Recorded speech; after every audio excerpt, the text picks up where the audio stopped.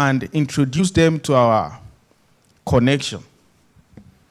And we want them to be able to replicate the excellence that brought us to where we are.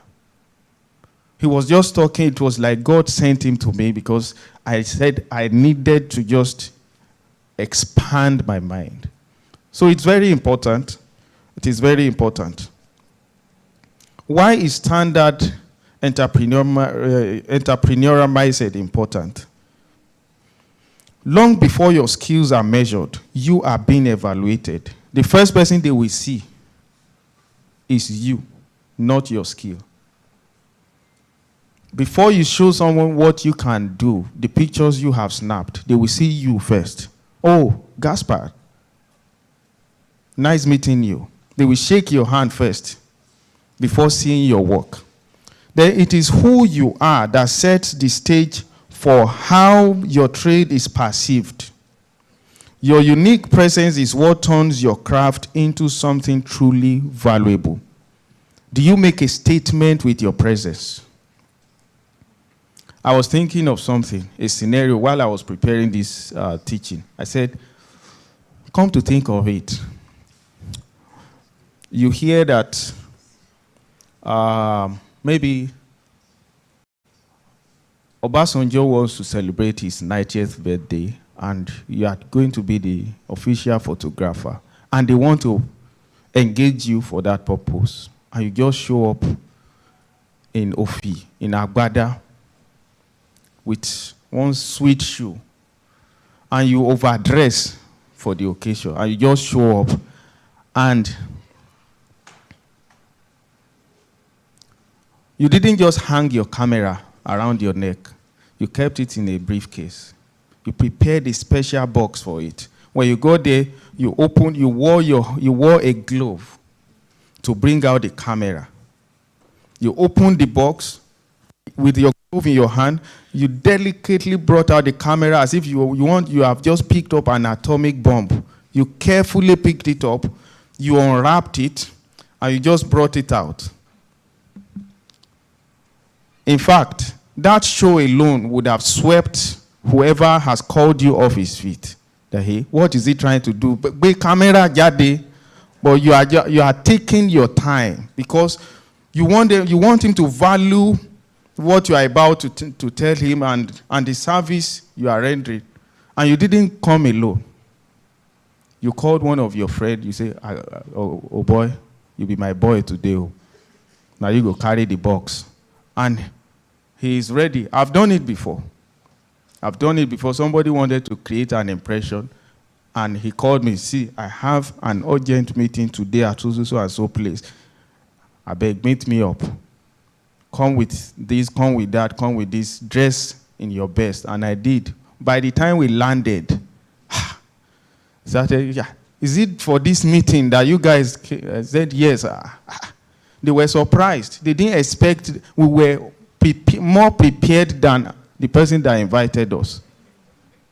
I've attended an interview before that the person said, sorry, we won't be able to pay your salary. We want you to become a partner. Just by my dressing. I knew that they didn't deserve what I was planning to wear to that place. I have this special suit that I wear to important, very, very, very important places.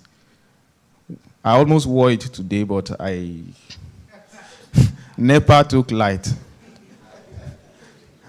So I couldn't, the shirt, I wanted to combine with it. I needed to iron it well, and I didn't want to waste time, so I didn't wear it. My wife will be surprised. I know she is watching online. She will be surprised that I'm not in that suit. That was the suit I wore. And they said, sorry, we can't pay your salary. We won't, how much do we even want to say we want to pay you? Please be a partner. By just perception. So why is standard entrepreneurial mindset important? The quickest way to erase unfavorable impression is to rewire your thinking. Unlearn the old, embrace the new, and let your transformed self shine. It's on the slide. When your renewed mindset takes center stage, the world cannot help but take notice and appreciate the new you. Some of us have messed up before. They gave you a job, you messed up the job. It was not, maybe it wasn't even your fault. Your camera just went flat. Your camera decided not to respond. I work in the church media team. There are times that we will set up, and 5 minutes to service, system will just die. And it takes like 5 or 30 minutes to boot. My brother is on the system. You know what happens? Just assume that somebody mistakenly unplugged the power source, and you have to restart again. And you need to load all the lyrics, you need to load, and you didn't save your last work. So we've been in that situation. So imagine that you've messed up a deal before, or you didn't handle a client well. A standard mindset, an upgraded mindset, upgraded approach requires, it gives you the opportunity to show up as a new person. You show up as a new person. They will be wondering, no be the guy who spoil work that time with this. By the time you come, you land, and it's not just you are dressed differently. You are with a new team now. It looks the same old camera that you used for them. You kept it in a box now, and the way you carried it to the place and the way you are acting up, they are wondering, this guy don't go too sharp. Oh. It is until you deliver that they will now realize, okay, he's still the old person or he's a new person and so on. So, before anyone considers, okay, a person's net worth isn't just measured by their bank balance. It is shaped by the strength of their relationships, the depth of their skills, the integrity of their character, and the value they bring to those around them. True wealth goes far beyond financial asset. It's not just about money. It's about how you have built your relationship. I told you of the man that I said I met who said that he has built relationship for many years. He doesn't need a young guy to come and spoil it. If he's going to introduce you to his circle, it has to be that you won't mess up his relationship for him. So he needs someone who has elevated his skills, who has character, who has top-notch integrity. The key characteristics of a standard mindset includes a growth mindset. You are focused on success, resilience and perseverance, adaptability and innovation, self-discipline. Let's go to the case study. I have some case studies here. See King Solomon. King Solomon, God gave him wisdom.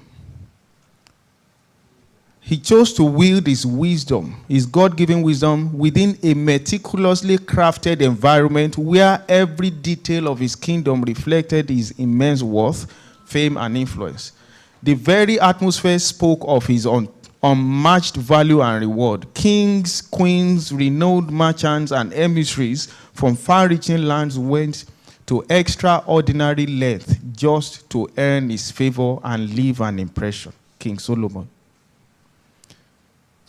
God gave him wisdom, but through wisdom, the way he packaged his wisdom attracted wealth to him.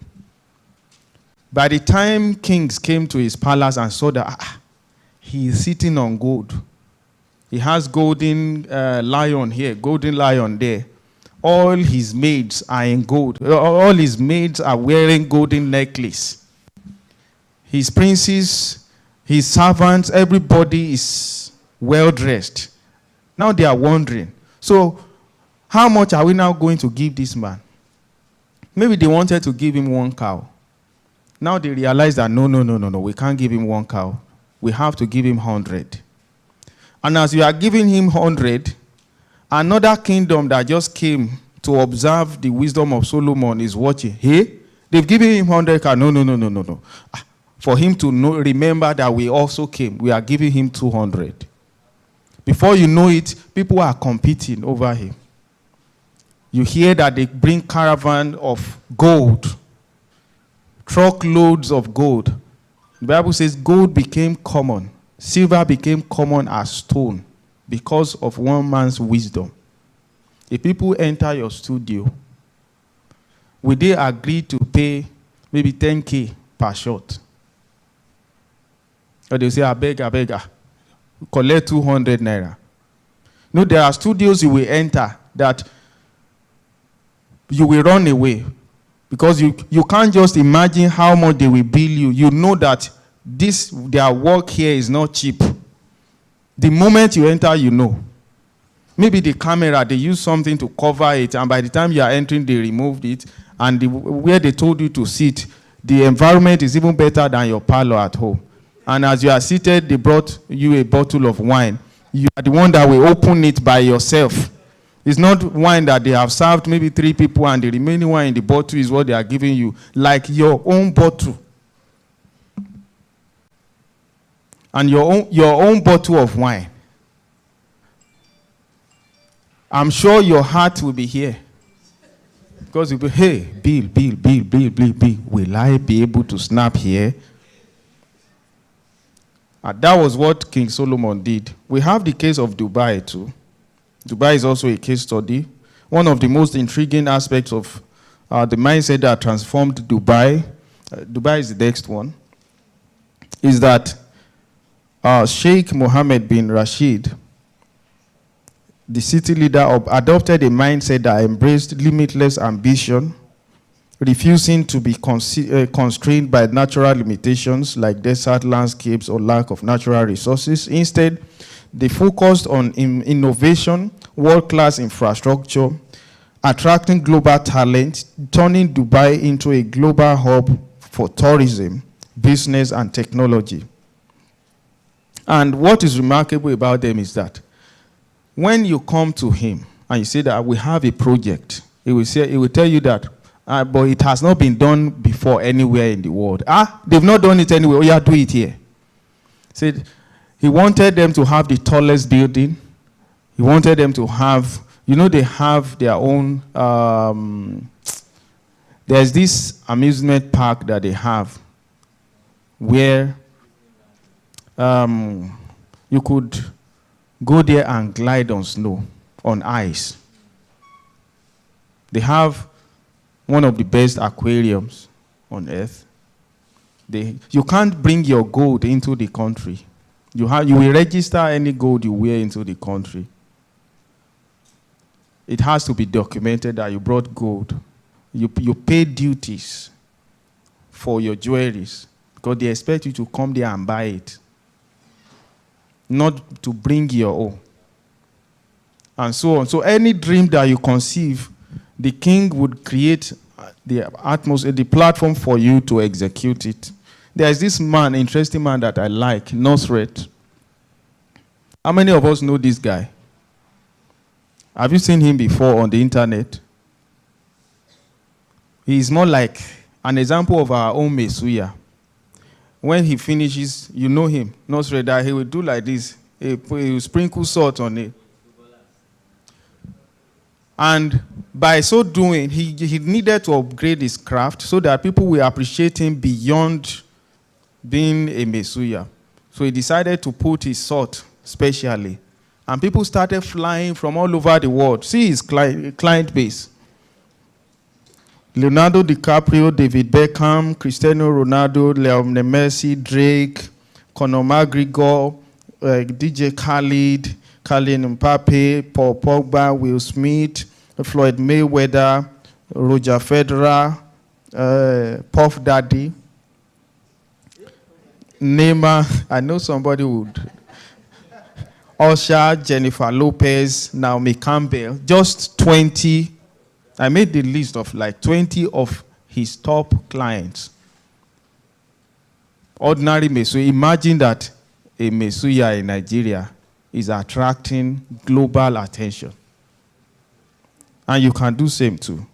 So please note that entrepreneurship isn't just about seizing opportunities. It is about shaping them. The next slide. It is about shaping opportunities. Even in tough times, when the economy tightens, Resilient mindset turns obstacles into fuel for innovation. Remember, it is not the storm that defines you, but how you navigate through the storm. That is what defines you. It is not the storm. It is how you navigate through it. Then finally, in the end, it is you who brings the value. It is you who brings the true value to your trade. I want you to personalize it and say to yourself, it is me that brings true value to my trade. I make photography important. I make my camera important. My camera is valuable because of me. My camera is worth billions because of me. How many of us believe so? It depends on your power of belief. That is why somebody will take a picture. I saw something online yesterday of a guy that took a picture, a family picture, and used AI to transform it, and he sold it for $1 million. And he took the picture with his phone. So it's not about the camera. Some people will be complaining, had it been I can get the latest camera. It's not. That would be a case of a guy that is not intelligent, that is complaining that it is because of his handwriting. If you don't have it, you don't have it. You can carry $1 million camera and still be a failure in photography if your thinking is shallow. Thank God that His Excellency is here.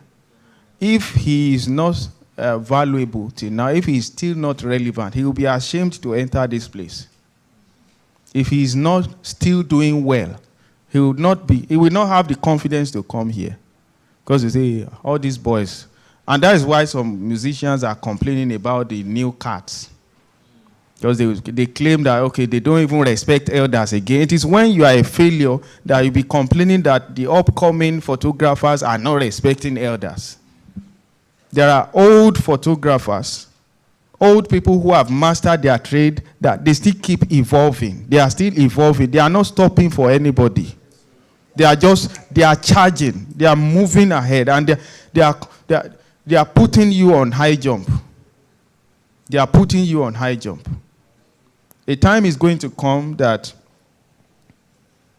a generation coming after you will expect to leverage on the hard work you are doing now. The quality of your mindset, how your business got transformed. That is what your children will feed on. That is what your apprentice will feed on. That is what will cause you to sit and relax and enjoy the fruit of your labor. So thank you very much for paying attention.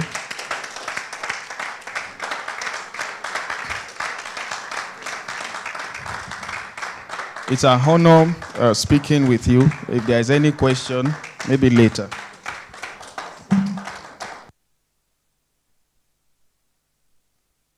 Well, thank you very much. Thank you very much. Even from the claps, I can tell that it was very impactful. Thank you. While that section was going on, we also had one of our speakers also walk in. So it's my pleasure to welcome Mr. Sheon Akinsomi. He's seated somewhere right behind there. Thank you very much. You are highly welcome. You are highly welcome.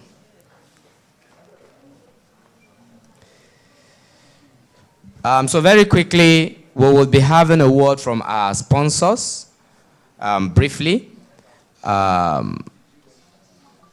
We have the new creation, Worldwide Link Nigeria. They are the manufacturers or representatives of Nikon Nigeria. So they will be speaking to us. We have a word from them. So please, can we have their representative approach, please?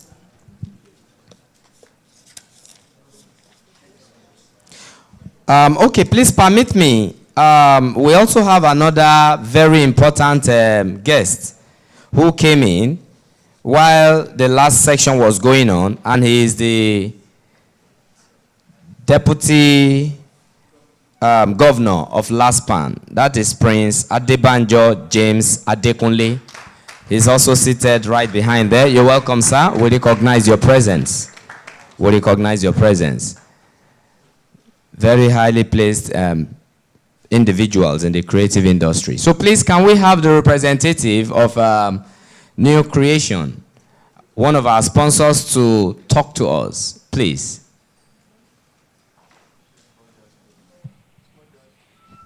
Where is their ambassador?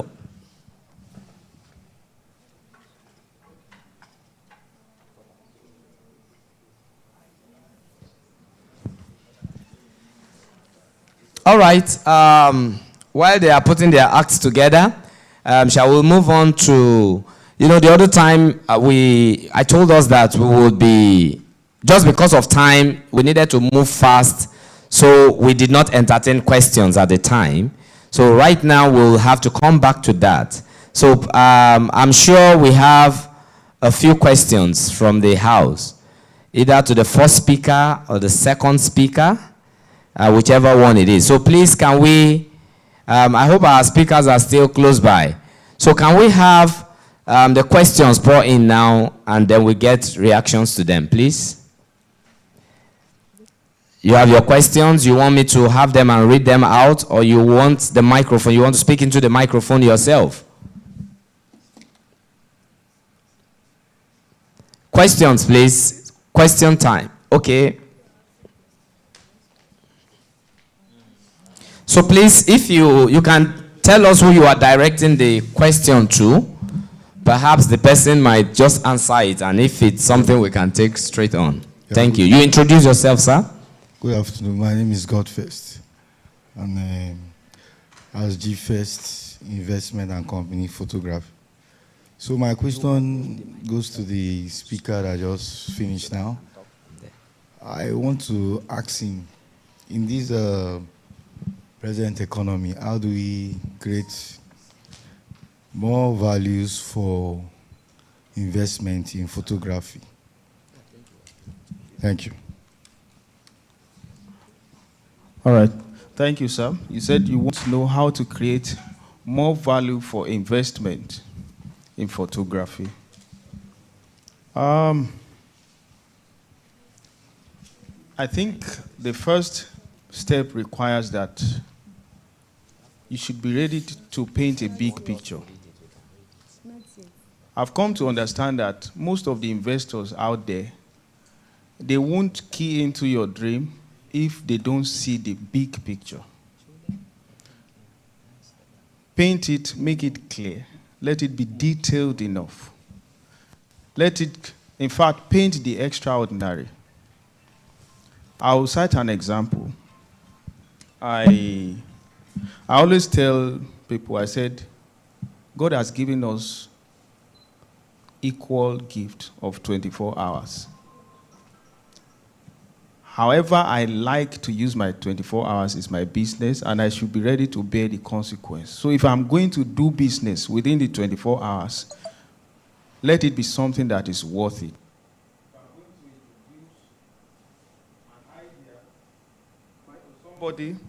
If I want somebody to invest in my time, in my dream, let it be what somebody will feel is worth it, that, oh, this is worth my time.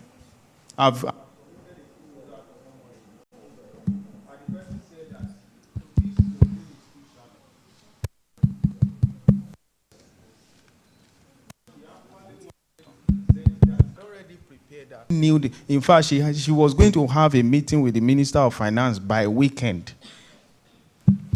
And she was waiting for me to send my dream, my idea, what I want her to help with. Because then I just resigned from MTN, so I needed something to do. And the person said, okay, so what is the idea? And I said, so this is what you are bringing to me. Come on, go back and think properly. So she was ready to meet the Minister of Finance on my behalf.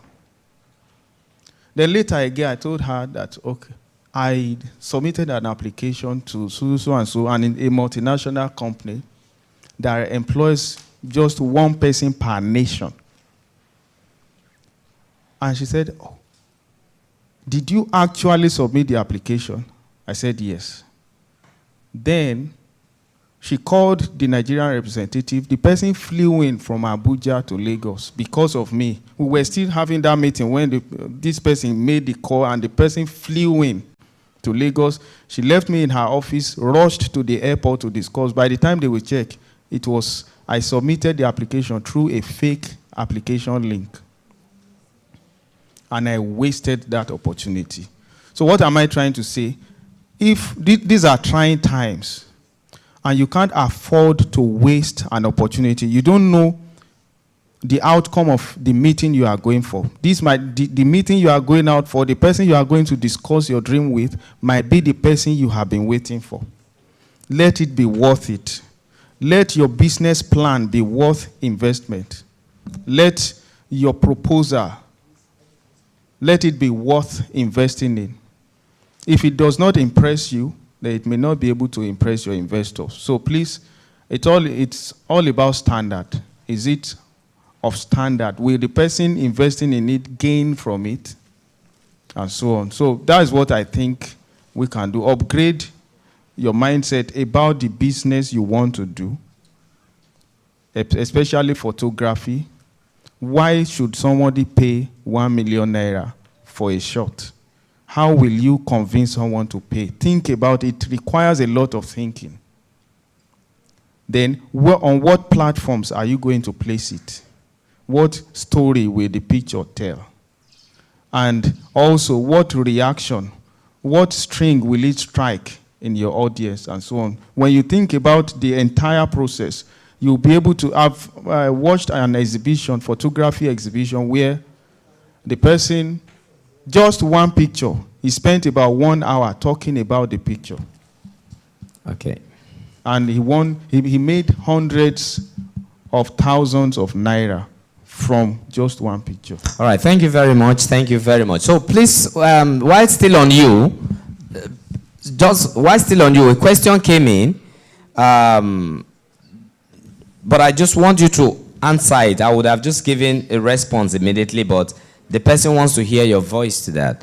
So he's asking, is it unprofessional? I said he heard you say something and he wants to clarify. Is it unprofessional to rent out equipment? It's not unprofessional. I don't think it is. But it is unprofessional to shut down, to detach from your business because now you are into rentals. Does that not make sense? You have a photo studio and you no longer show up. What you are just doing now is rentals. And before you know it, you will start selling your photography gear.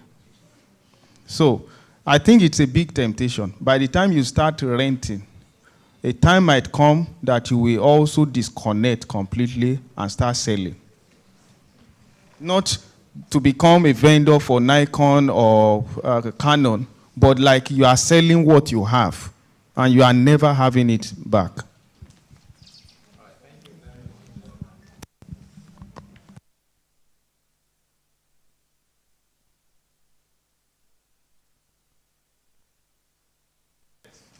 Okay, please.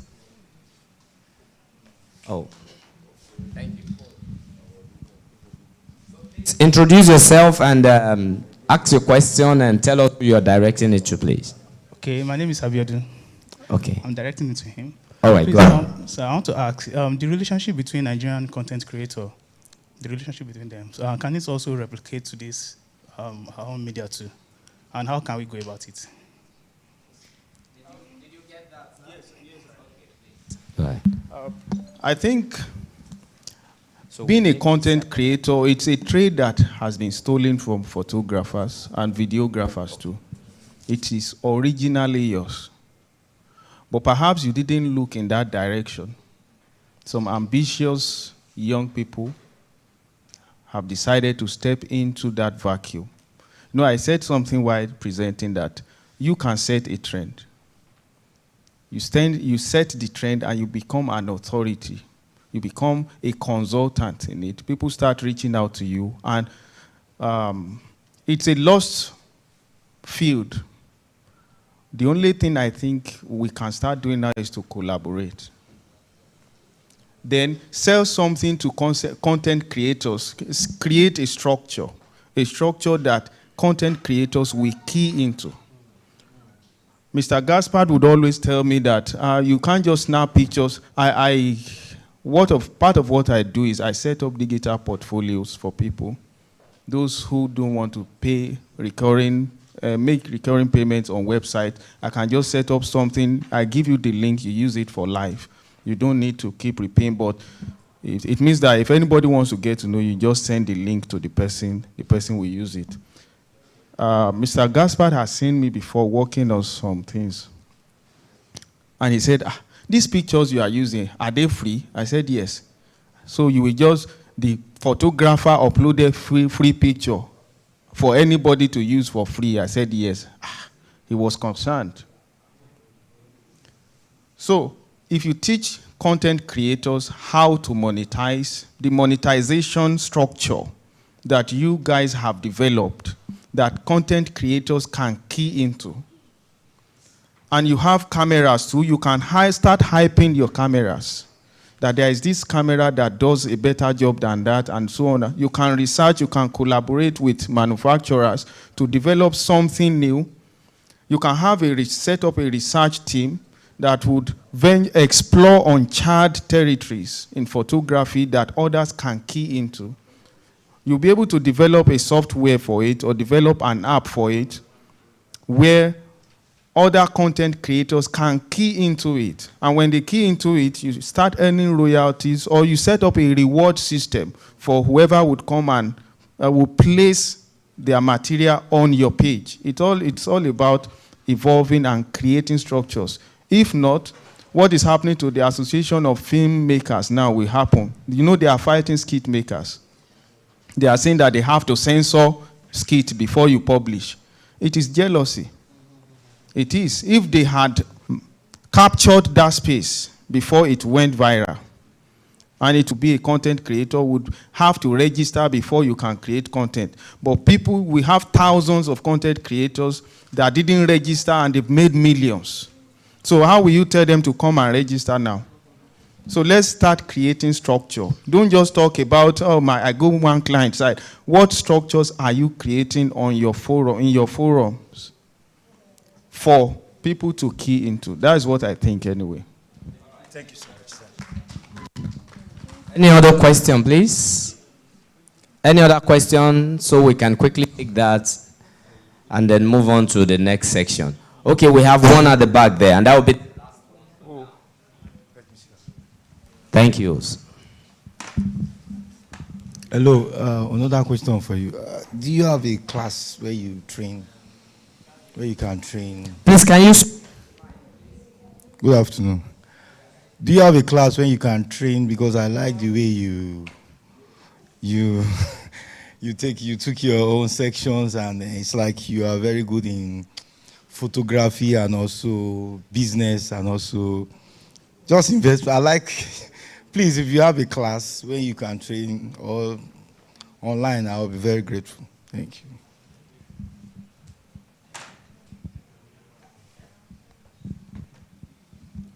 What the structure that I have now, because you have said it, the class will start. Yes, and thank God, the convener of this movement is also my good friend. Like I said, we've been together for more than 15 years now. We are very, very close. So whatever structure is on ground, you can easily key into it. I have a company named Front Row Integrated Services, Front Row Express Services. Then there's another one called Promax Integrated Services. But I use Front Row Express Services for consultancy. I do business consultations. I do digital strategy, digital marketing strategy. I set up digital portfolio. I also do content writing. I'm a corporate communications person, and so on. And a platform will be created. I will notify Mr. Gaspard.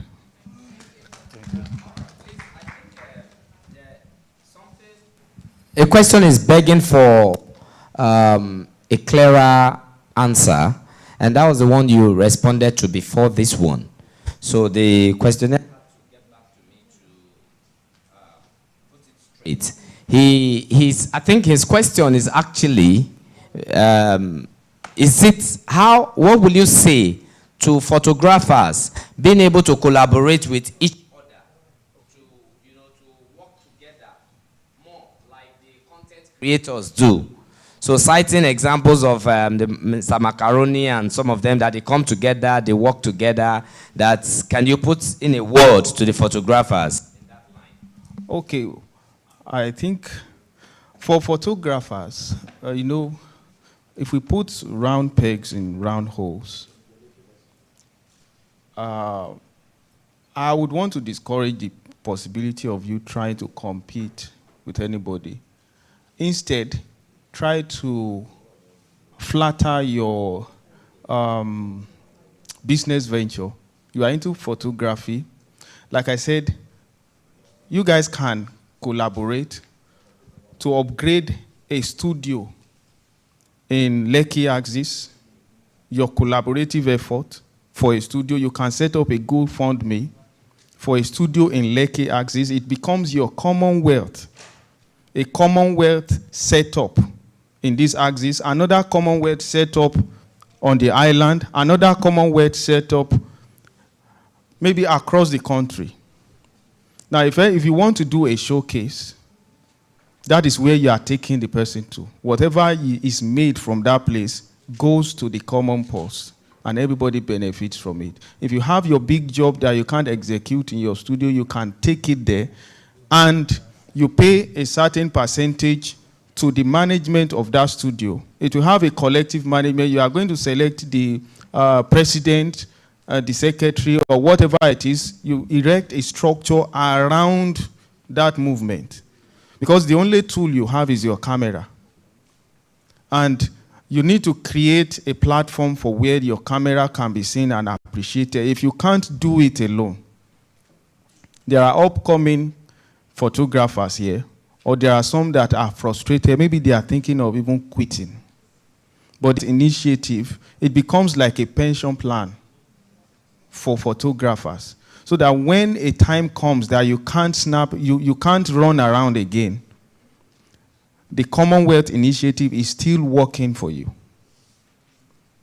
And possibly, let's assume that you start having a retirement plan for your veteran photographers. Once you are 60, the association will pay you so amount. But this is the contribution you have to make to it. We have built up this studio. Whatever this studio makes is for the pension plan of photographers. You will work hard because you want that structure to feed you in the future. You will contribute to it. You will bring deals there. You are going to celebrate it because you know it will feed you. That is what I think anyway. I always tell people, look at the big picture. Not today, but tomorrow. Anything you are doing as a group, have the future in mind. That's why you see movie actors, they keep begging online. I'm sick in the hospital. They do GoFundMe for them because they don't have structure that feeds them at night. They ball in the morning, ball in the afternoon, hungry at night.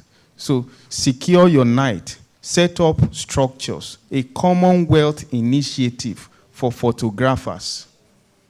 Commonwealth Initiative for photographers. Then set up platforms, digital platforms, where you can always showcase whatever you have, and people can come there to enjoy it. Thank you very much, sir. That's greatly appreciated. So for now, we will stop at that for the questions. Somebody has, okay. All right, let's take this, please. Okay. This afternoon. Good afternoon. Good afternoon, sir. The way forward in this industry is collaboration, like you said. Yeah. But the killer of this industry has been mindset. Competitive mindset. Outdo the next mindset. Charge lesser mindset. It's a mindset that if it doesn't die in this industry, we'll go nowhere. Number 2, specialization. Acknowledge the strength of each person and recommend them. They're not taking your money away. The higher collar charges, the higher the possibility that I will get paid.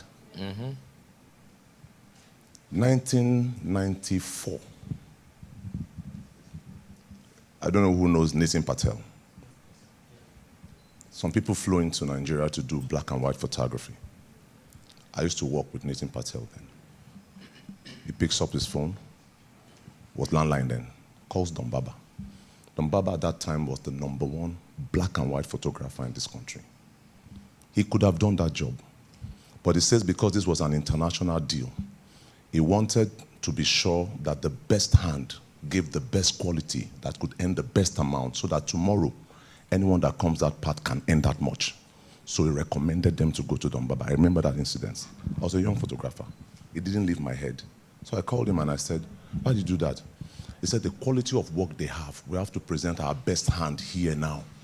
It was about selling the craft in this country, presenting the best hands forward, so that when people outside says we are going there, they know that what they got last time was quality enough to stand international best practices. We are in a country where everyone wants to do everything. Even at that point where you know that this is an opportunity to put the country on the map, presenting our best hands, we still attempt to do it, mess it up, and then these guys lose confidence in that industry. Your colleague sitting here is not your enemy. It's the client who wants to knock your heads together. That's the enemy. There was a time, Sheon is here, great friend. So these are people where back, I don't want to talk, Sheon knows, it's something that really touched my heart. I don't like talking about it. There was a time in this industry, Kelechi, myself, a couple of us came together to push the industry. The same people we're trying to fight for were saying, I can't charge like you. You are a big man. If you charge 1 million, I'll charge 300,000. That's the only way I can get a job. Don't forget that the clients can sense this. So they know that,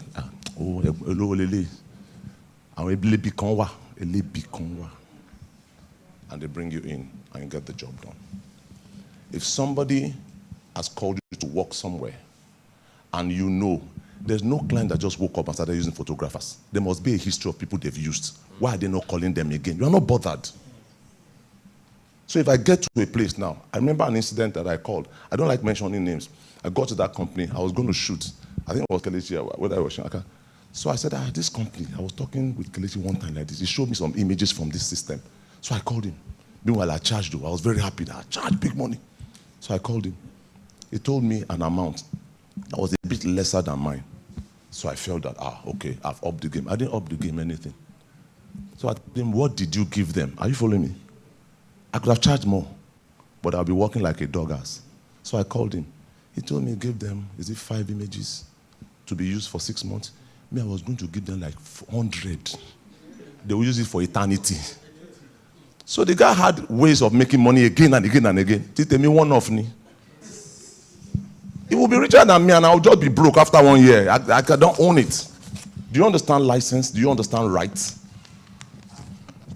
There's so much to talk about here. It's the collaboration I'm talking about here. How many people have identified that this guy, this is his strength?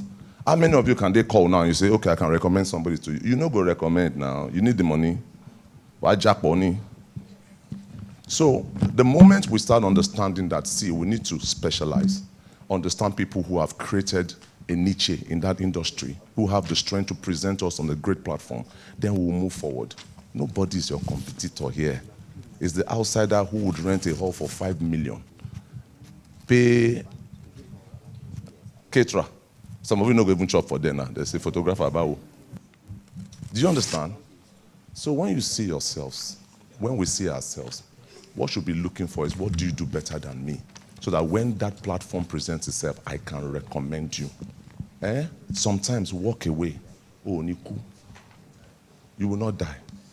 And I've shared it before. The day you charge lesser than what you charge, you will never come up again. They will look for another cheaper person. Thank you.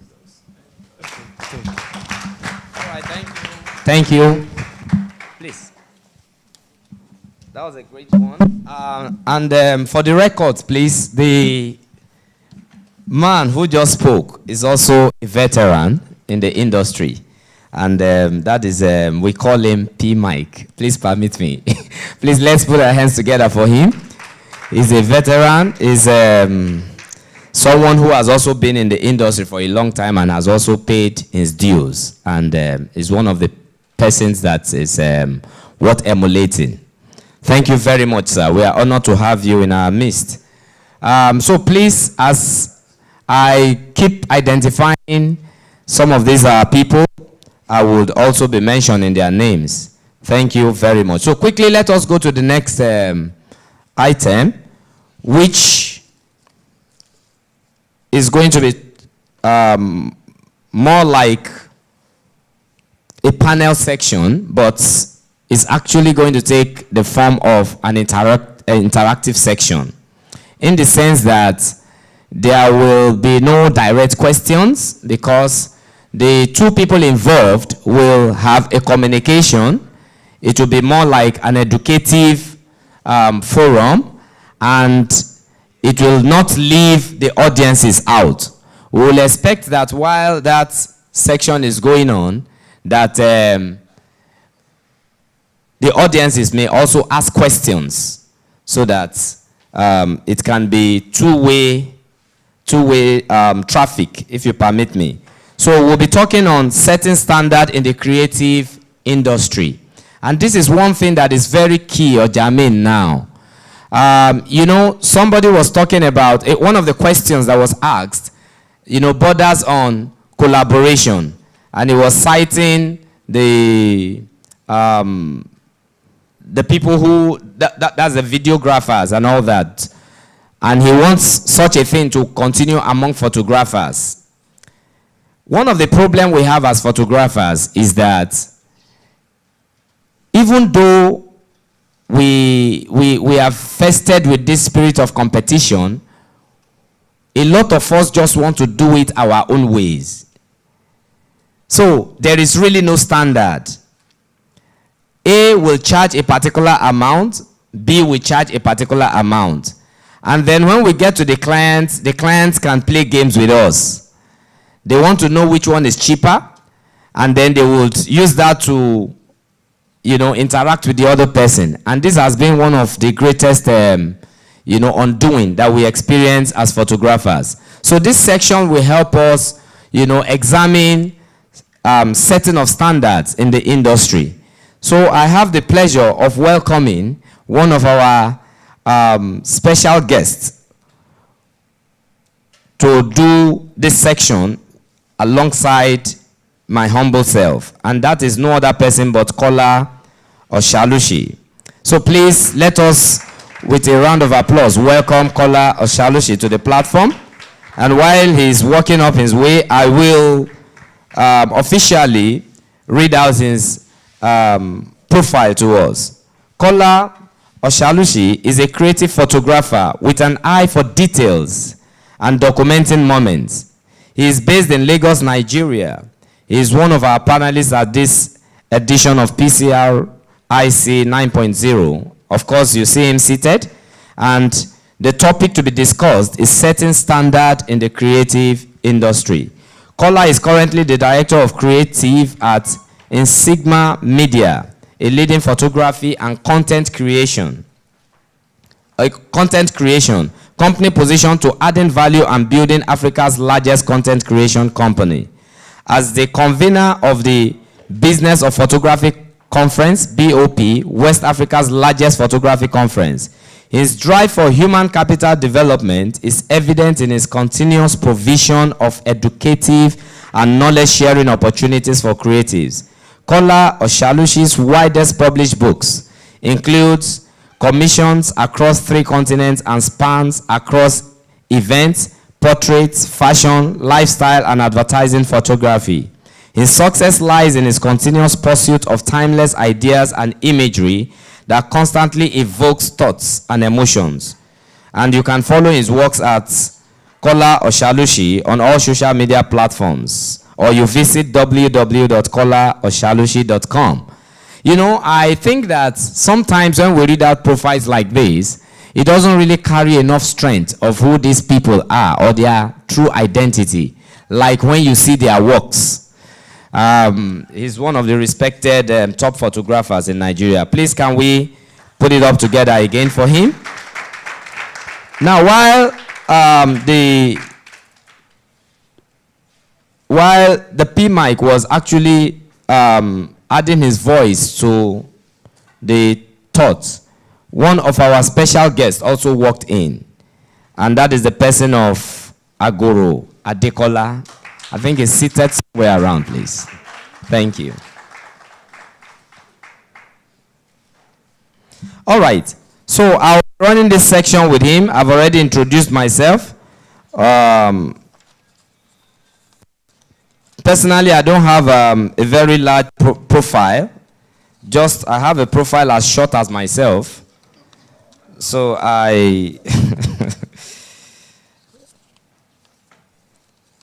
So, and that was what I sent in. So just for the record, I am Paul Timothy. I'm a photojournalist, a cinematographer, and I'm basically a multimedia practitioner. And I have a long standing in training and mentoring photographers and videographers. So some of the people that are seated in this room, we have met at training forums before. Some of them officially organized by Lagos State, because I am the official trainer for what we call capacity building for artisans that has been running under the Lagos State government for about almost 15, 16 years now. I think 14 years now, and I've been part of that program for 8 years. And then on some other platforms organized by Lagos State. So I will be handling this section alongside him. You're welcome, sir. Thank you. And please, should you have seen any flyer or information as regards this section before now, you would have noticed that we were supposed to have George Oshodi on this platform while I'll do the questioning. But plans changed because he's out of town, and he sent his sincere apologies. And that is why we have to try and, restructure this section. But I promise you, it will be a swell time. Thank you. So I think you take the shoot first. What do I say? I will just say thank you to Gaspo and the whole team. Running a project like this for 9 years, if not more, is not a joke. So beyond even the workshop he has like this, it's also having conversations on social apps. I know he's got they've got like a WhatsApp group, a Facebook group, even a Telegram group, and all of that. And constantly teaching, educating, encouraging, and inspiring photographers and creatives is definitely not a joke. So I give it to them and I say thank you for this opportunity. Thank you for what you're doing. Thank you for inspiring current generation, even the next generation of creatives. Yeah. All right, you're welcome. Yes, let's dive straight into the topic. Now, setting standards for the creative industry. Yes, when we talk about setting standards, then we are talking about establishing guidelines. Sorry, we're talking about establishing guidelines, best practices, the protocols, and what have we in the industry.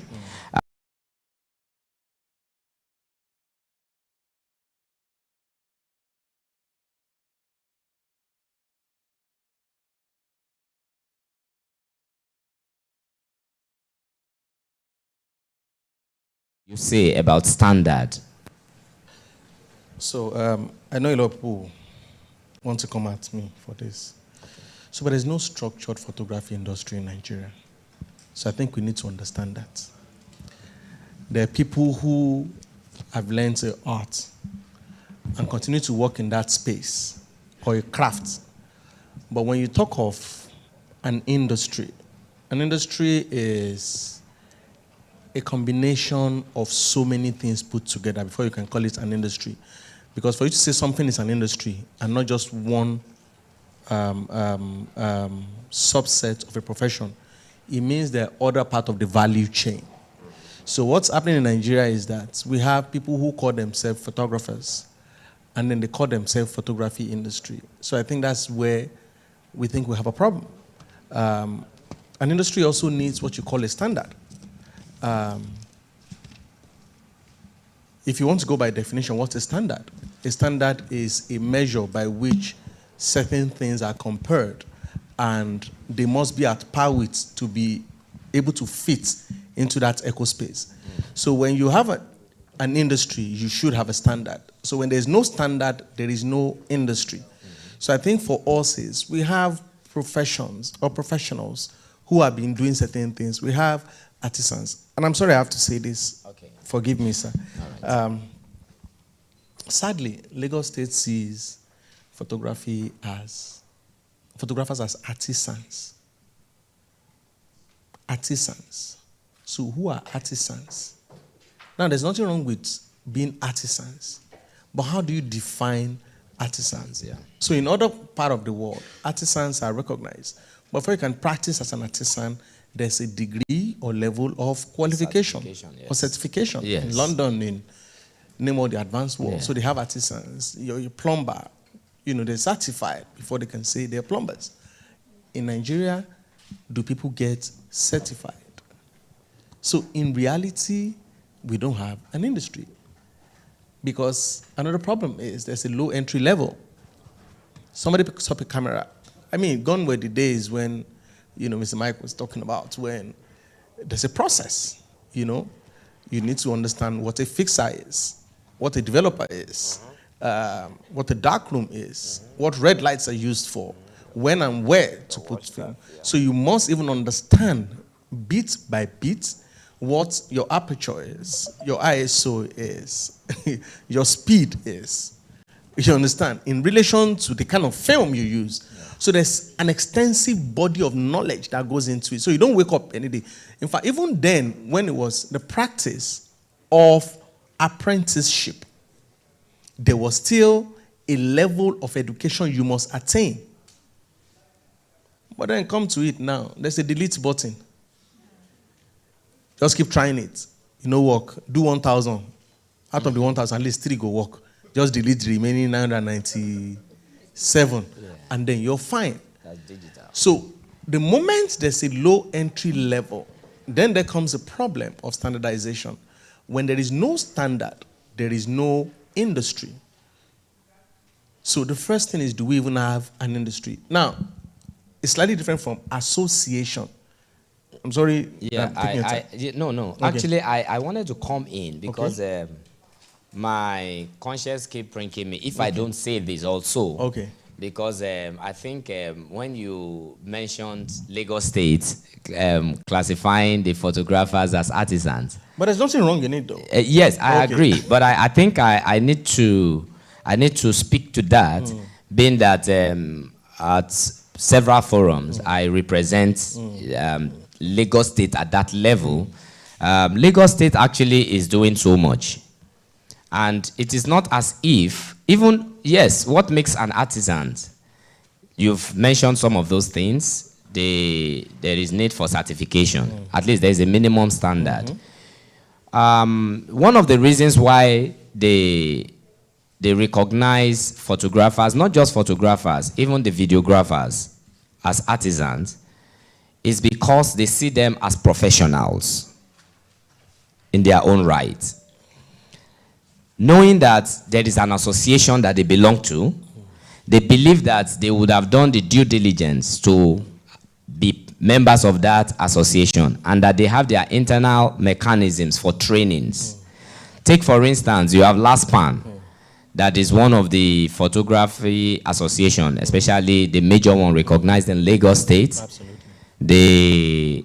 They have their ways of training their members by means of an academy and some other organs, maybe at their zonal levels. And then they have seminars they also conduct. And I know that some of these things, they also give certification from time to time.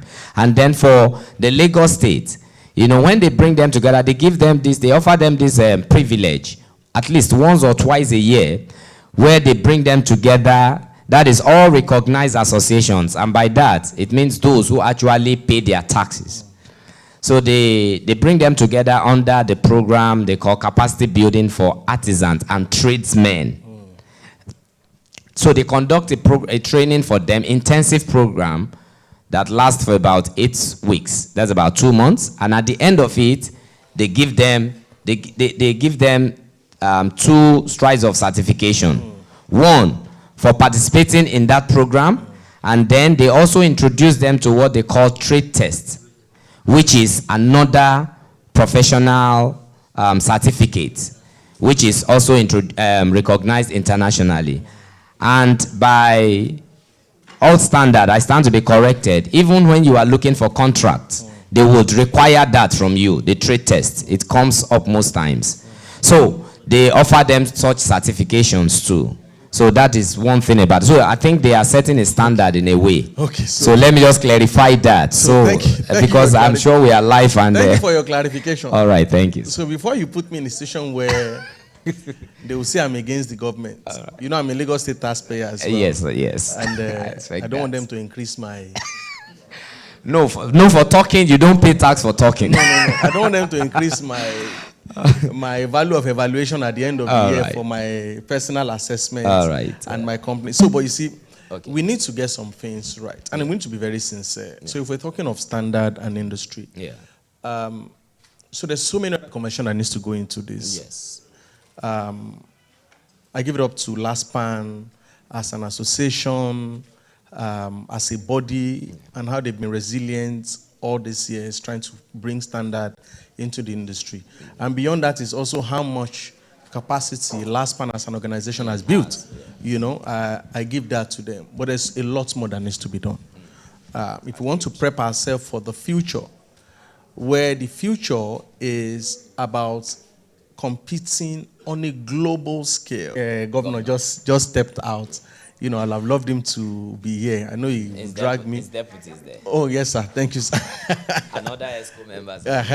So I know they want to drag me, you know, all around if I'm not careful. So go ahead. I have to be careful. But I give it to them. And why this is very serious is I lost someone like a father who was one of the founding members of the Lagos State Photographers Association. Yes, we did honor him. Yes. So he's a lot of people don't know where my is. You don't know it?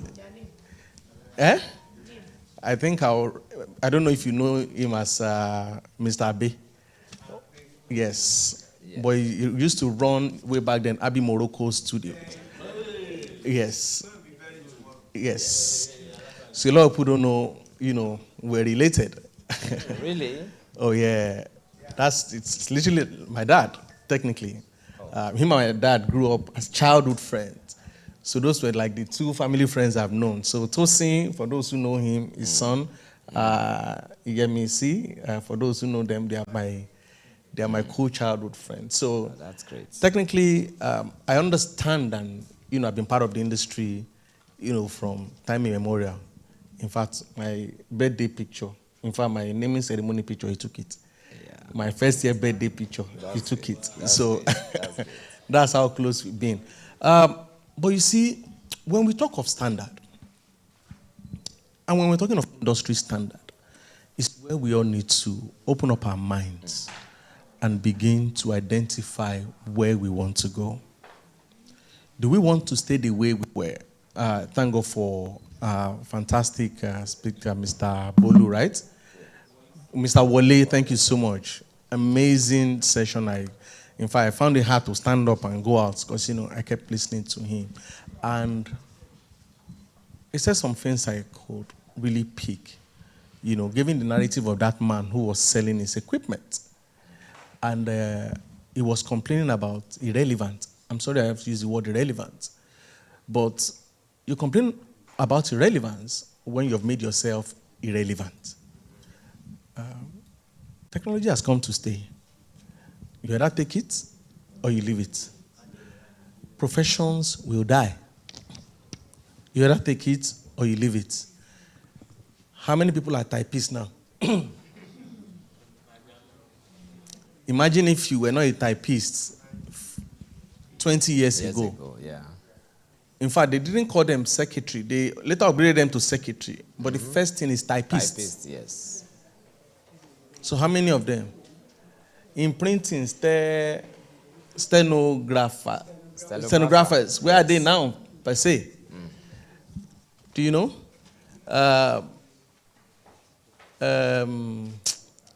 What do you call them? Are they called lab attendants? No, are they called lab attendants? The darkroom assistants and darkroom attendants. Yes. They call them attendants. Where are they now? They're nowhere. So, if by not setting standard, and standard has to be evolutional. You don't set a standard and leave it that way. For a profession to grow, standards has to be evolutional. Okay, can we begin to narrow down on the things that, the components that actually make up for this standard, one by one? So the first thing is education. The first thing is education. Before you say standard, there has to. So that's the number one thing. So in the Nigerian context, what's the degree or the value of education? Mm-hmm. That's number one. Now, the number two thing is certification. Certification is a product of education. Because it's when you are educated, you're qualified, you then become certified. Okay, sorry, just for clarification to the audience now. You know, when we talk about education, education can be formal, education can be informal. And then when you talk about certification, then you are going formal. All right, so can we actually make the audience understand? I think when we're speaking from yes. the context of a profession, yes. we're going formal. Okay. We're not going informal. Informal education is the one I get in my house. Yeah. You understand? By default, I have a right to it, whether I want it or not. I have to learn how to prostrate as someone who is, I don't have to be certified for that. And then aside from the one you get from the house, you know, we have photographers here. Some of them did not actually become photographers by going to a recognized institution. They became photographers by observing what we call apprenticeship. And technically, they can handle the cameras today. So what would we say about that kind of thing? Apprenticeship is a form of formal education. Yeah. Do you understand? So it depends on the context. See, there's a lot of things that we need to evolve. That's why I say education. See, when there's no evolution, apprenticeship is an industry standard. When you go and work, when you finish your diploma, Yeah. or your 3 months CWES that we used to do, I don't know if they still do it. Yeah. That internship is called apprenticeship. Yes. Over time, they use American English to turn it to internship. Yes. In British, it is apprenticeship. So the same thing they were observing then, when you finish from a vocational school, and then you work in an organization before you get absorbed, Yes. it's called your process of apprenticeship. So Yes. there's a formal education that comes prior to it, and when you are in there, it's still a formal setting. So we must not take that away. The need for evolution of education. Now, there is no set down, laid down ways by which a country, a nation should organize their formal education. But there's something that is standard, Okay. which is what we're talking about, that you must have a standard to which you say, this is the point that which we can now certify you. Okay, so then very quickly, for want of time so that we can drive, you know, at least some points in quickly. Now, what is the minimum education requirement now for the industry standard as a photographer? In Nigeria, In Nigeria. there is none. So what should it be? Or what do you think it should be? Okay, what do I think? So my personal opinion now, Yes, please. I think it's a university certificate. Or Isn't that too high? No, hold on. Hold on. What do I feel? Okay. Because if you start asking what do I feel, Yes. I want to measure by my own standard. Okay. So beyond the fact that I have a first degree, I also have a second degree. Oh, yeah. So I will have said it should be second degree. Okay, sorry. Then let me ask a question to help, you know, that. At what point? Was it at the point you finished your first degree that you actually became a certified photographer, or have you started practicing photography before you acquired your first degree? So let me put it this way so that we don't get confused. Yes. Because if you're asking that question, that we're going to get confused. Right. So the biggest problem that's affecting the industry here is that there's no structured system within the Nigerian University Commission system that trains photography. There's no school of the arts. You understand? So almost every photographer here, if you had studied photography and you're practicing a photographer, you definitely did not study in a university in Nigeria. I think only Yabatex does a part certificate diploma program in photography, not full. And then there are some other places a bit lower. I think the government are also doing something. I think we shouldn't look at that. Really? Let's look at what is obtainable globally. Listen, Nigeria is a educationally fractured country. Nigeria is the only country that will tell you that HND and BSc are not the same. Yes.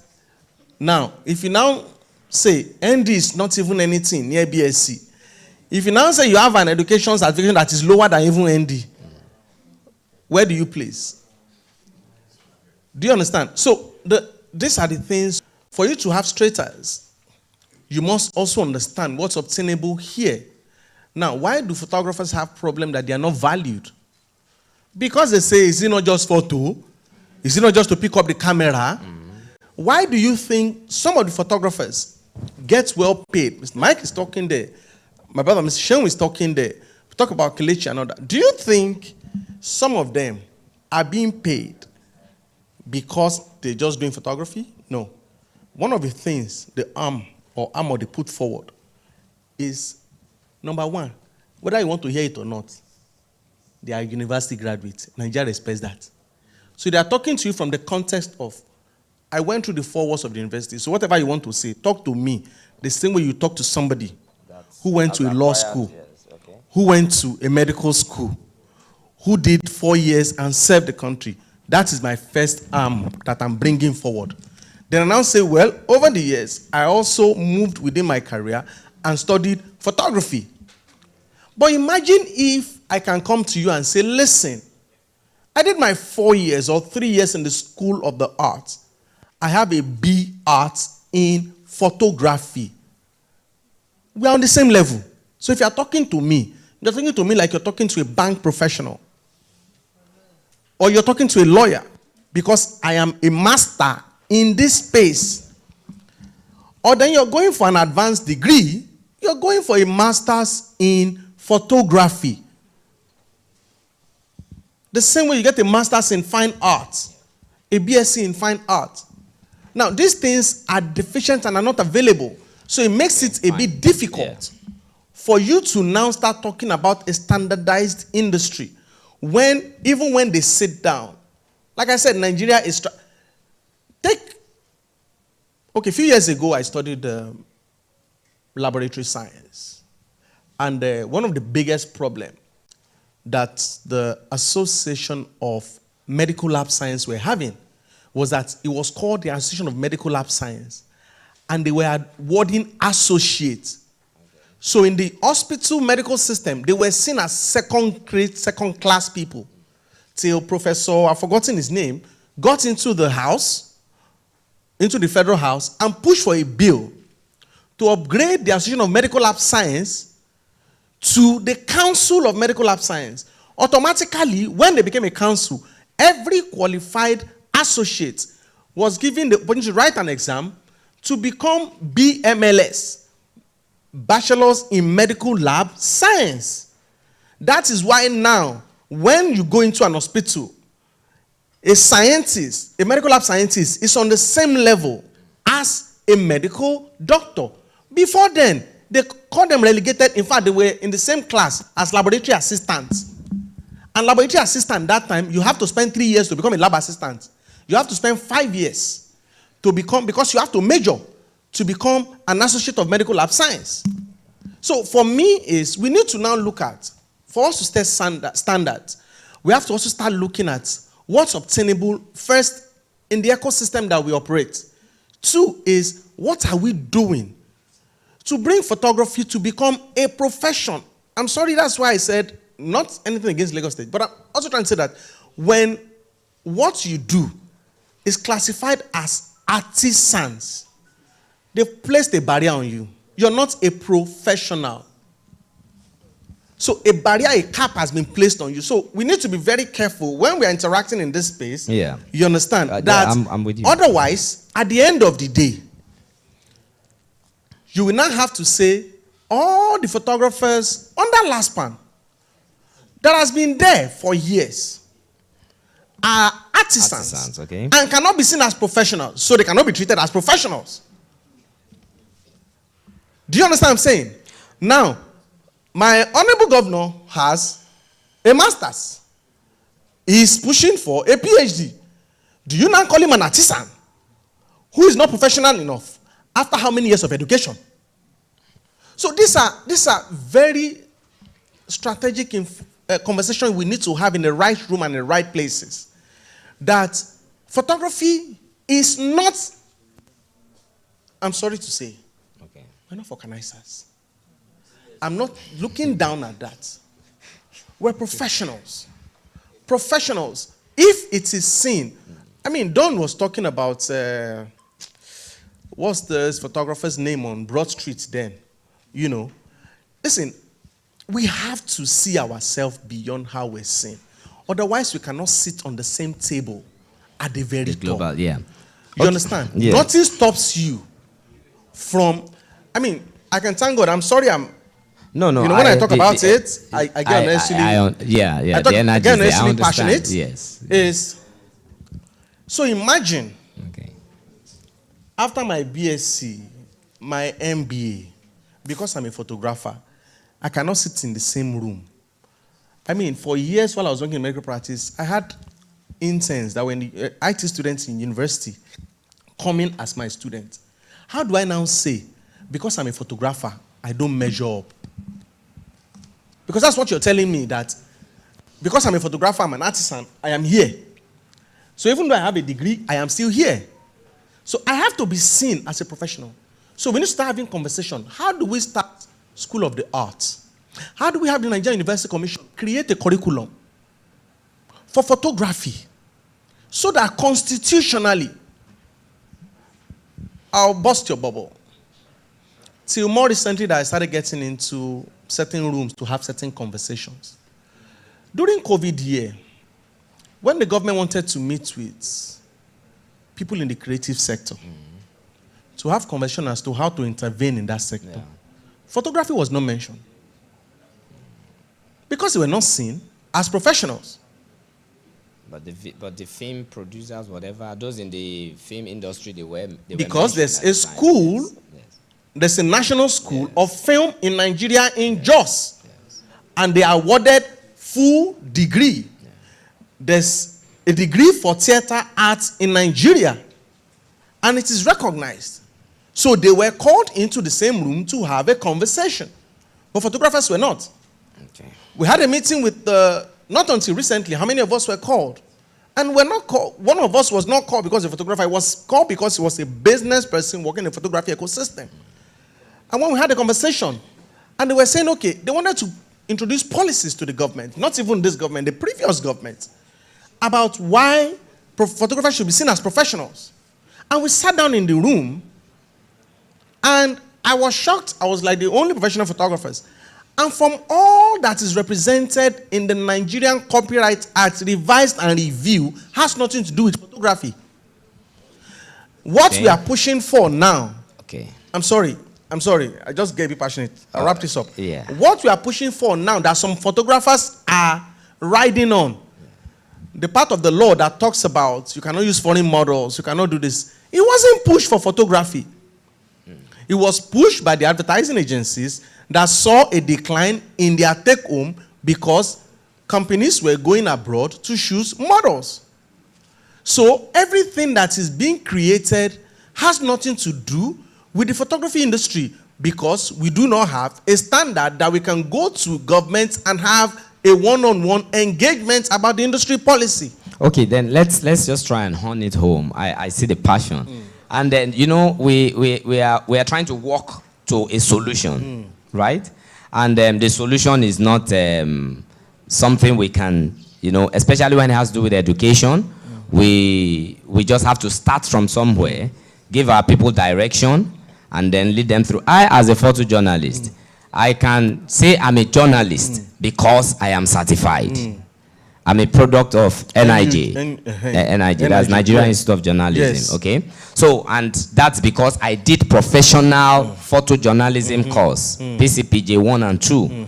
And I do clearly understand, you know, when you are being passionate about this aspect of certification, when it has to do with photographers, you know.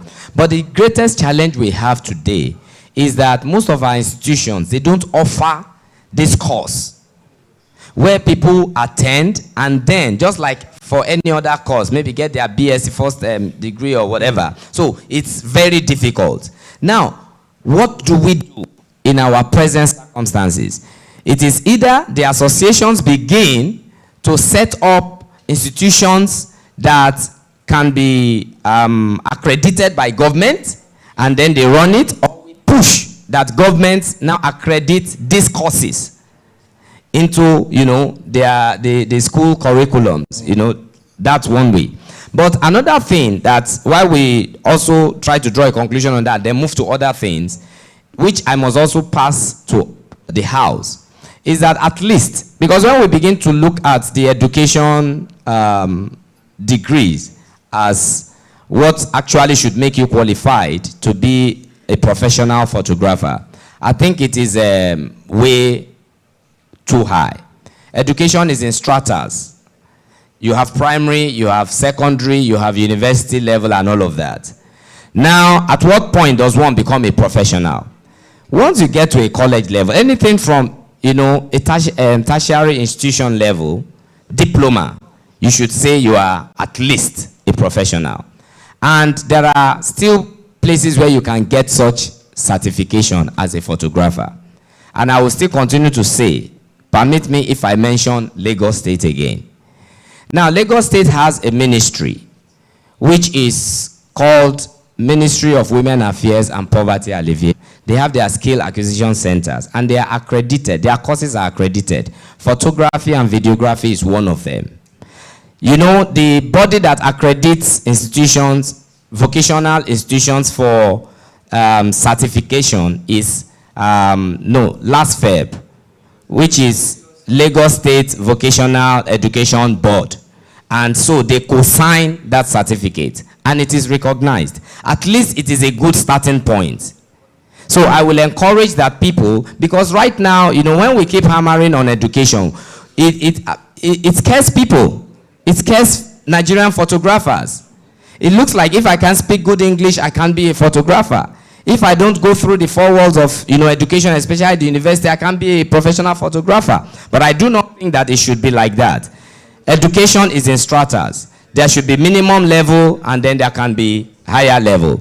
So I want you to quickly hone that home, and while we go to another point, because there are still several things when it comes to standardization. Please, thank you. Please, sorry, sir. While this is happening, we won't mind the audiences, please, also contributing. It's supposed to be an interactive section, please. Yes, sir. Before you talk, because it's very important you talk here.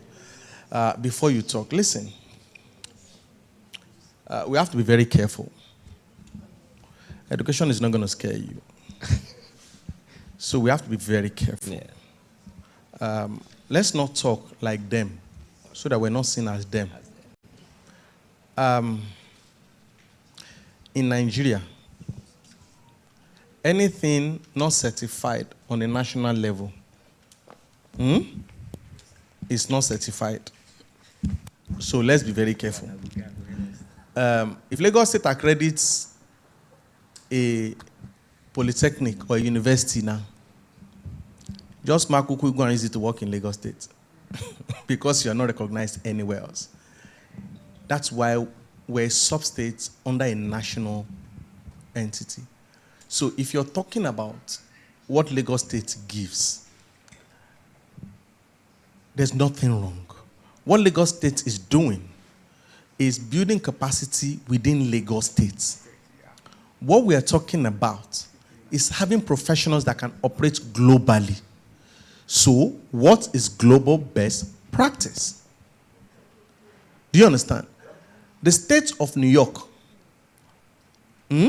cannot issue you a certificate and say you go and work in another state.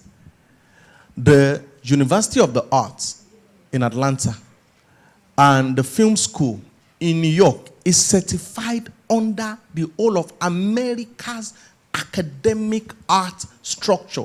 That's the only reason why they can give you a certificate that you can use to work anywhere as a graduate of the Institute of Film of the Film Institute in New York.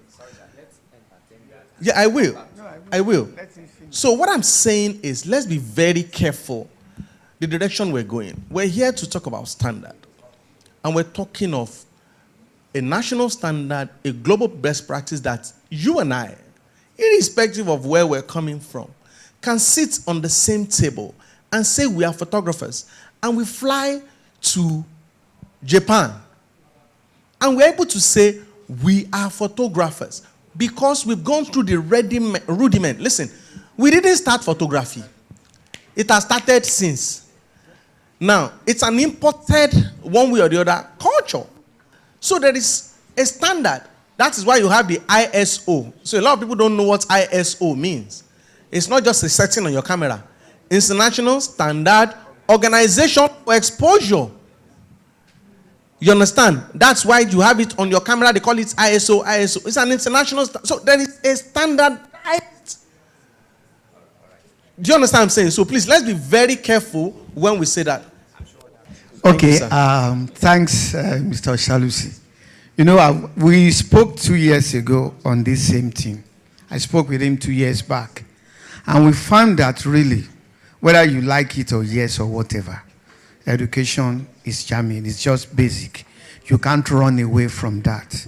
The exposure that I have got, and which I keep getting, is the fact that many of the people that run our association or the organizations that run us, I tell them you have not passed JAMB when I left postgraduate school. So they just keep quiet when it comes to that. It is very necessary for us to talk about education. I understand where it's coming from. I understand where Mr. Paul is coming from. And as I've said, the fight is already at the National Assembly now. I'm going to be in Abuja for about 10 days, starting from tomorrow or thereabout. The NSQ program that we signed with Yaba Tech is going to bring in world standards. It's not about primary, secondary. You are going to find your level. How far you can go is what you will get. You want to take photography to certificate, diploma, first degree, master's, or PhD. It will be up to you. And as he has said, and as you also know, it's going to require extra work. It's not just what you do and drop. That is ongoing at the National Assembly. But what we have right now, in Lagos State, in Nigeria, in Lagos State, we have last Feb. That's the one that is done. And in Nigeria, we have super skill-up artisans. But they also recognize that they need to work with the NSQ's curriculum. So, give and take in a couple of years. If you are going to say you are a photographer, then you got to know that you got to study. And unless you study smart, then you are just going to remain low level. But the fight is still on, and we have just started. So please be patient. In due course, Mr. Shalusi, that dream will be realized. I appreciate you, and that sir. is just that. Thank you for all you do. Thank you. Okay. Sorry, let's draw it back. Okay. All right, sorry, we'll get back to the audience. I know that he actually has struck a chord, and we'll keep dancing with that chord for a long time. So, but please permit us, for the sake of time, we'll come back to you so that we can go to. I'm sure he has one or two other areas he wants to touch, but he's very passionate about education. You know, when educated people talk like he talks, they tell you when Dayo Adedayo was speaking, the first thing he said was what? Second thing, third thing. Now, Kola is also saying education. Even when I'm trying to bring it down, I say no way. So the fight continues. And governor said, let's be patient in a few years. All right, thank you very much. So is there any other thing that we may need to talk about when it comes to standardization, of this creative industry? Because apart from the education, I know that once you were, before I cut in the other time, you were talking about it's beyond just association. Okay? So I don't know if you could still hold your thoughts on that. Yes, so I think another thing is structured association. And okay. I like what my governor had actually said, what they're already pushing. And I mean, for every time I sit down to speak with him, I'm super excited about, his zeal and his passion. But beyond that is also, while we're doing this, we also need to appreciate, I keep saying it, what LASPAN started. The vision of the founding members, is very important. It's funny enough, they were all actually trained photographers when they started. Some of them were trained in London, some of them were trained in America. They were found. So their vision was clean, their vision was clear.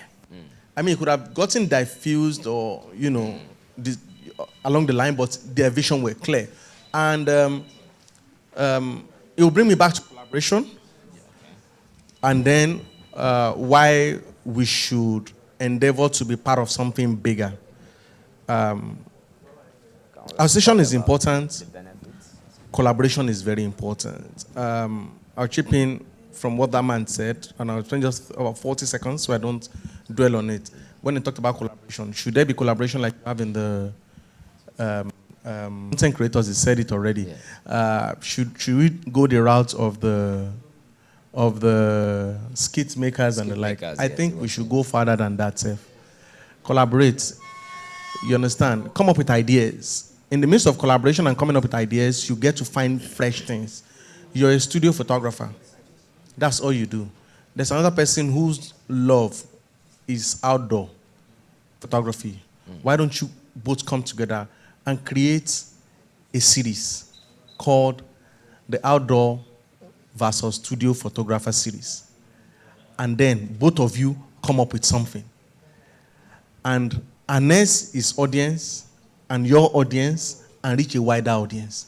That's the way to go. That's great. You understand what I'm saying? So that's something we must understand. Sorry, I think while we'll be winding down now, there is a big challenge. There is this thinking in the mind of some people when it comes to issue of association, which is more like a collaboration, sort of. At least collaboration is a little bit of it.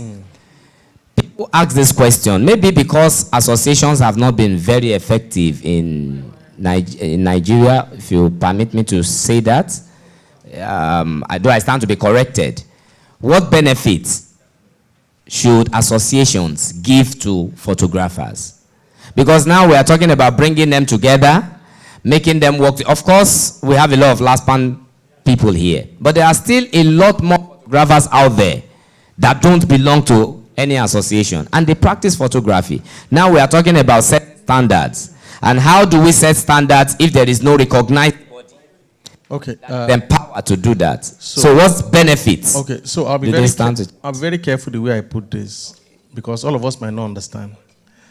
I've sat in rooms with my Honorable Secretary, my governor, and they understand my position. So I need to be careful how I say it so that people don't misquote me. If you want to go fast, go alone. If you want to go far, go with a lot of people. That's my say with association. If you want to drive home your point, Yoruba has a say that igi ìgbálẹ̀ kan ṣe é kán, ó kẹta kan ìṣùṣù ọwọ́. That's, I should interpret, I'm coming. So it's easy to break a broomstick. Yes. But we're waiting for the person who will break a bunch of, brooms. You understand what I'm saying? That's the power of association. Now, if you're not part of an association, I don't have any problem with you. But also look at the advantage. But I'll piggyback to what Mr. Wallace said. The question is, why should I join an association? Yeah. If my mindset is higher than the association. Okay. I don't know if I'm making sense. 2 years ago or so, I was here at this conference and I asked a funny question that whose annual revenue is about 50 million? People say, Ode. What was he saying? I said, okay, sorry. Whose annual revenue is about 30 million? People were like, I think I came down to almost about 3 million before people started saying, yes, I do 3 million. That's what some photographers charge for half a day in this country. Half a day, not a full day. In fact, 1/4 of their day is 3 million in this country. And your mindset is almost, you can't charge more than 50,000. Where do we meet? We are far gone. We are far. So for me to become part of something, you need to give me the value. And that's why I give it to our governor, what he's been doing. You know, I piggyback and I said, the notion behind the founding of LASPAN and some of the photography associations, there have been little challenge. But leadership is also important. So when we have leaders that are looking back and saying, listen, this is where we want to go, then it will make it easy. But I can tell you for a fact, you cannot exist as an individual. God did not even create us to exist by ourselves. He said, and he looked upon Adam, and he said, it is not right for man to be by himself. Alone. If you think it's a lie, go and ask those who stayed by themselves during COVID. All right. Thank you very much, Mr. Kola. I think that is a good place to hang that. Please let's appreciate him. Thank you. Though I was a bit doing the antagonist work from the other side, but then it was all to keep it interesting. And let's not forget, association is very key. Like he said, if you walk alone, then you can go fast, right? But if you walk as a group, you can go far. So which one do you prefer? And of course, there are benefits when you come together as an association. And from what he has said, I think the takeaways are that you have to get education, which is very key, so that you can be respected. So that where others are seated at the table, you too can sit at that table. When they are charging as professionals, you too can charge as a professional. Then, when it comes to setting standards, and especially when you come together as an association, then there will be need for us to talk about protocol, to talk about consistency, to talk about our rights, fighting for our rights. Like they say, injustice to one is injustice to all. What that means is that association can fight for you. Association can, protect you. Yoruba say, so thank you very much. So please, let's appreciate our speaker. Thank you very much, sir. It's a pleasure, sir. Thank you, sir.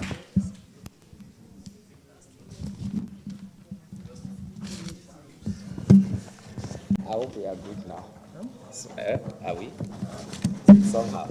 Sorry.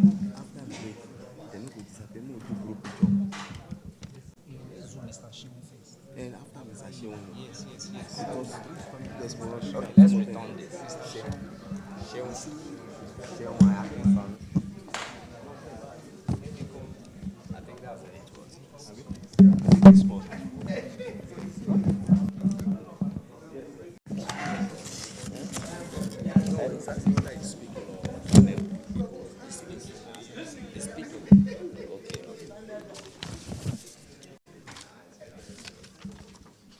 All right. I could see, please, apologies to those who wanted to speak at that section. Please, I'm really very sorry because, that section was supposed to be on its own and would have given more time. But because we are trying to, some things didn't go as we initially planned, so we tried to walk around the time like that. So please, but should you have anything, maybe questions or so, you could still put it down. If we have time towards the end, we'll be able to address those things. And if you have opinions also, please let us know. You can put it down. Then towards the end, we'll be able to look at them together again. So very quickly, we have to go to the next item on the list here, and that is bringing to the podium our next speaker. And that is the person of Seun Akinsomi. Please, let's put our hands together as we welcome him to the podium. And while he's making his way to the podium, let me quickly do a brief intro of him, reading from his profile that I have here. Seun Akinsomi is a talented creative, God-fearing teacher, and educator with an unusual business mindset. His passion for photography was ignited after his mom got him a Christmas present in 1998, a Samsung camera. After many years as a hobbyist, he ventured fully into a career of professional photography in 2006 when he founded Hello Photo Studios, an outfit that delivers world-class photography services. Since then, he has covered numerous events and projects, one of which includes the photography coverage of Transcorp Hilton Hotel Abuja for their 2009 calendar. His unique selling point is his gentle and calm personality and his ability to add a touch of creativity while capturing every moment of an occasion. Seun Akinsomi will be speaking on leveraging on multiple streams of income. And I'll go to the last page for want of time. Presently, Seun Akinsomi is also the chief woodsmith and CEO of Resuna Craft Africa, which specializes in the repurposing of wood into beautiful and ethereal rustic tools, tables, lamps, and so on and so forth. As the founder of Hello Photos Academy and convener of Nigerian Photography Expo and Conference, NIFEC, he has been privileged to help build the foundational photography careers of over 2,000 Africans, married to a beautiful angel with 2 princesses. He currently resides in Lagos State, Nigeria, with one imaginary BMW 750i. Those who know him way back, he has never stopped that. And I hope that one day he will come driving that BMW. So please, I welcome to the podium again, Seun Akinsomi. Thank you very much. So what I'll be attempting to do today will be just sharing my heart. And almost everything I'll be sharing will be things that I've actually put into practice. So I'll try my best not to give, theories. And one of my number one suggestions for everyone is, and I learned this from Mr. Dayo. Mr. Dayo had been a great mentor, for me over the years. I found out that most of the advice and counsel that he gave me that I was fighting against were the ones that I needed. Sometimes when... Sorry, please. May I quickly inform us, those who are coming to the front with cameras, phones precisely, please could you fall behind the official cameraman? Thank you, please. So, because I noticed when maybe Mr. Kola, the last session, a lot of what he was saying, I could just sense in some of our hearts, fighting it. I know, when he says education, for example, that's from his perspective. Someone like I presently have for my woodworking, whatever, two associates that they finished secondary school. If you know the wahala that I go through, with them, if they finish, university, it won't be as much as, you understand? So, the things that you feel, you disagree with me, I would suggest, could you at least try to give yourself 6 months to 1 year to practice it before you disagree? Because we are here, a conference that you attend, and you agree with everything that the person says. Maybe, you just went there with your friends. a good conference, you should be like, how could he? That's impossible. 100 million in a year in photography. Let me try it out. So let the goal of maybe the session you hear from me today be at least to put into practice one or two things that you learned today. And getting into multiple streams of income that I'm supposed to talk about. One of the biggest challenge I feel we've had in a country like Nigeria is the fact that Nigeria is a very religious, country. And for many of us that come from the Christian perspective, a lot of us go to churches that believes that, you shouldn't have any problems. That all your challenges will end today in Jesus' name. Everything that you lay your hands on shall prosper. In fact, I see, presidents and CEOs of companies that will hire 1,000 people. And sometimes when I'm in church, this is me, and I'm hearing some of these prayers, especially the one that I see the president or governor of this state in this or that. Me, I don't even say amen, because I don't want to be a governor of a lot of us. To manage even our families is a challenge. You are now saying to be president of Nigeria. So, it's a lot of work. Many of us that may be considering multiple streams of income, I think for a lot of us, we are not maximizing our present businesses yet before you think of venturing into another business.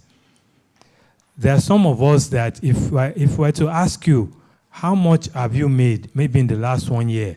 I have a colleague friend that it was until she went to the bank and collected the statement that she discovered that last year, 22 million naira entered her account. She was a product photographer.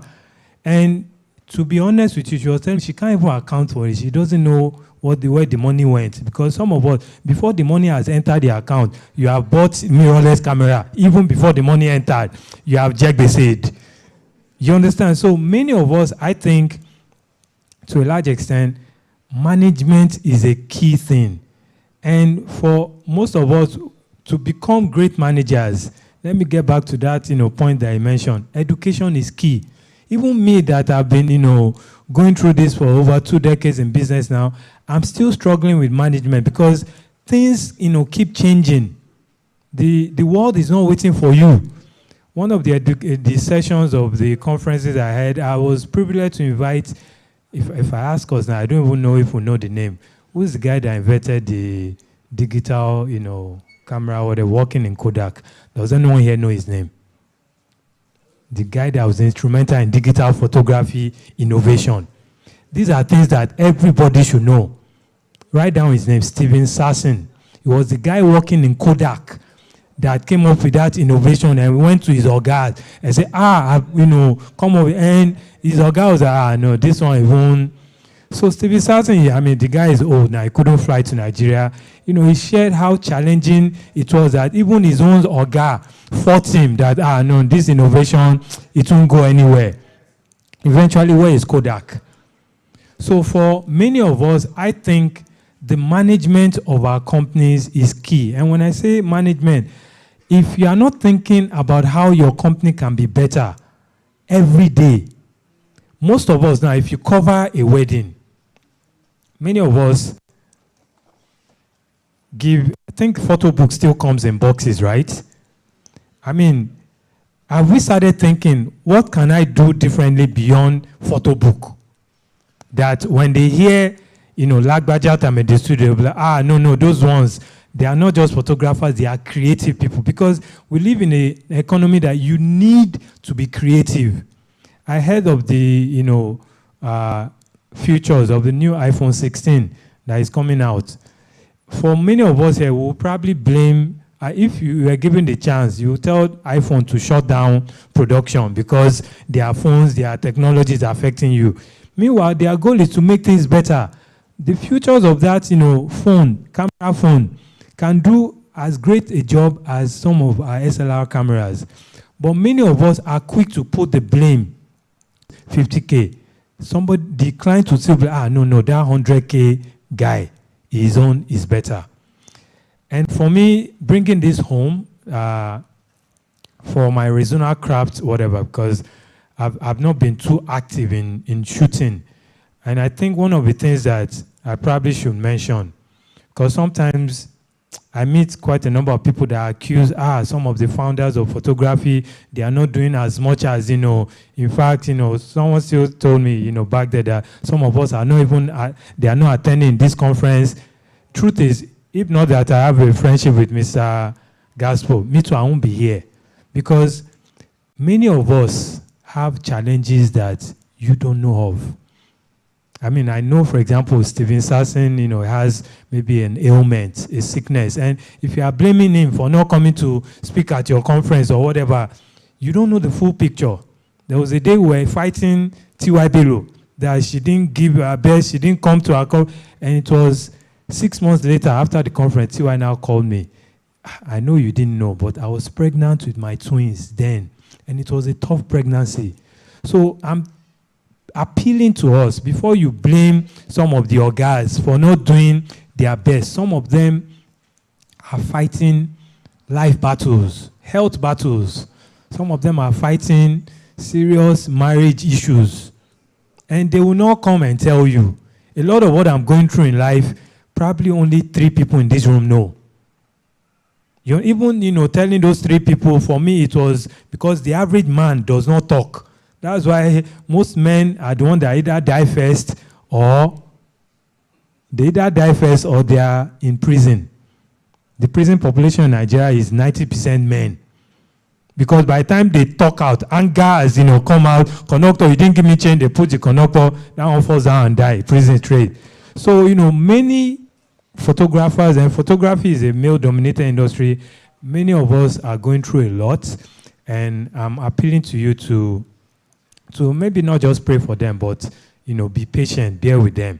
So the example I wanted to give is relating to my regional crowd, because for a lot of what I've been through in, recent years, in fact, to be honest with you, this year, from last year, October till now, has been probably the toughest year in my entire life. I'm 45, I'll be 46 next month, and it's not very few people that know what I'm going through. So starting regional craft was not just an opportunity to say, what other multiple streams of income can I do with this photography? Because it's possible to stay just inside this photography and be making crazy money. There's one studio in Obalende area. I don't know if they are still around. I'm sure they'll still be around. They take just passports. And if you see the queue outside just to enter and take passport, many people accuse them of new star. But, they lasted over 20 years. If you say it's no more, I'm sure it's because maybe new management, maybe the Oga Patavata, was... Your point is just shooting passports. These people made mad money. So I don't want you to think photography is dying. That's why you are not making money. In fact, the way I'm thinking, Davido's wedding. Why didn't they hire me? You understand? Many of us may be thinking, it's because, they already know that. Me, I'm thinking, what could I have done that they would have hired me, even though they don't know me, even though they have 10 photographers in their family? And that line of thinking is what I believe has helped me. Seriously. So I do, in regional craft, we actually produce jigsaw puzzles for clients. And this particular box, for this one, I've not finished it. This is still in production. A photographer in Akure ordered for one that she wants to give her clients. So up until now, the inside of the box actually is as plain as this. It wasn't until last week I was like, okay, you know what? This puzzle self, I noticed that 1 or 2 print labs too, they do jigsaw puzzle. I have competition. How can I stand out? So I decided, okay, you know what? Solar Pixels, can you submit your logo so that it will look customized? I now made, instead of the inside plain like this, I made the inside have a logo also. You understand? It may be just little changes. Some of us, we don't have dispenser water in our studios to give, guests, people that come to take pictures. they may not come to even take. They may come to make inquiry. Can you? That's why I like this guy. He sells one of the top equipment seller, the number one.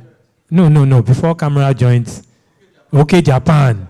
In those days, I don't know if he still does it. If you come to his store to make inquiries, you are guaranteed a malt. How many of us malt won a lot of customers? I'm sure he learned it from somewhere. You understand? If you like, say, I want to be going there every day. He knows that he will still get the money out of you. He knows. And he did for a lot of us. If you see, so, many of us, it's just a little change that we need to implement into our businesses. So for me, I included this logo. And I also, and some of this brainstorming, you can start by just doing it yourselves. You understand? Don't feel, I don't have somebody to think. Just start and be deep thinking. And in most cases, within 1 week, you come up with something. So the previous puzzle I submitted, I put it in this line on. Now, first of all, this puzzle is a wow whatever. So regardless of what I put it in, it still wow the client.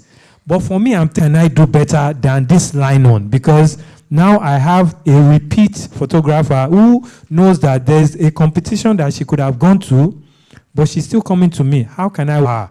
Because I'm increasing my fees.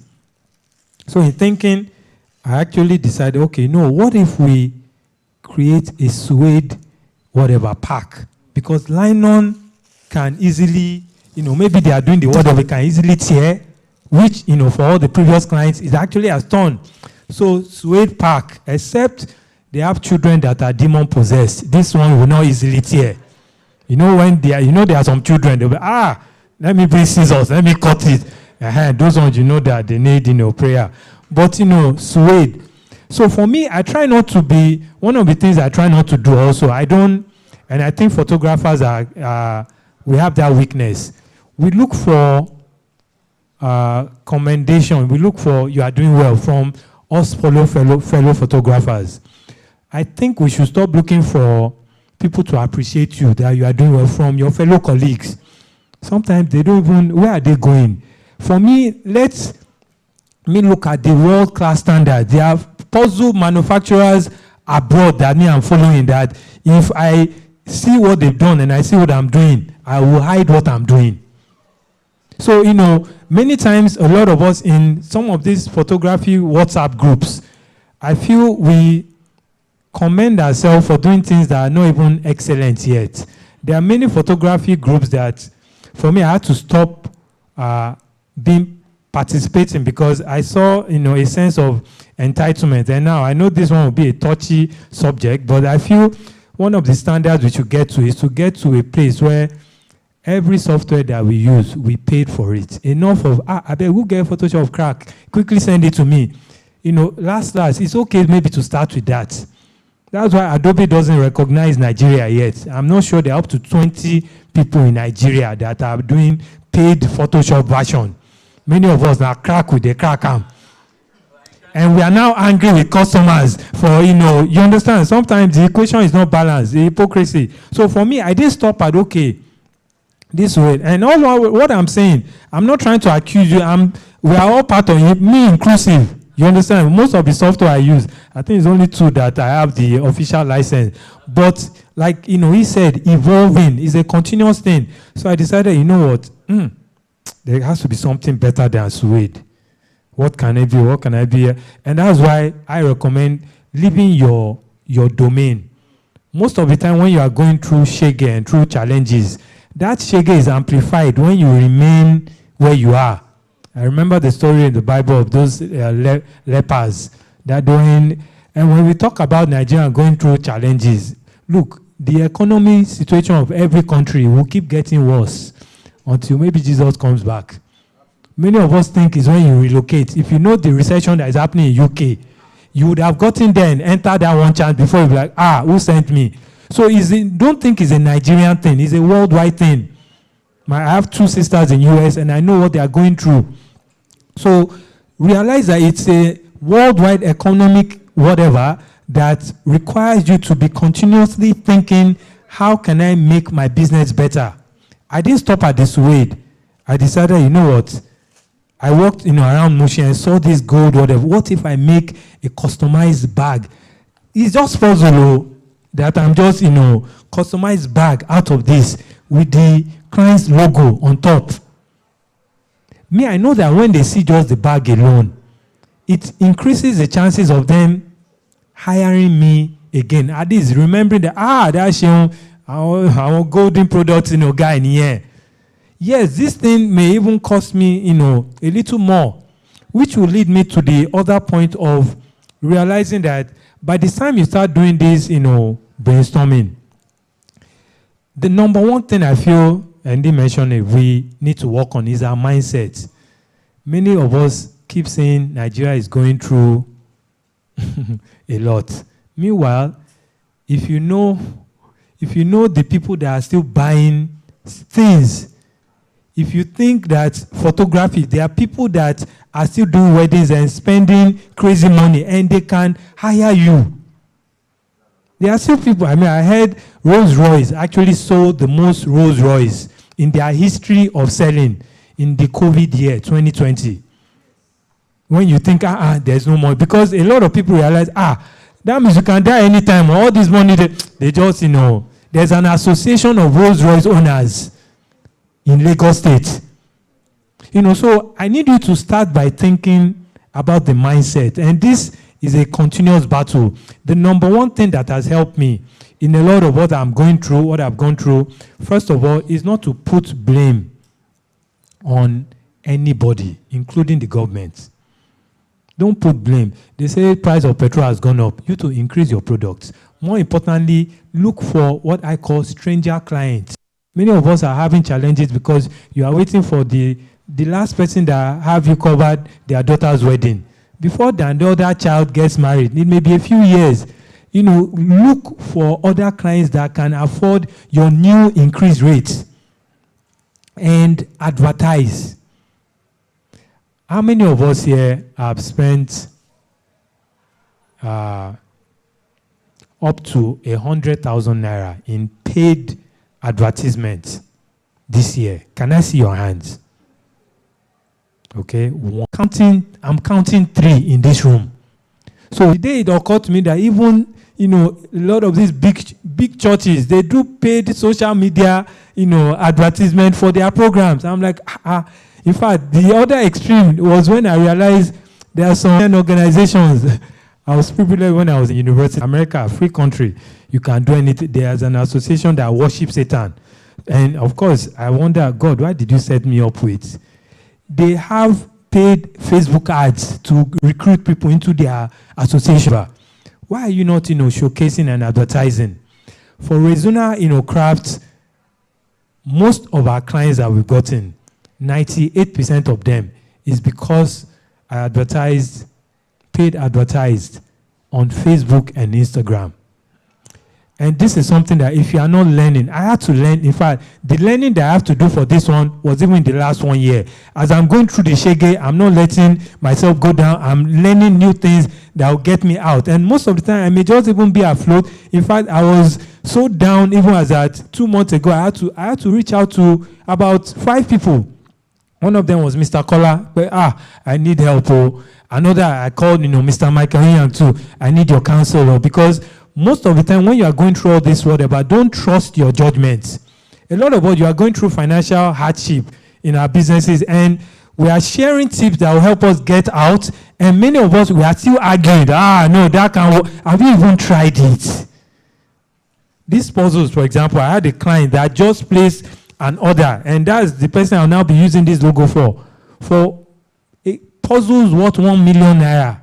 And the sad thing is, I think my mindset is even better than the client. So because when she came to me, she was like, she in this country hard though. In fact, I don't know how people are surviving. Anyway, I want to order puzzles worth 1 million naira. And I'm like, even regardless of what she's saying, she still has money to, you understand, to pay for my services. So my admonition is to start out by seeing the little things that you are doing in your photography. How can you churn out excellence? How can you innovate in what you are providing? For some of us, it is, how can we dress better? For me, up until 4 years ago, I was not good at dressing. Maybe if they had invited me like 5 years ago, I may not have worn this jacket or whatever. In fact, this morning, I even sprayed perfume. Perfume is a new thing to me. Some of us, many of us men are not good at talking to women. I've heard the argument, for example, of us not, a lot of us photographers not being, served food at events. And over the years, for me, remember, I always don't put blame on other people. I realized one day there was a wedding I went to cover, and my assistant had gotten there before me. By the time I got there, the bouncer actually bounced. They said, I can't enter. I said, okay, I'm the official. They said, you can't enter this place. I said, why? He said, you the official. See how you are dressed. And the truth is, I was dressed like a beggar. Some of us dress that way. One or two of us here may still be wearing slippers to cover events. And you want, it sounds funny, and we want those million, whatever, jobs to come our way. So, in what little ways can we do? This is just one example that, I'm thinking. Imagine if even photo book with to engrave whatever on your own photo box. By the time you get to engraving company, it may just cost you 5,000 naira.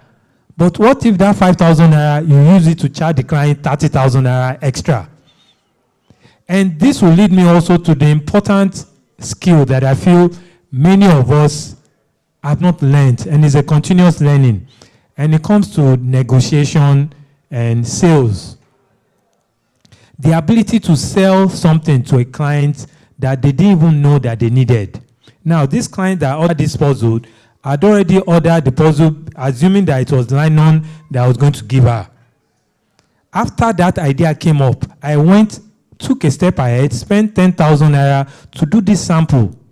Now, she's going to do 16, puzzles. And I composed one message, letting her know that, ma'am, I know you ordinarily ordered whatever with nylon, but I realized that with a bag like this, it will represent your brand.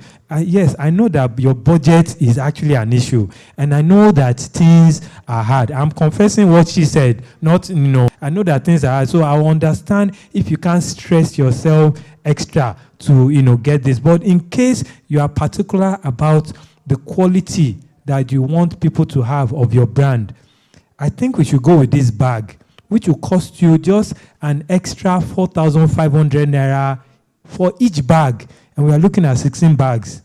So they will like this one. And then and if you feel you are not to struggle or fight with anybody that owes me money, because me too, I owe some people money, and thank God they've not, put me in prison yet. So I find a way to, there's a way that you can tell, a thief that he is a thief, and he'll be happy you told him that he's a thief. And there's a way that you can tell him he's a thief, and he'll be angry that you told him he's a thief. Just go to ChatGPT. There's this, guy that owes me money. Can you help me compose a message in a nice way that, it will at least give me some. You'll be surprised what that thing can give. In case you feel you don't have time to read all the negotiation books. Some of us, clients offend us, and these are things that I do. Client offend us, and sometimes the first place you go is the photography WhatsApp group. Guys, this person did this to me. What do you think I should do? And most of the time, the advice that they will give you will enter you either into more wahala or make that client. I've noticed some clients that have ScoinScon actually end up referring other great clients to me. And like our policy that we have in Arizona, we work with a lot of wood, and we have this principle. There is no useless wood. If you cut a little stick of the wood, if you know the amount of wood that we have stocked up, we don't even know what to do with it yet, but we know that there is no useless wood. It will be useful for something. I may not know it now. There is no useless clients. There are clients that they may have issues. In fact, these clients that even ordered this, we had a disagreement because she said, Sharon, even your lamps, I even want to order it and I want to pay installments. And one of the things I'm learning is, I'm still learning this calm whatever, letting people talk and, listening more. And it wasn't until the next day I now sent her a message that, ma'am, I'm sorry, for our products I've already produced, I don't do installment payments. And this woman was angry. What do you mean you don't do it? Have I disappointed you before? It's because I don't know how to chase people for, yes, ma'am, the balance that you, especially when you are dealing with clients that are potential EFCC clients. You know, when I say your client is a potential, I heard of a photographer that did a shoot for a senator one time, 2 days shoot, first day, put in all this, and at the end of the first day, the senator was like, let me pay you the money. He said, no, sir, when we are done tomorrow. That night, EFCC carried the senator. So imagine, even when they release that senator, do you want to come back 1 week later and say, sir, the money that you owe, they will use that, So for me, I don't know. Yes, I know there's a way to go about installment that will work for you, but even if you are not sure, this is where the people that you roll with, the association matters. I'm at that stage where, irregardless of the profile that they read of me, I still consider myself that I don't know much, especially in some aspect of life. That's why I'm quick to call maybe Mr. Michael Young or sometimes Shola Nimashang, and ask for advice. One time I called, Kelechi Amadiobi when a client abroad wanted pictures that I know I've not done before, and Kelechi was like, if it was me, I'll do this. And that advice helped me, instead of me just going in, blind. So one final thing I'll probably note, talking about multiple streams of income. I feel most of what we have heard about multiple streams of income, in my own opinion, it's an error, in the sense that I think there's nothing like a side hustle that will not require your time. Many of us are looking for what other side hustle can I add to this photography. Some of us have even added videography to our photography, thinking it will increase income. And most of the time, after 1 year, you saw that it didn't necessarily increase, because if you are not marketing, if you are not negotiating well, if you are not selling yourself well, it will still end up, being the same. And there's no new product or new hustle that you can add to it, that if you don't spend the time. So I discovered that except you are just buying shares in a company or investing in another company, say, look, just take my money, I trust you, the way Warren Buffett does. Warren Buffett buys companies, still leaves the CEO of the company to be running it, and at least the net profit still, becomes to him. Except you are doing that, any new side hustle that you start in the bid of doing multiple streams of income will likely still crash if you go in with the same mindset that you have, thinking that this side also will automatically increase my base. Because for whatever, multiple streams of income you want to start, now I tell people that give it a minimum of 2 years. If you say you want to add videos to your photography, don't think that in the next 6 months, the income will just... People need to know your brand and know that, this guy, they do video and photography and they do it well. And even for you to do it well, you either have to get somebody to be in charge of videos for you, or you end up sacrificing your photography time to be focusing on the videos. At Rezuna, because of that principle of focus, now there are many jobs that I turn down. Now, I turn it down, and this is a lesson that I feel we should learn. Sometimes I know we need money. In fact, still yesterday, I still turned down the job. The client, I came highly recommended that this young is a creative woodworker, and she sent me a design of a special type of bed that will look like all natural wood, and I have never done it before. But I know the cost of the materials I use won't probably be up to 1 million. And I gave them a bill, this thing is 5 million, I'll do it for you. And she replied, I was like, why is this so expensive? That's her question. And I replied, this is a difficult question to answer. In fact, I don't even explain myself to people that feel I'm explaining. I don't have the energy anymore. Maybe when you are younger, you can be explaining that camera printing cost is expensive.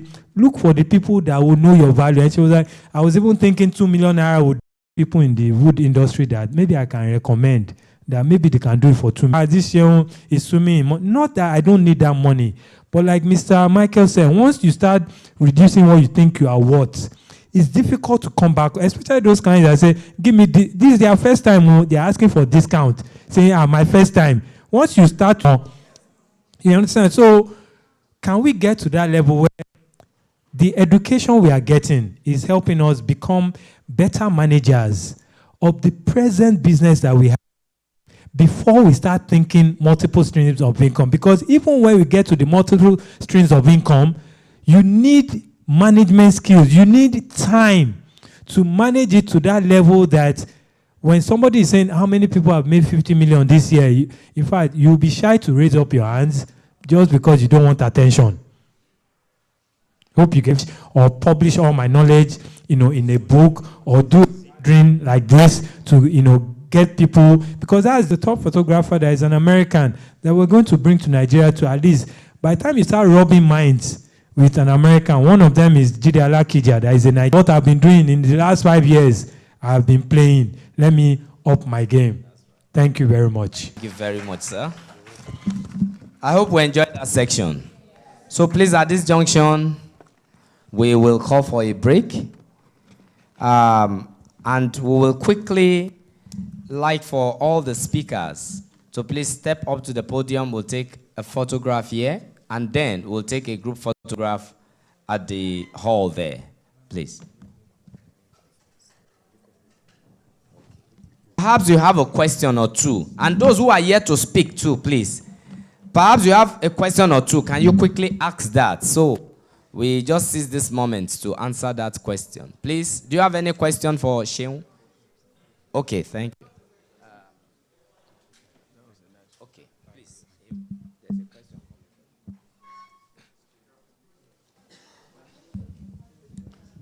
Hello, good afternoon. Good afternoon, sir. Good afternoon, Mr. Sheung. Good afternoon. Now, I'm a big fan and a big follower of your craft. Now, I knew when you started Resuna, and I was like, I think I like this also, and gradually I'm tilting in that direction where we have craft and photography aligned. Because I'm like, it's not just enough to just do pictures. What can I add to it? And when you stepped into Resuna, I was like, okay, this is something I think I can fall into. Ow. So my question is this: like, do you prefer this part of arts compared to photography? Between the two of them, which one do you like the most?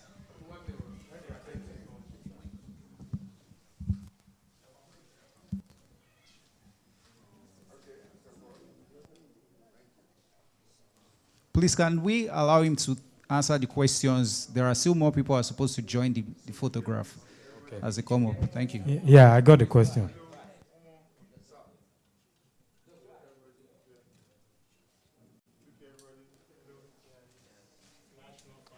Okay, so first of all, running and starting Resuna has been a personal experience that makes me understand a lot of those legends, those big people that we respect out there, like Elon Musk, Dangote. Most of the time, I don't think they started a business out of, what other, business can I add to my... I think many times it was out of one challenge or the other that resulted, in that. Take, for example, the conference I was organizing, IFEC. It's because German embassy denied me visa. That's why I was angry. I was like, instead of, me too, I'll bring, all these people. And that type of anger is good when it generates good results. For me, I had a serious emotional crisis in my life 7 years ago. I had a terrible loss, and it was a situation where I've attempted suicide at least 3 times. And I knew that I cannot attempt it again, because now, the little I know about God, I was like, I can't have hell in Nigeria and now die and go to hell again. So I started thinking a lot about heaven. I was like, oh, Jesus, you said in my father's house, there are many mansions, Okay, I hope I'll have a house there. Okay, by the way, in that house, will there be a parlor? In the parlor, will there be funny? What type of chairs? Jesus said, you said you're a carpenter. What type of center table will there be? What type of wood? And that's how Resuna started for me. Because of that emotional whatever, and I was thinking more about heaven. But if there's a bigger passion to say, you know what? For me, for example, I'm passionate about the high rate of denials that U.S. Embassy is giving Nigerians for visa. Can that lead to maybe running a type of conference or training to train people and say, you, based on what I've analyzed, auntie, please don't go and spend 300,000 to apply for US visa because in Jesus' name they will deny you based on this stuff that. So based on maybe having been the money, now I've told you how I started Resuna. Many people want to start and say, me too, I like wood, let me start. And during those times, even as at 1 a.m. yesterday, I was still working my hand, is considered one of the, eventually, you will get better. And of course, be careful what you listen to. Me, I don't read newspapers again. I don't watch news because have you opened newspaper and see, today we have good news. President Tinubu lost a kidney this morning. That paper will sell. So that is how Resuna started. I don't know if you want to now go through an emotional trauma so that you can start your own version too. Sorry, please. Yes. So we have some people seated here. Yes, then we have some other people at the back. Governor, please. Let me sit with this, my friend. He's the critical man here. Okay. The man that Sorry. We need. Let them go.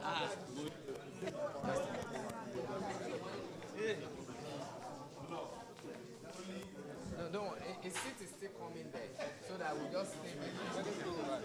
Yeah, you are. Two more people are coming there. No, when you go first, Okay. I'll join you there. You know what? Hold on, we'll get one more.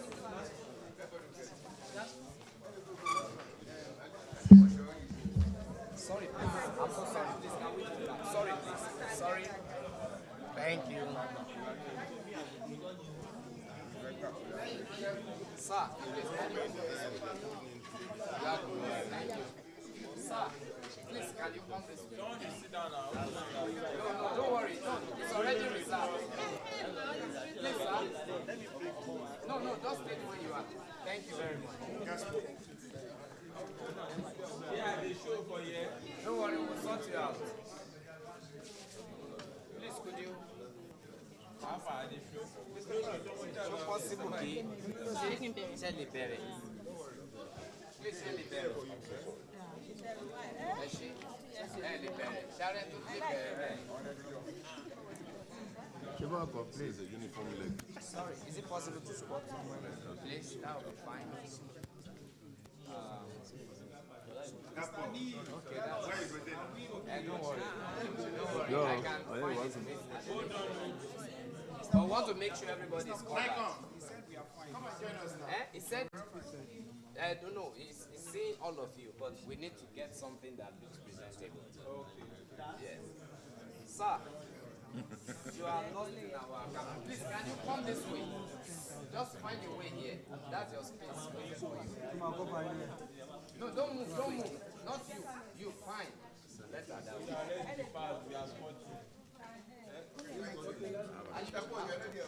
No, I'll join them somewhere.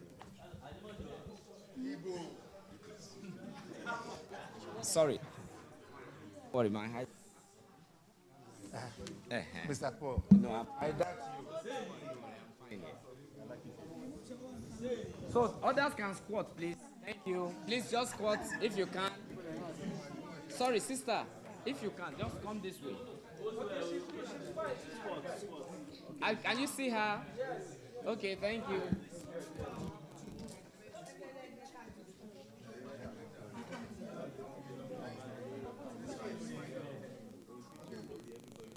All right, are we good? Thank you. All right.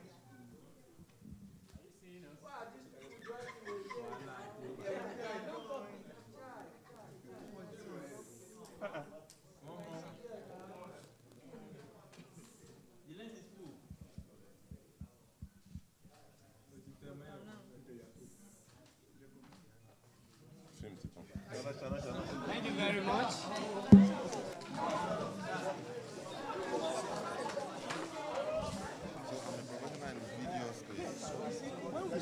I actually have videography. So I just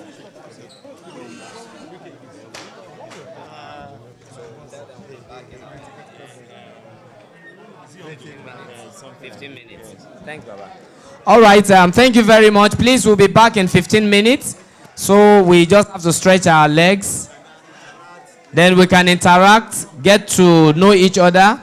This is now the time to share your contacts.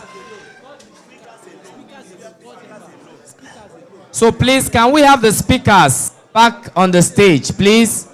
Can we have all the speakers back on the stage? Thank you very much. Can we have the speakers back on the stage, please?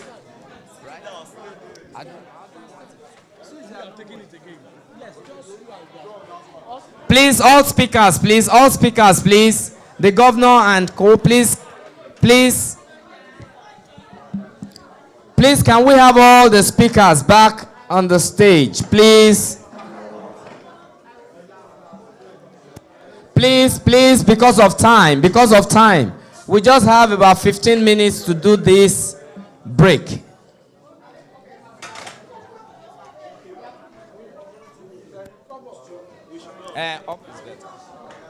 Please, the speakers.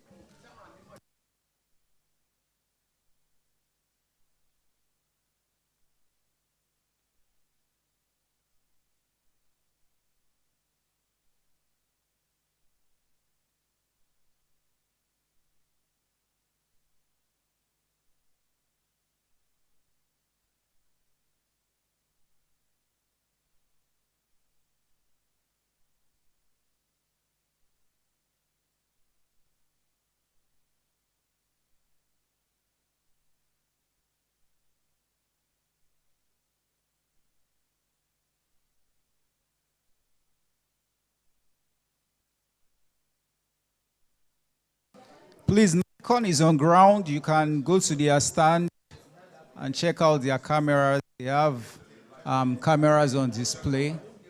Please, let's do well to visit their stands and check their cameras. They have representatives that are on ground who would attend to you.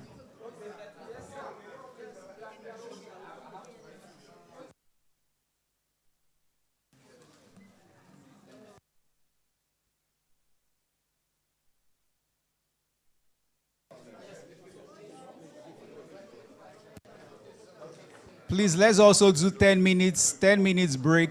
We've spent a lot of time so that we can come back and quickly get into the next session.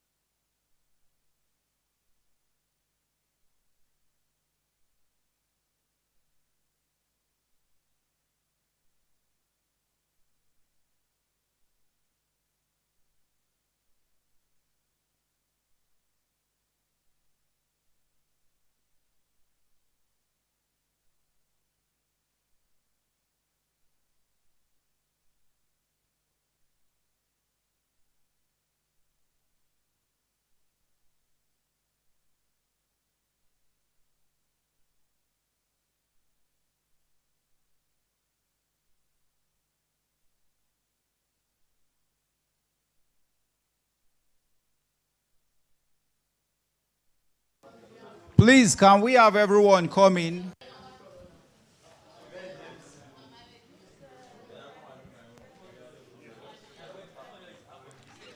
Can we have everyone coming, please? Please. We've taken a lot of time, so we need to maximize whatever time we have left.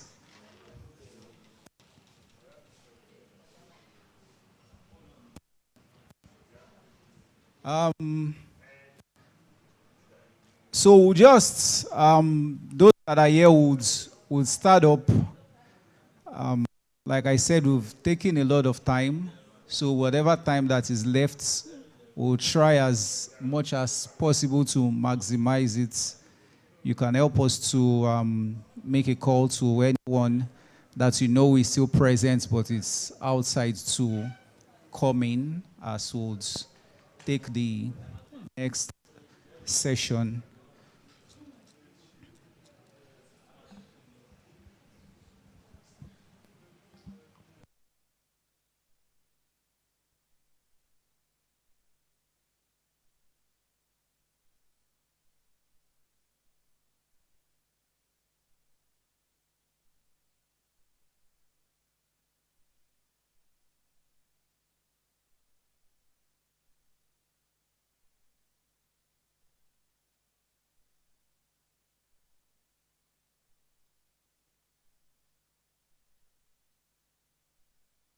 Welcome back, everyone. Please, if I may, have your attention.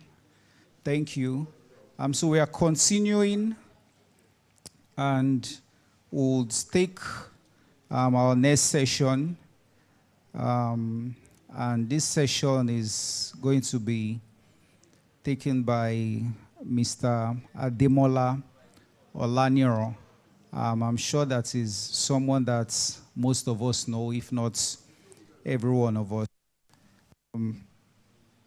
So Ademola Olaniro is a Nigeria-based international documentary and currently serves as the executive assistant, media and visual communications to the governor of Lagos State. He is an astute creative whose professional experience spans multiple niches. Ademola graduated from the University of Ilorin as a physiologist in 2006 and proceeded to work in telecommunications and banking. However, in 2010, he left the corporate world behind to delve into photography professionally. Ademola is one of our speakers at this year's edition of PCRiC 9.0 conference, and he'll be speaking on the topic, to give value, you need to retrain yourself. Incredibly dedicated to owning his craft, Ademola has taken several notable international courses in photography, some of which are the globally acclaimed Photo Camp in Germany, 2013, Los Photographers International, as well as a seasoned facilitator and contributor in workshops around Nigeria, such as the Nigeria Photography and Expo Conference, NIFEC, Photo Cafe, Photo Conclave, Framed Collective Africa, and Project Face. He has consulted for several notable clients such as Nestle Nigeria, Johns Hopkins, Bloomberg, School of Public Health, Shell Oil, Nigeria National Petroleum Corporation, NPDC, and Eternal Oil and Gas, amongst others. For lack of time, I would end the reading of his biography here. Unfortunately, Ademola Olaniro could not attend in person.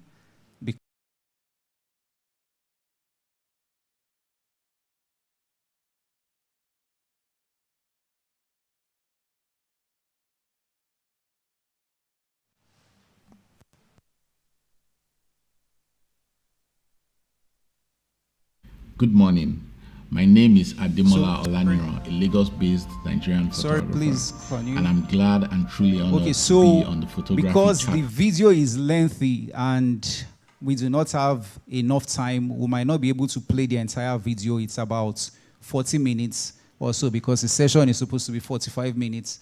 So what we'll do is we might need to break the video at some point, but we would send the video to the PCRiC conference WhatsApp page so that we can have the full video. Thank you.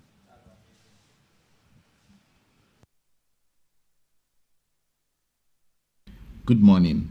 My name is Ademola Olaniran, a Lagos-based Nigerian photographer, and I'm glad and truly honored to be on the Photography Chat Room International Conference speaking to you today. I must first apologize for not being with you in person. It's due to circumstances beyond my control.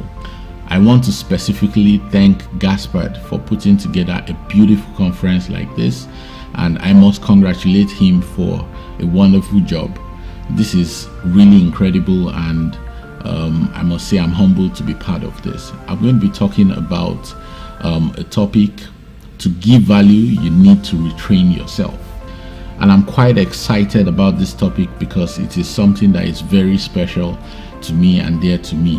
To give value, you need to retrain yourself. The greatest discovery known to man, in my opinion, is the discovery of self. Some other people will call it awareness. Awareness is what gives you the drive to want to survive, to want to move away from risk, to want to improve on yourself, and to also want to make a living. Once a man is aware of his environment, aware of the risks around him, and also the opportunities around him, then he has gotten the key to survival. Because awareness is the greatest survival instinct known to man. What I aim to achieve with this conversation more than any other thing is a high level of craving for knowledge and learning. I want to be able to increase your appetite for the search of knowledge. One very important quote that has always inspired me over time is, "Be relentless in the pursuit of what sets your heart on fire." And that is the essence of life and happiness, fulfillment in a profession. Whatever you have so much interest in, be resolute and be relentless in your pursuit to get better and better in the field. Now, a life story.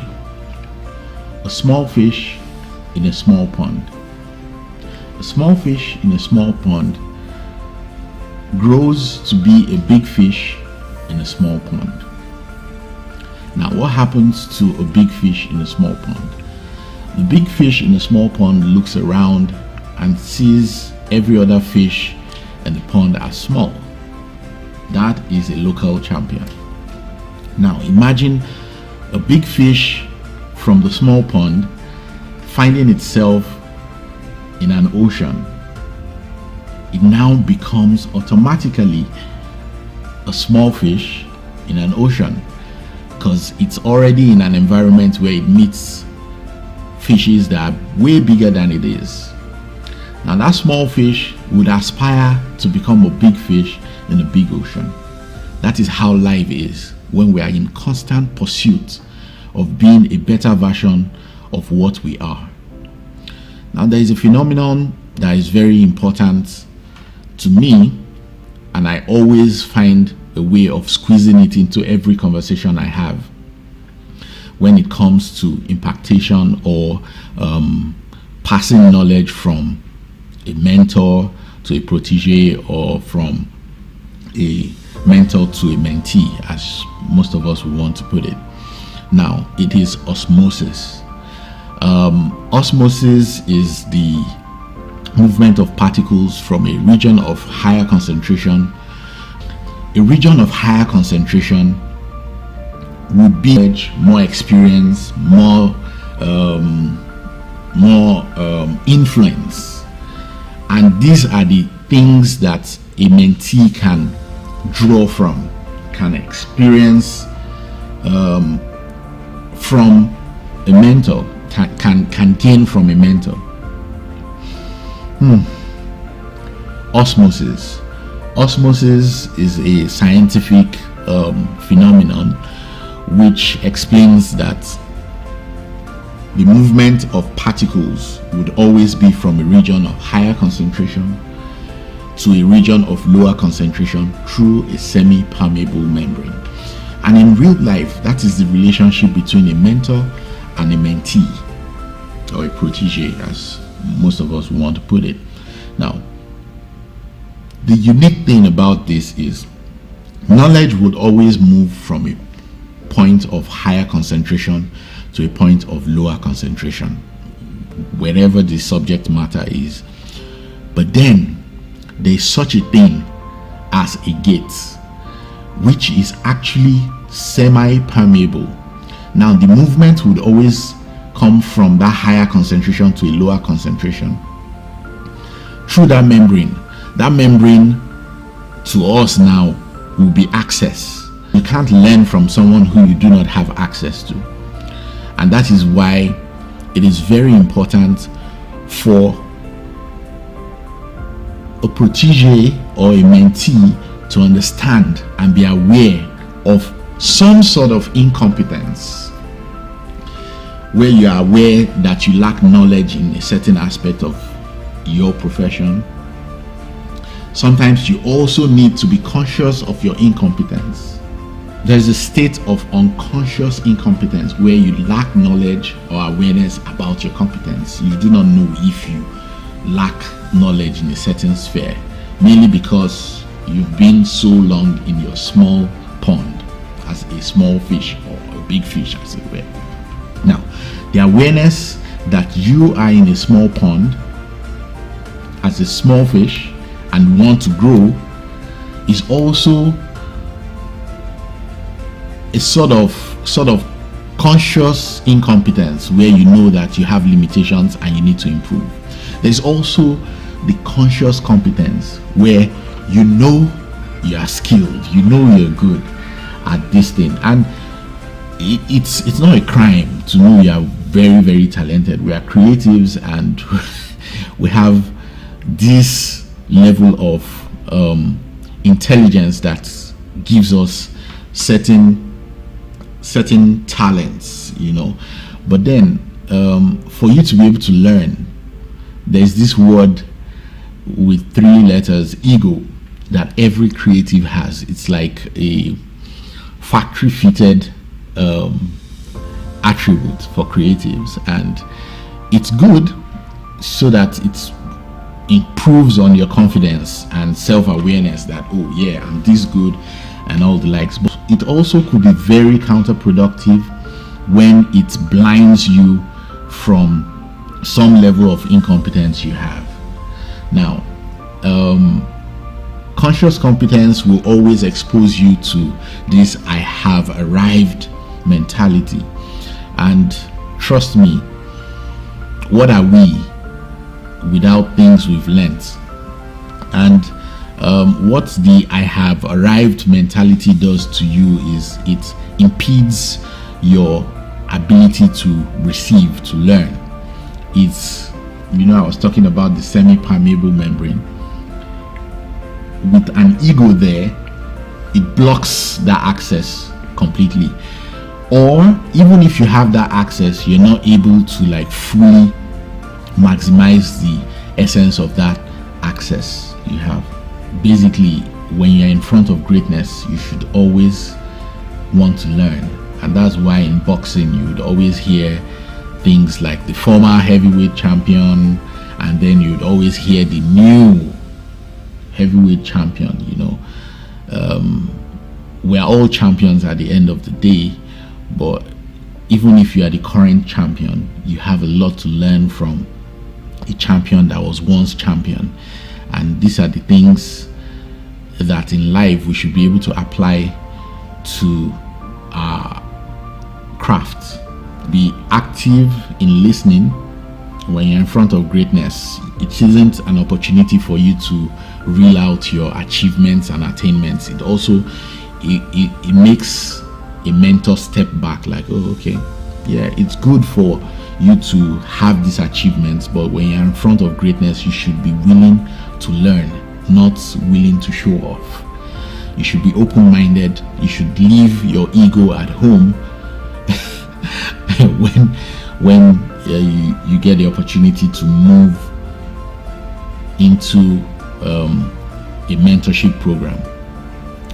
You should be able to get feedback, and this feedback you should receive with all open-mindedness. I remember in 2011, when I first met my mentor, and the person of Dayo Adedayo, and trust me, meeting him changed my whole life.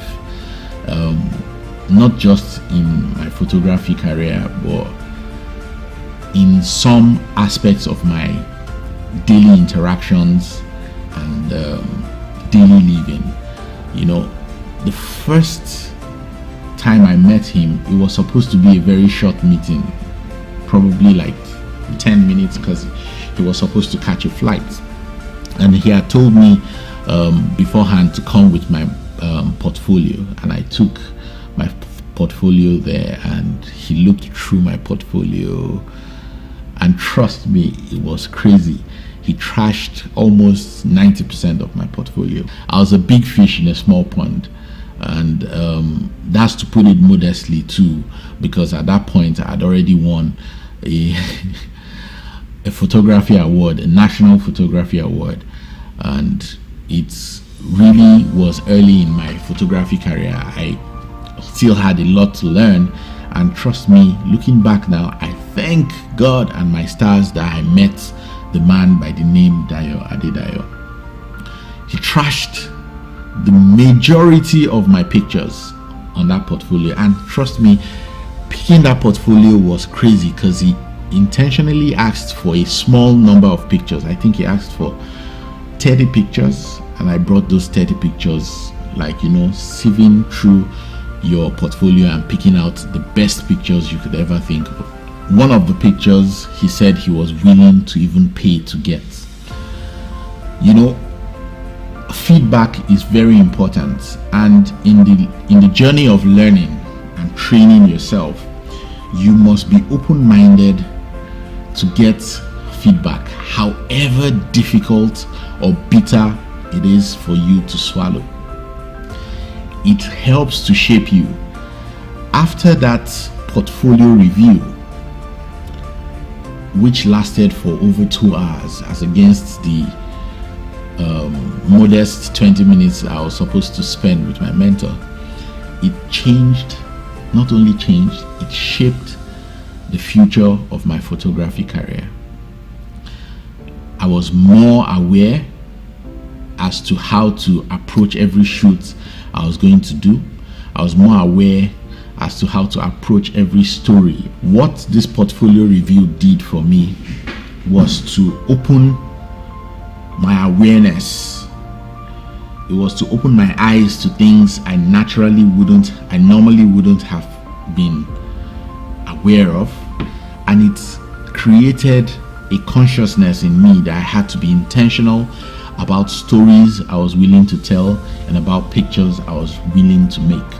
We are like dwarfs on the shoulders of giants, so that we can see more than they can.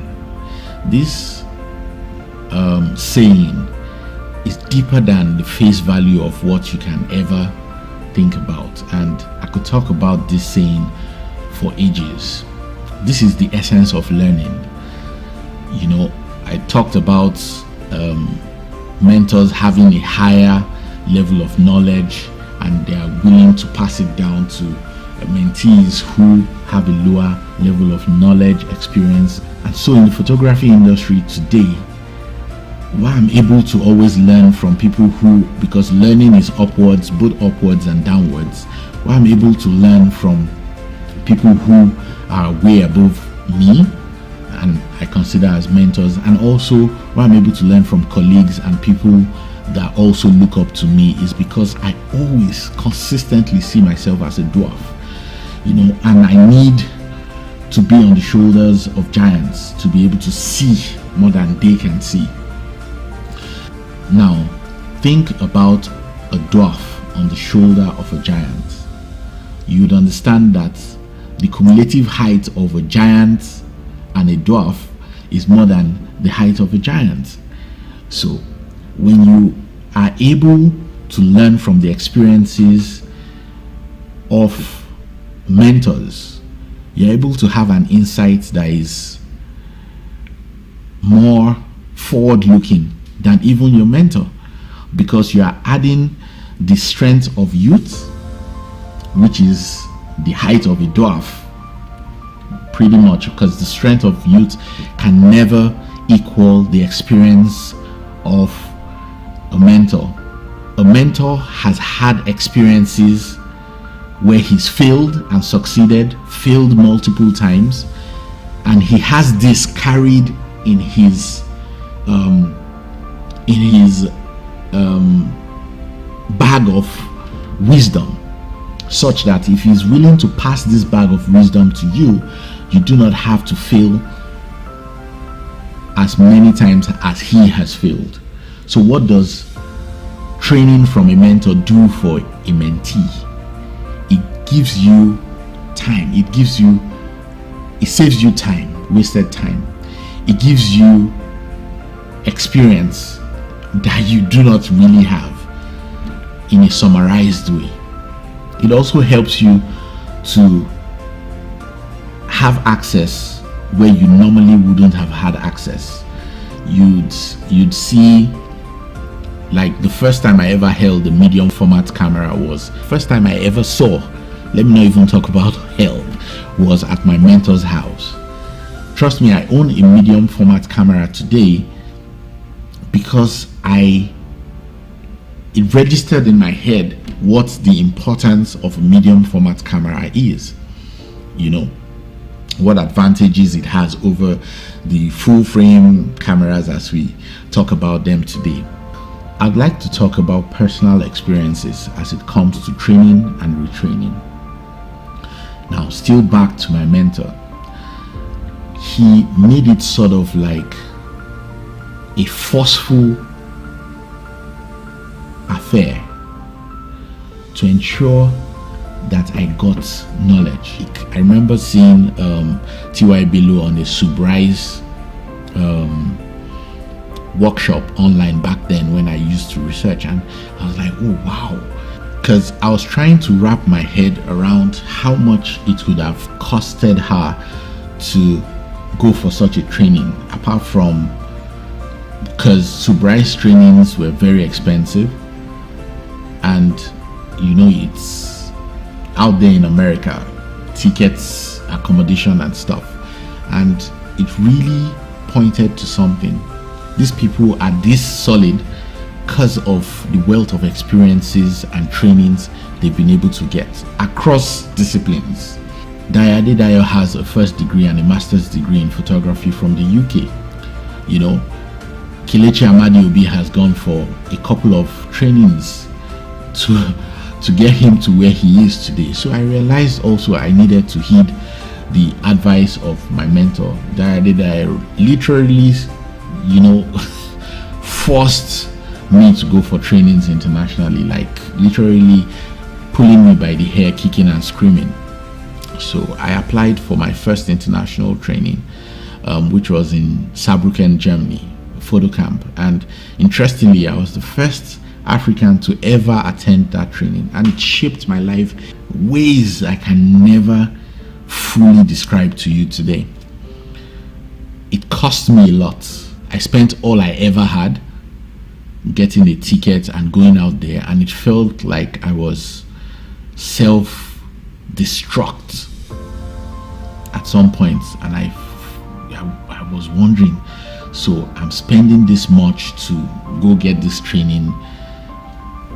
How am I sure I'm going to be able to make it back? Now, that is the risk you have to take in investing in your craft. Value money. You understand? you shouldn't chase money before you chase value. When you're able to chase after value and you get that value, money is going to come naturally. So I went out to Germany, got this training. I met Nick Saglimbeni, one of the most amazing photographers in the US, and people came from all over the world, from almost every continent of the world, for the workshop. It was a master class, and when I got back to Nigeria, trust me, it was more from a point of I needed to heal myself and recoup what I had spent. And then something struck my mind. Immediately I landed in Abuja. Something in my head, I felt I needed to justify this training I had gone for. One, I needed to be able to make more money because now I'm more knowledgeable about my craft. Two, it needed to count for something that I went outside my comfort zone to pursue after knowledge. Three, I needed to change my approach to marketing my craft. Those things actually changed everything about me because my rate card changed. My rate card used to look like an invoice. So it just had the package and the costs right next to it. But this time I found a way of putting my portfolio into my rate card such that someone who wants to hire me is seeing not only the price tag, but is also seeing pictures of things I've been able to do before. And you know, the colors, the branding, everything had to change at that point. Now, after the training I went for in Germany in 2013, I made it a point of duty to always go for a training every year, an international training every year. And it has seen me go to Los Angeles for WPPI, Las Vegas. It just became a second nature to me to always pursue knowledge. Now, how did it affect my work? How did it affect my portfolio? It affected my portfolio because I could churn out better work and I could charge better for this work I was churning out. Don't forget, be relentless in the pursuit of what sets your heart on fire. Whenever I think about it, it brings to mind Aristotle's quote, "The roots of education are bitter, but the fruit is sweet." You're only as good as what you've learned. And if you stop learning, you become redundant. My first degree was in human physiology. I graduated from the College of Medicine in University of Ilorin some plenty years ago. And my wife is a doctor. She's a medical doctor. And most times when she wants to bounce off stuff with me, I find myself always lacking knowledge in that field, because over the years I haven't been improving on it, and I haven't been regurgitating those learnings I've had over the years. So a man who graduates today and stops learning tomorrow is uneducated a day after. That's a quote by Newton D. Baker. And it is the same thing with life. Even as a photographer, you've learned something 10 years ago and you do not practice it or improve on the learning, you become uneducated at the end of the day. So I've learned that in life you need to keep refreshing and keep advancing. And you know, there's this quote that says, "The rungs of the ladder were never meant to be rested upon, but to hold a man's foot long enough for you to put it somewhat higher." So learning, training, and education, as it were, is a continuous process, and you need to keep evolving.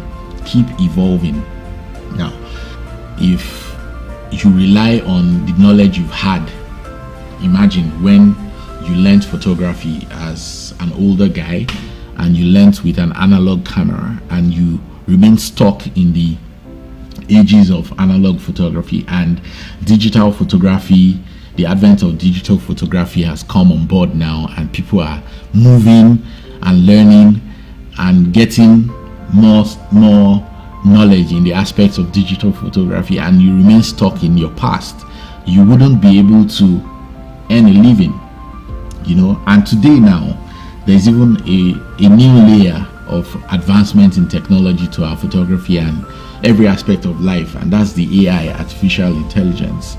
Now it's applicable in our photography, Lightroom, you know. In editing, you can you can get so much out of artificial intelligence to enhance what you already know, and this says a lot about where the future is pointing. Okay, so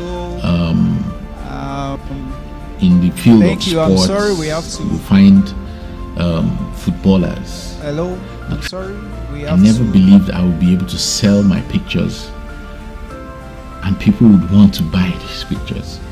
Hello. But today, think about Daya Adedaya. Think about T.Y. Below. Think about Kelechi Amadiobi. Think about I'm sorry, we Donald have to Baba. end the video now. Think You about all recall of these people, when talented we were going people to around you. Think start about the Big video, I H. did say that at some Think about point Emmanuel Ilike. we Think would about have to, Tolani Ali. Think about Bayo stop the video. Moburu. Think because about we do all not of the have beautiful work they enough are time able to left put out, anymore. and think about what The people next are willing speaker to pay is for this very work. much available. I did And mention know earlier that they on were that once we are like going you, to post the video sitting in the this room, PCRiC WhatsApp platform, and you can so do that it. we can Thank get you. the other part of Ademola Nero's session. So we'll move on to the next speaker, who is already seated, Ambassador Odunola Abayomi. Sorry. That was a mistake. So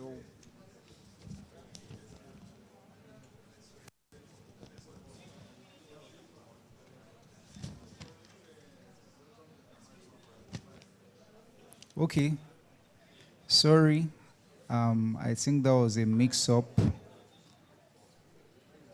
Okay. It is Ayodele Stephen Omotosho.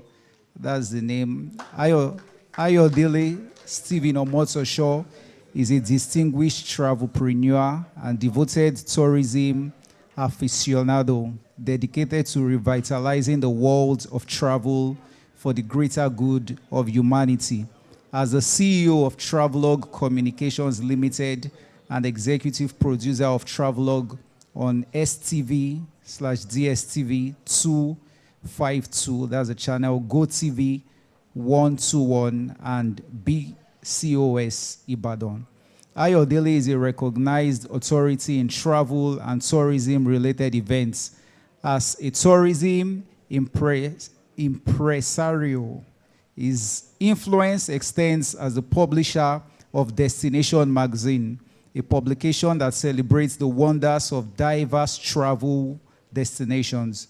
He is the organizer of Destination Tourism Show at Eco Hotels and Suites, Lagos, the Tourism Parliament Forum, among other numerous tourism events in Nigeria. Omotosho is one of our speakers at this year's edition of PCRiC 9.0 conference to speak on leveraging on tourism as a creative alternative to oil. Omotosho's commitment to the industry is exemplified by his creativity in the tourism space. He is the founder of the African Youth Tourism Festival, a platform that connects youths on travel tourism, hospitality, and other related tourism activities. Also, Chairman, Tourism Committee, Asian African Chamber of Commerce and Industry, AACI Nigeria Chapter. Member, African Tourism Boards, ATB. As a versatile and creative thinker, he has contributed to some notable books among others. Amongst others are Incident Commander Book, a collection of articles detailing the swift intervention and commendable leadership of His Excellency, Mr. Babajide Sanwo-Olu, Executive Governor of Lagos State, during the global COVID-19 infestation, Double Jeopardy, an autobiography by Dr. Doyin Okupe, With an illustrious career in tourism, Ayodele Stephen Omotosho remains a driving force behind the growth and enrichment of the travel industry, touching the lives of many and inspiring a brighter future for global tourism. With a round of applause, please make welcome with me Ayodele Stephen Omotosho. Thank you. Thank you very much. Yeah, I think it's dovetailing to evening time now, so I would like to say good evening, everyone. Can we have some light, please?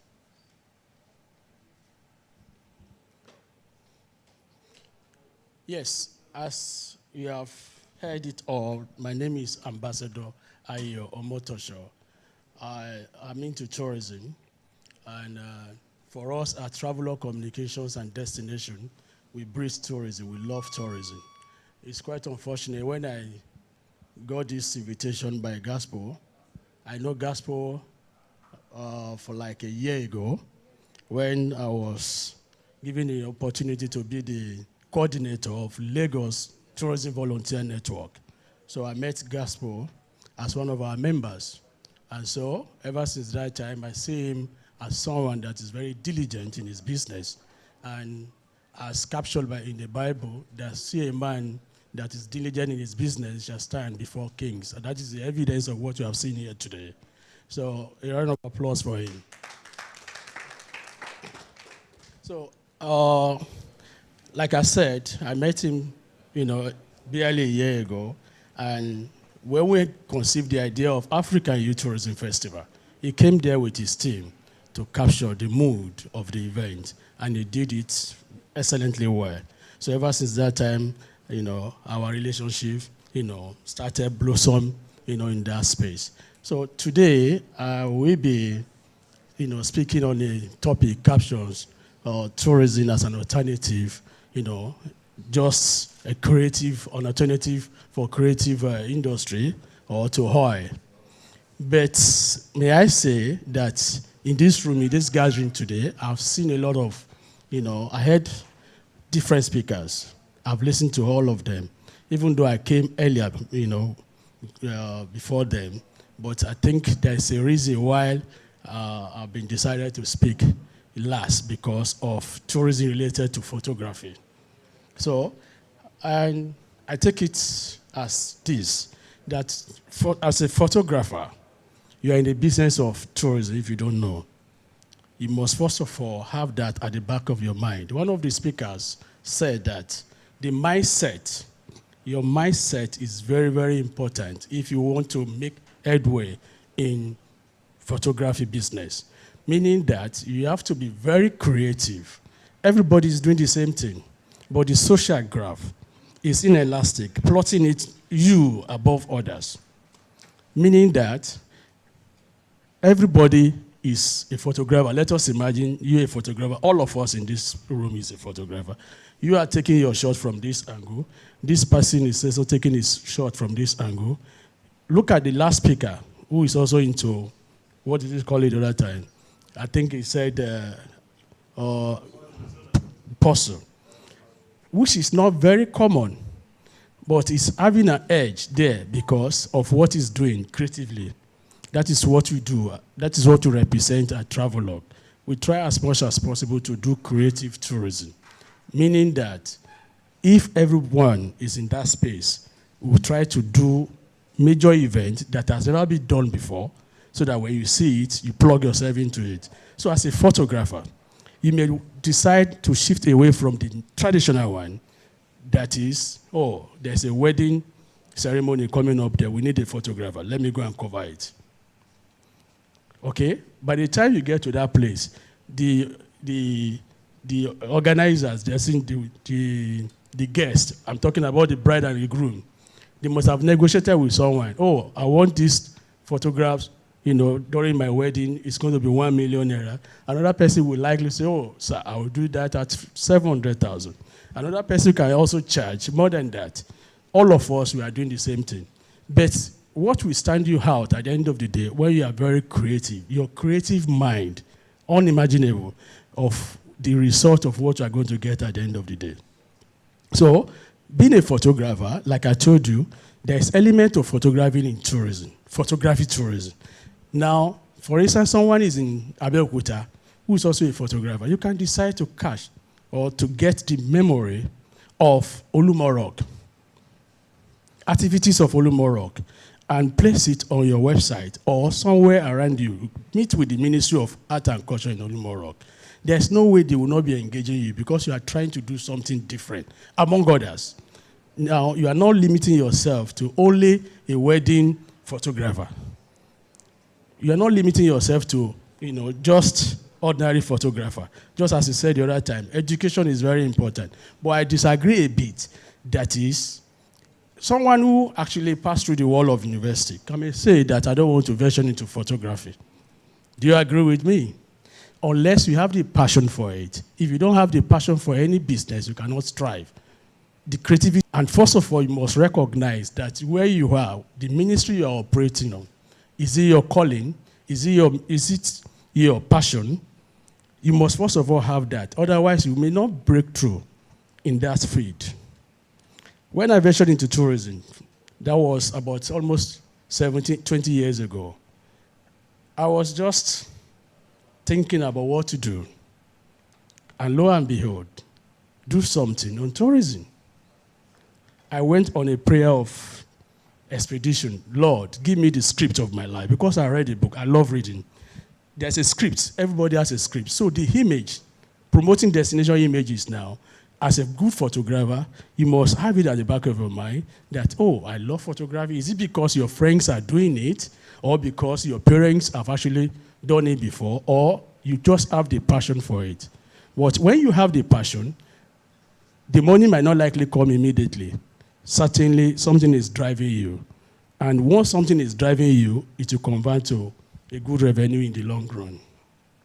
So when I started with Travelog, with just little amount of money, I keep telling people, 80,000 naira then, 80,000 naira. And today, the company has, gone to international standard. Why? As at that time, because 16 years ago, we're talking about 2008. A lot of people then, if you give them such amount of money, will just go and buy, something else for themselves. And because it was my passion, and I wanted to drive it. So at that particular moment, the creativity, fell on me. I could relate anything with tourism. Either food tourism, photography tourism, medical tourism, sport tourism, adventure tourism, promoting destinations. At a point, like Kola, we met on a trip, I think 2000, it's not here, I think it's somewhere upstairs now. 2018, we were on the same expedition to South Africa, Coxie South African Tourism. He was the official photographer at that time. But when I saw him for the first time, you need to see how he padded himself with camera. That is branding. You have to brand yourself. You have to look good because the image you are looking at first, before, if you come to our organization, you want to be our official photographer, I'll first of all assess you. If you dress anyhow, I'll look at you. Then I'll price it cheap. But if you dress very well, you are communicating with me that this guy must be top notch. So at that time, on South African Airways down to Joburg, we went there. There was a particular place. I would have loved him to be here. They call that place Nice Now, where you have a bunkie job about 216 meters above the sea level. So as at that time, he said, "How you go?" I was like this. They already tied my legs, so I have to dive because there's a valley there. So he said, "How you go?" It's quite unfortunate I didn't have the video. I'll show it here. Okay, so what we are saying is that as at that time, he charged South African tourism and he got his money, even though all of us were on a paid trip to that stuff. But what I'm saying in essence is that because he's being creative, they must have seen his works, possibly on social media or elsewhere. That was why they contacted him. And I know one thing of a sure that South African tourists, before they can engage you, must be of excellence. That is the honest truth. So another thing I would like to talk about is for you to make headway in photography in a creative way. It's like you must distinguish yourself. If you don't distinguish yourself, people will not value you. Yourself first before the value. Yourself first before the value. And a lot of people in that space. So when I see somebody who is also a into photography, I so much respect them. When I was in school those days, we had a course what we call photojournalism for those who read mass communication. That was those days. You do a story around it. There are also people who are in that space who are also photojournalists. They work with Guardian. They are just like you. So do not relegate yourself to be an ordinary photographer. You must explore beyond limits through your mind that what can I do so that you are going to be elsewhere better than your colleagues. For us at Travelog, we have so many products. So many products. We've been doing that at the hotel, but all of a sudden we say, okay, let's do something that has to do with the youth. And Lagos State government bought into it. And that gave us a lot of money. Because we have people from Uganda, we have people from Kenya, we have people that came for that program at TBS. And next year is going to be another edition. This guy was there. This guy here, what is my guy? He was there at the event. He captured the best moment of that. Certainly, yes. So what I'm trying to say to every one of us, if you want to make headway in any business at all, creatively, your creativity will stand you out. If you want to do anything at all, everybody is doing the same thing, even in the movie industry. But those who are into area of culture, there are those who are in area of this story now. On my television show, there's a way I will do this story. By the time you watch it, it has to go. I have to look at it from the angle of the photography tourism. I won't look at it from the wedding point of view. I won't look at it from the naming ceremony point of view. But I'm going to do a script around it, voice that, this project, this program, that being a photographer, you can earn a living. That is why I said the other time, somebody who just have a formal education, like secondary school or ND, he can decide to say, okay, I love photography because it's a skill.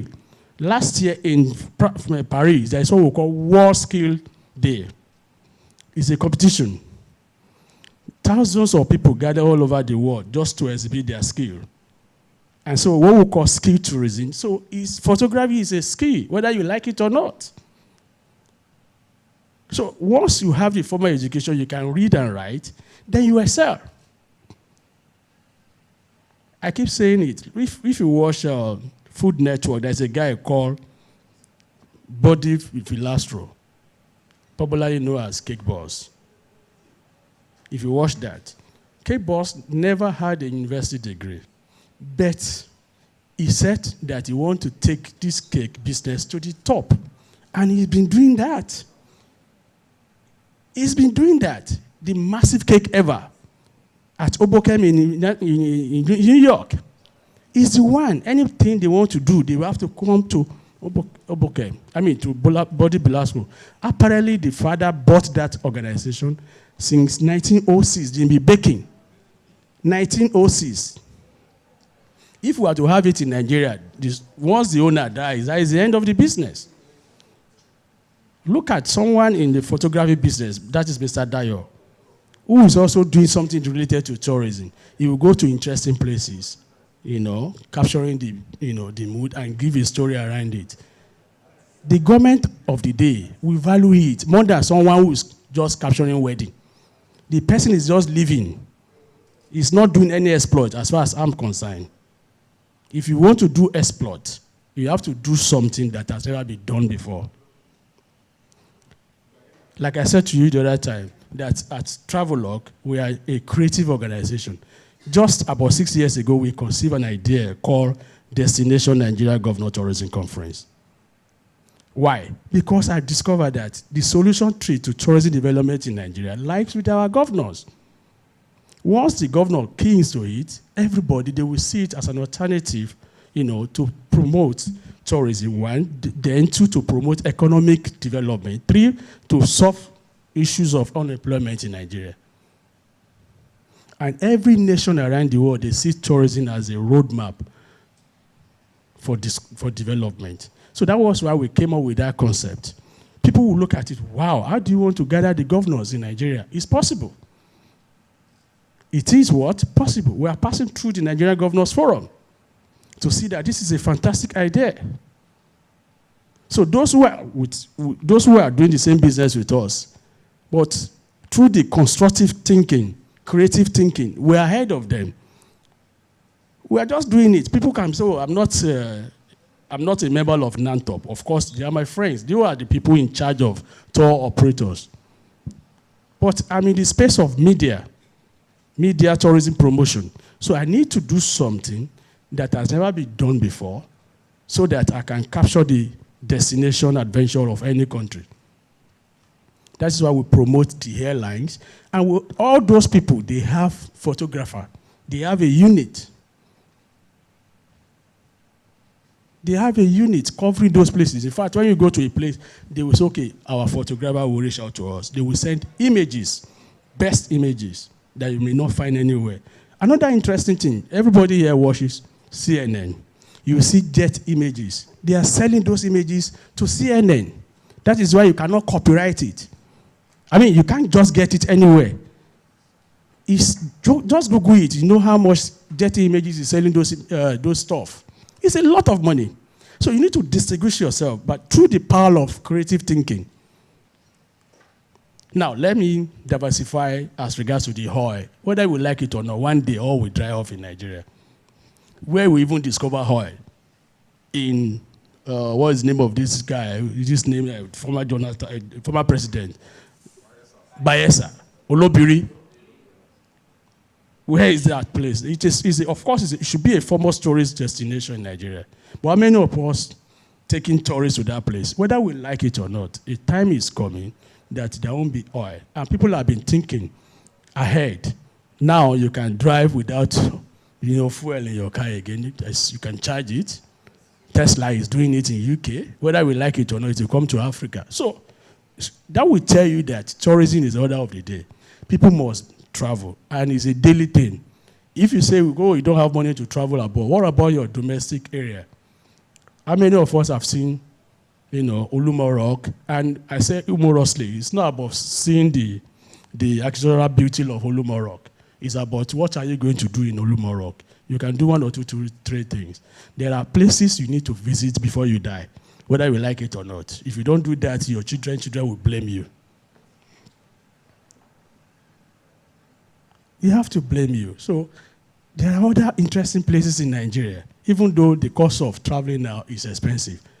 And if you say you don't have money, what about within Lagos? From here, you can go and see, Lekki Conservation Center. You can go and see Nike Art Gallery. You can take a safari to Badagry and see the slave route adventure. You can go on a waterway adventure. So many places. When you do that with your camera, you get the best image. Do you think if you shoot that thing and just put your name around it, people will buy it? And people can easily call you, oh, I like your shot. I like what you have taken. Please, I need to engage you. They will surely pay. But when you limit yourself that somebody is covering a wedding in Shomolu and you are going there every day, no. It goes beyond that. You can do so many things around the photography environment. That is what I'm trying to explain to all of us, that your mind, you need to explore through your mind. You need to have a sense of thinking that, oh, this thing I'm doing, a time is coming that when you are getting old, how do you now want to start making income? I'm not yet 50, but soon I'll be 50. But I'm thinking ahead of time that a time is coming. You may not have the opportunity of moving around the world, but something must be done. That is exactly what you are trying to explain, because every day we grow. And so every day we explore life. So a time is coming that you need to also, get a net kind of income that will be giving you something at the end of the day. Just as the speaker said the other time that somebody was trying to sell off his camera. I have someone, specifically it's my in-law. When I met that guy, oh, what do you do? Oh, I'm a photographer. I'm into photography, sir. I said, wow, lovely. Because I rate them that they are doing a good job if you know what you are doing. Some years back, I realized that because of the economic situation, the guy sold off his camera and started running Marua and something like that. I said, look at this guy. You have a good job. Just because you are looking for money, you abandon that. Can you imagine? So a lot of that in that space. Because he's looking for quick money. He wants to hit. He wants to do this. But if you are very creative within your local area, you can approach a particular school. That, fine, at least you can be taking photographs of your school, of your pupils. At the end of the day, you are getting money. There's no way you won't get that kind of money. But tell me, someone that is driving Marua in the next 10 years, do you think the guy can drive Marua in Lagos? He won't. So as a professional photographer, you are ahead of such a person. You are ahead of him. You can also devise a means that, okay, fine, you go to a particular school, after the term, you can decide to give them a master class as regards to photography. You make money. You are trying to explore your mind. There was a time when I started Travelog. I said, I went to one man in Lagos. I said, I want to learn the art of ticketing, creatively. And the man saw me. I said, I like you. That will train you free of charge. While I was doing the ticketing at that time, before I even finished, because of my contact, I have about 4 or 5 people that want to buy tickets. And I sold them. Even to tomorrow, it's a passive income, kind of. But that is not our focus. Because there are people that are doing it, and they are doing it fine. But our space is creative thinking, how to use tourism to solve economic issues in Nigeria. And that is why we are doing it. So as somebody who is also doing photography, don't just rely. If you are doing photography alone, you might blend it all with videography. You may blend it all with editing. You are learning in that space. So somebody will tell you, I need an editor. You go there, you make your money. Before you know it, you are setting up a network that people must come to you. And when you are going to see a client, you have to brand yourself. You have to look good. That guy was saying the other time that he does not joke with wearing perf, so that people will perceive you. It is your branding. It is your personal branding now. And by the time you are doing that, people will place you. If I give this guy 10,000 naira or 50,000 naira or 1 million, how will it feel? So ladies and gentlemen, there are lots you can do because of our time. I don't want to bore you with this. We'll be having conversations since morning time. So I think with what we have said, you should be able to learn 1 or 2 things. I wait for your question. Thank you very much. All right, thank you very much, sir. That's our ambassador. I'm sure that he has opened our eyes to a few things. Thank you very much, sir. So while we are making haste to round off the program, please, I would like to remind us or reiterate that our sponsors, the new creation, Nikon, dealers of Nikon in Nigeria, they are the representative of Nikon Nigeria. They are the major sponsors behind this program. How many of us shoot Nikon here? Wow, that's great. I hope they can see. So we have more than half of the people here. And I'm sure if we still had a full house like, it was earlier in the day, I'm very certain. I shoot Nikon myself, though I have 1 or 2 other, but then most of my gears are Nikon. Now, Nikon is a dependable brand. And you can see some of their series, especially the latest series, the mirrorless ones they have, the full-frame cameras. So just to my right there, you can see the displays of some of their cameras that they've brought for us to see. So please, while we'll set up for the next section that will happen very quickly, you are also encouraged to walk to that stand and have a look at the cameras, ask questions, whether you can afford them now or at least for information's sake, so you know what is in the kitty what they have, in stock. And then you can then plan to get them. Because this industry that we are in, yes, forget about it when you hear it. Okay. So forget when people say equipment is nothing. Equipment does a lot. Equipment plus skill is magic. So, and they've got the magic there. So you try and visit them. So, and we listen to our tourist, that's the ambassador. Perhaps you have a question, please. Can we get that so he can react to it quickly, please? Oh, there's a question there. So while that is going on, you have the setup for the camera stand. If you wish to see what is there, please, you can visit them. I'm sure they will answer. Okay. Our organization would like to support Gospel for the fact that this organization is a sole sponsor. Yes. We'll give you some exposure on Travelog on Silverbird Television. Wow. So we're going to give them commercials free. Free. Because I told them that I met you almost a year ago. I've not left that place, even though I want to transfer the leadership to you, but you refused it. I said I'm the Lagos coordinator for tourism volunteers, and this guy has been very active. Anytime we are doing something, we have to be there first before others. So I said that you have been so diligent. So that is why I took my time. Very rare occasion. I'm a very busy person. That I could wait till this very moment just for me to pay you back. And that is why I said, okay, these people, will give them free commercials. They're supposed to worth about millions of naira, but we give it to them free. Thank you, sir. Thank you, sir. Thank you very much. Okay, please, your questions. Now, we've heard what you said, and it's very, very educative. So how can we work with you as photographers, we that are here? Because we're very, very interested in the photographic tourism business. Yes, very, very interesting question, sir. You're based in Lagos, sir? Okay. For us to collaborate, we are interested in not the wedding pictures.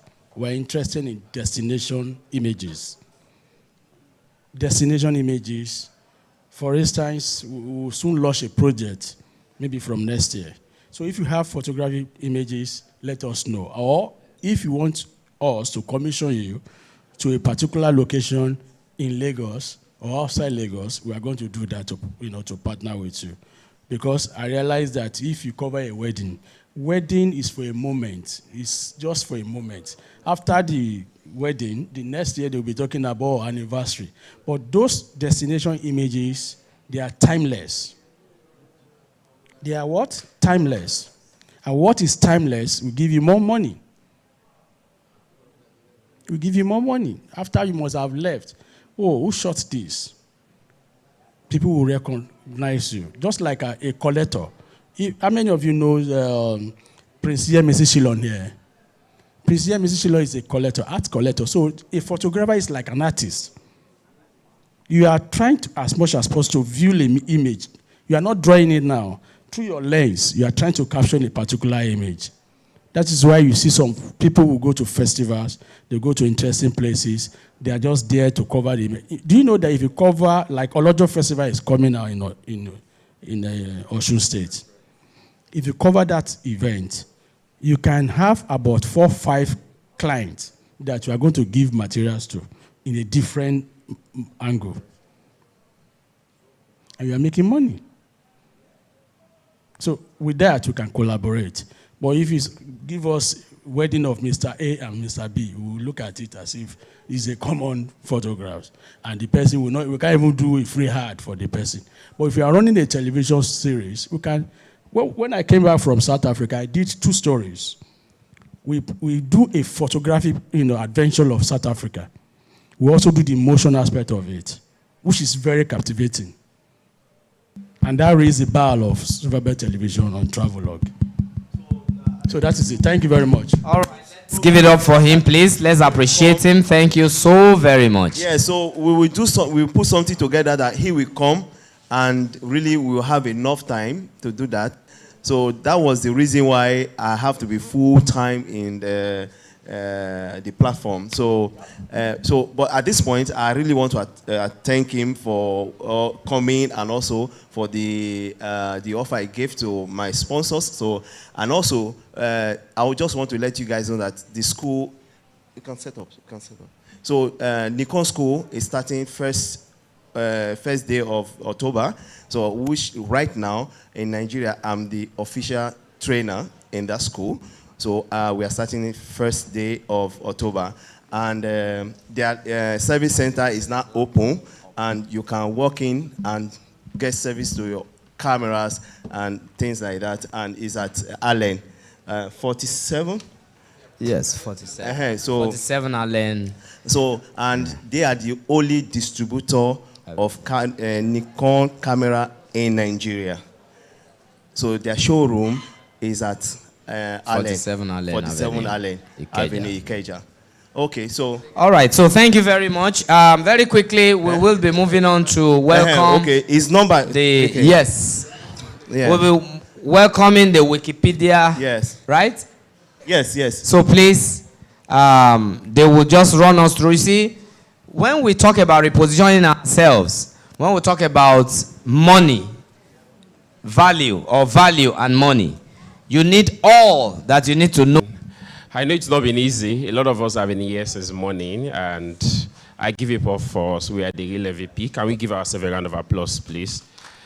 I will try to make this session as short and as straightforward as possible, because a lot has been said, and I didn't even plan I was still going to be here by this time. I'm supposed to be in Oshogbo again today for me and my team. We're supposed to go from here for another program in Oshogbo, which is supposed to start tomorrow, but now.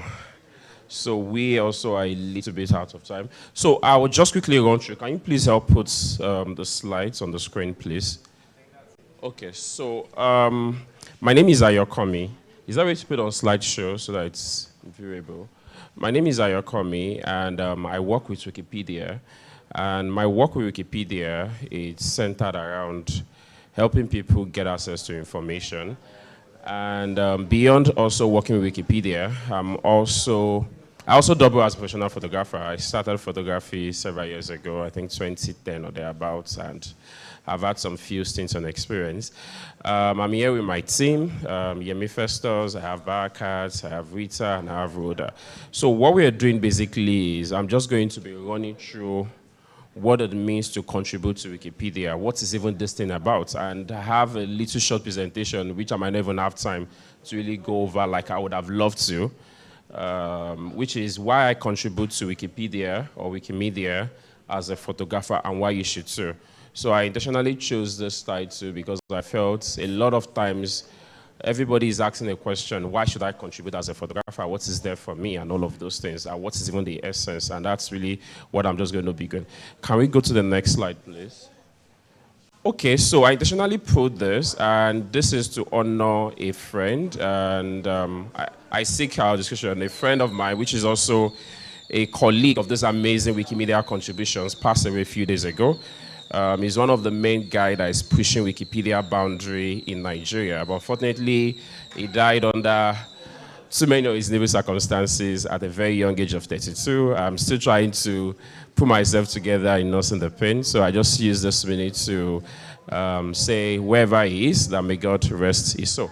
All right, let's move on. His name is Risinolua. Okay, so the question again is, what is Wikimedia? And most times people have that confusion about Wikipedia, and the likes. Is there anyone here you're hearing about Wikipedia for the first time?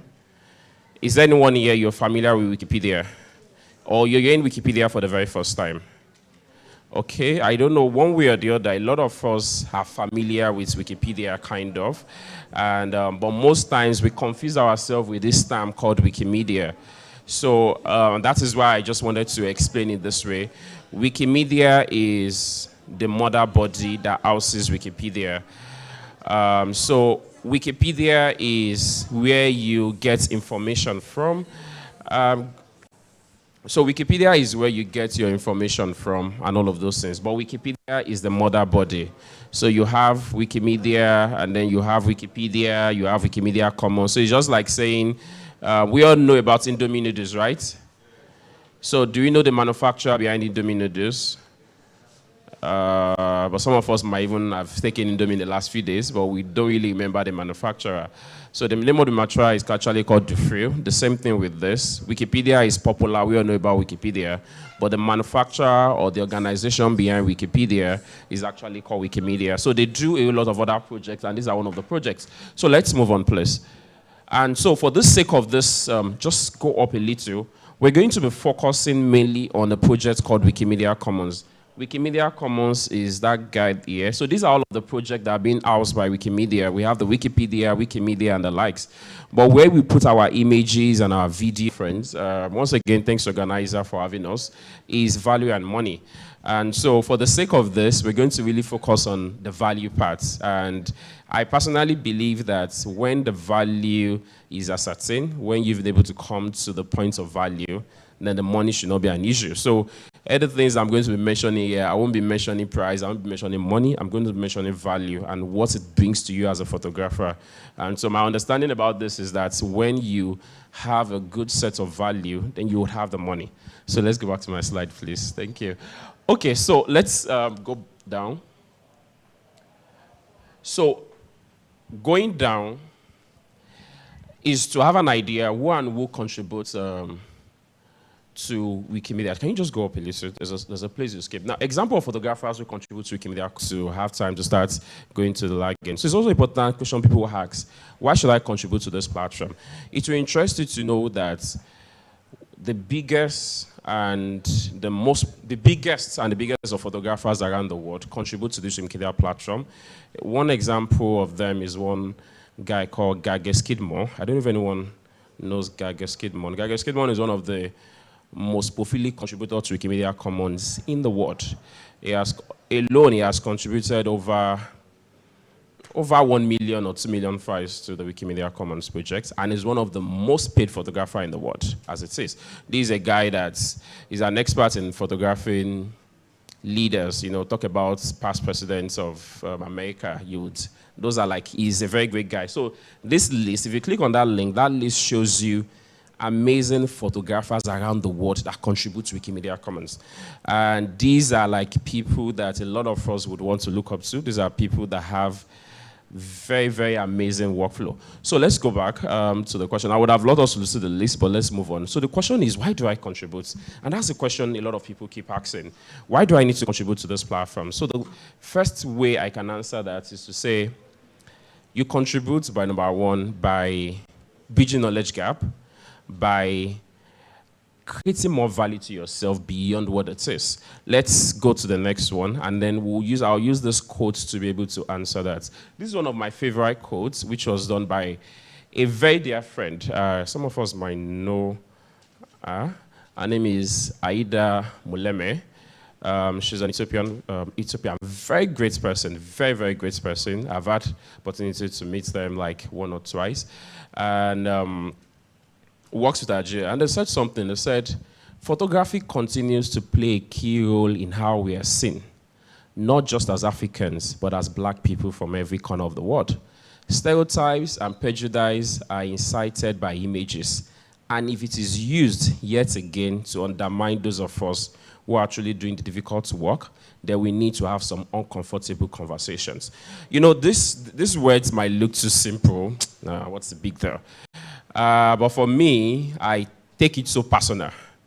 It's personal for me because everyone here, or majority everyone that are here, we're all photographers, we're all image makers, we're all storytellers.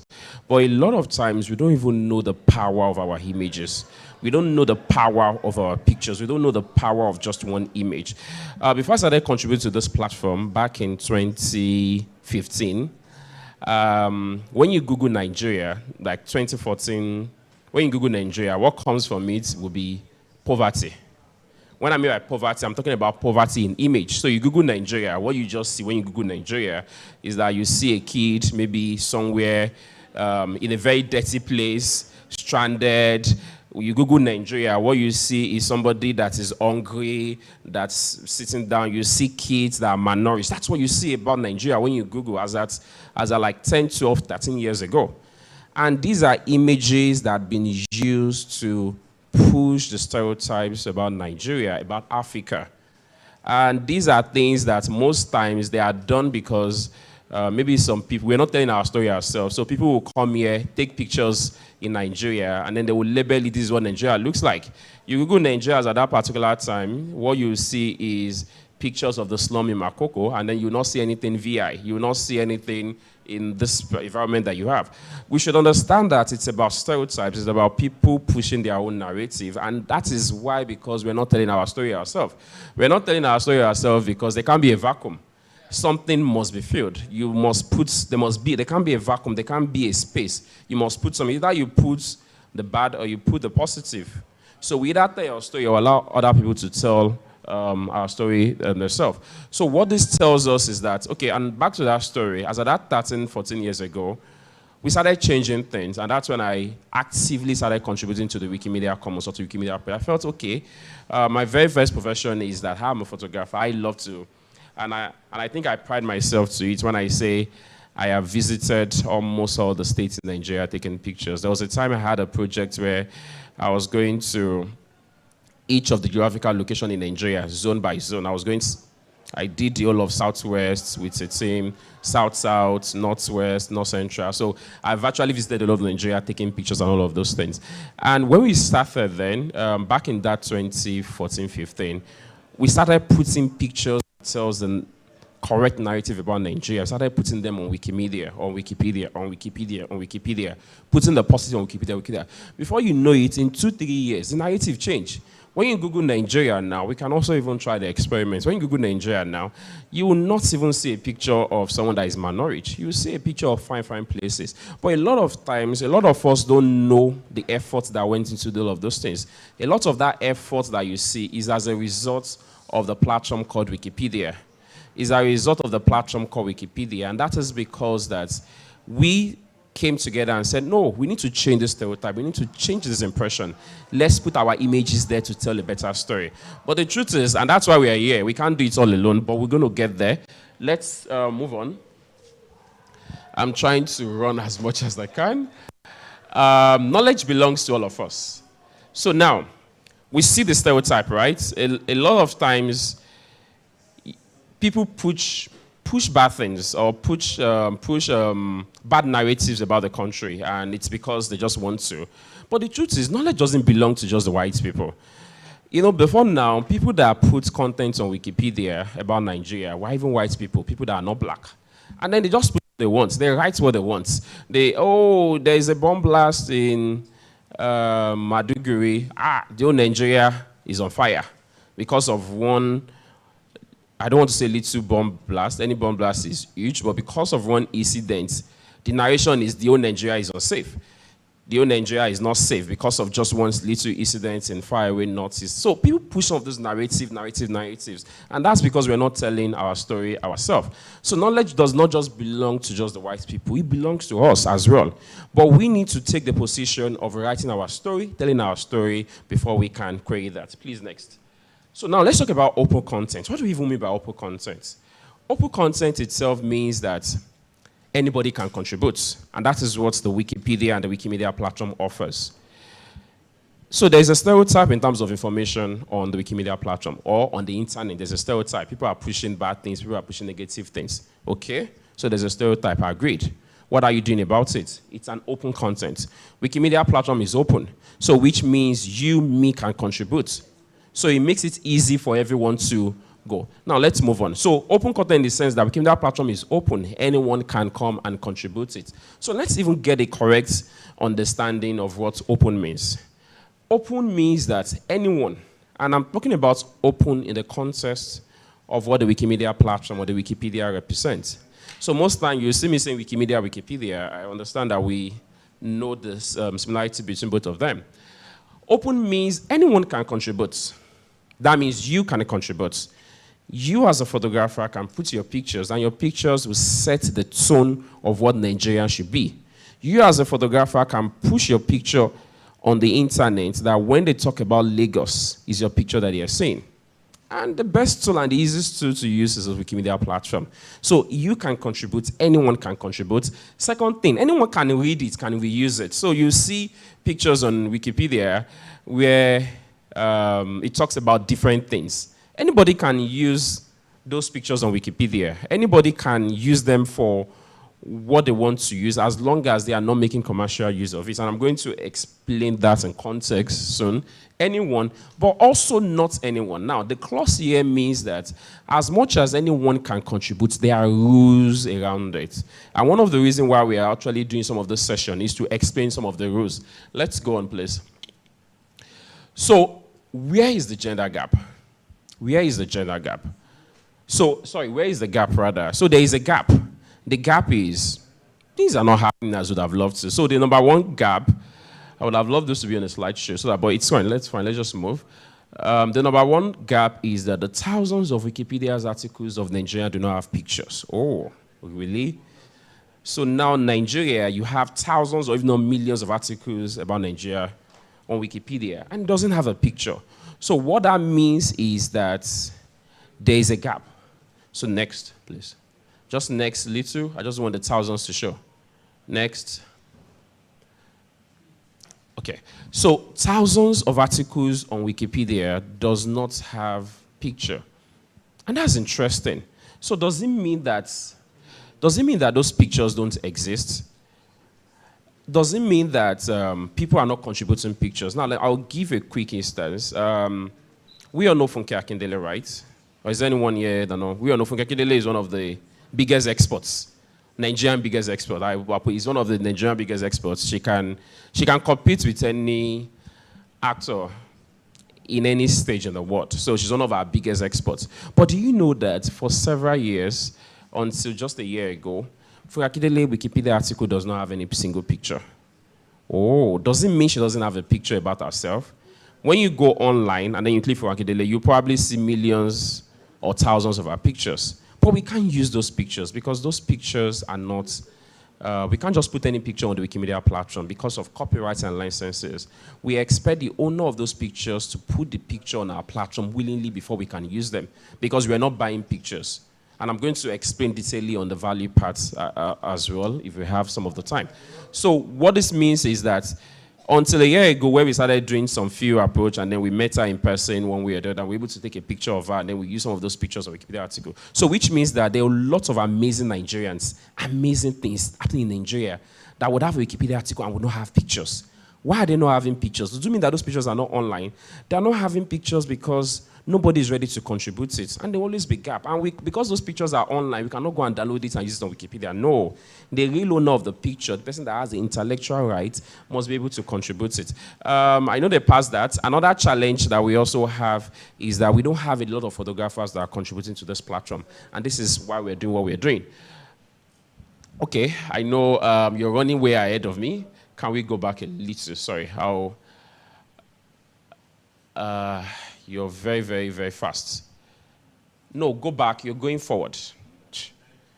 Okay, let me just go back. You're going. You've gotten to the end of the presentation. Okay, so we have a gap, and the gap is that a lot of Nigerians, a lot of photographers are not contributing. So the next slide is supposed to speak on, okay, now that we have this gap, what are we doing around it? What is the real problem we're trying to solve? And this also boils down to what I started this conversation with initially, is that a lot of times there's been a lot of bad stereotypes about Nigeria. And a lot of these bad stereotypes are because of images. You know, most times you write thousands and if not hundreds of words, but one image is enough to beat even thousands of words as well. So which shows us that the importance of photographer, or the importance of image maker, creating impressive images about Nigeria and putting it to our platform has a long way of changing stereotype. Are we back on? I'm just using the slide to be sure that I'm not missing any steps so that so that I'm not talking way, because I had to time the slide. Okay, so I'm not talking way off. Can you go up? Just go to the previous slides, please. Sorry. Okay, so now, so we have a gap in Nigeria, right? The gap is that, number one, photographers are not contributing. That's the gap. A lot of articles about Nigeria, they don't have pictures around it. So now let's even look at, okay, we're talking about Nigeria. What happened to other countries? Let's just pick some few other countries and use them as an example. So let's look at a country. Next, please. So there's a country called Germany, and Germany, I use Germany as an example because they're one of the leading country when it comes to open knowledge in the world, one way or the other. Even though they are not the best, when it comes to open knowledge, people that contribute, you still have Germany maybe in 8 or 9. So they are like the least, kind of, when it comes to the European country. But right now, Germany has over 10 million images contributed about Germany on Wikimedia. They have over 10 million images, right now. 80%, if not 90%, of all articles on the German Wikipedia has a picture on it. So they ensure that one way or the other, every article has a picture about it on it. These images have been contributed by over 300 professional photographers. That's interesting. So what this means is that all those 10 million pictures that I mentioned, they are not just done by hobbyists, people that just pick up their phone and just trying to enjoy themselves.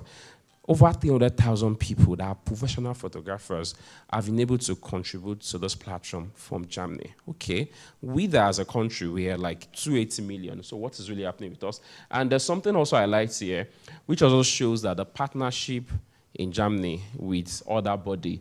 There's an organization called the Reichskern, or RCE, let me just put it that way, RCE, a Dutch organization working for the protection of national heritage sites, released over 1 million images. So it's just like saying PCR, for instance, in collaboration with Wikimedia Nigeria, release over 100,000 images to Wikimedia Commons. As simple as that. So they felt, oh, we have a lot of images about Germany. Let's release it to Wikimedia Commons. They released over 1 million at just a go. This was done, I think, in maybe 2012 or thereabouts. And there are a lot of other organizations like that that have worked. And these are some of the nice pictures. All those pictures are pictures on the Wikimedia platforms as it is. Let's move on to the next place. Okay, but this is not the same in Nigeria. It's like opposites. You have this in Nigeria. We have barely have pictures about Nigeria like that on the Wikimedia platform. And we don't have a lot of professional photographers contributing. And there's a lot of reasons to that. We'll really see if we can dive some of the reasons, but let's move on. But this is not the same in Nigeria. It's like opposite. So let's move on. Let's see. So what comes next? So how do we do this? How do we fill this gap in a fun and collaboratory way? So how do we bridge this gap? There's an issue. The issue is that we said that when you use the Wikimedia platform, you can change stereotypes, right? When you use the Wikimedia platform, you can tell better story about the country. When you use Wikimedia platform, you can create better visibility about Nigeria. But as far back as Nigeria is concerned now, we don't have all of those pictures. Nobody's contributing. We don't have as many photographers. So how do we bridge this gap? So I itemize 2 ways. Number one, in partnership with photography groups like this. And that's example of PCR, and that is why we're here, and that's why we've also supported this program as well. In partnership with photography organizations like this, because we can't begin to start working with individual photographers. That would take working with thousands or millions, and that would take a lot of effort from us, and we don't think we have all of those resources. But if we have a group of photographers, oh, you're PCR, nice, you're doing this, you have members of photographers within your circle, let's partner with you. Oh, you're another photographer, so photography thing, photographer session, we can work with groups in order to bridge this gap. And number 2 is open fund contest or campaign. And I'm going to dwell more on the second one as I begin to round up. Let's go to the next one. Let's talk about the campaign, the contest. So now, let me start and explain, because this is where I'm going to be emphasizing on, so that we all are on the same page, and I will pause for some questions later. There's what we call Wiki Loves X. So this is it. We want to make Wikimedia contributions more easy.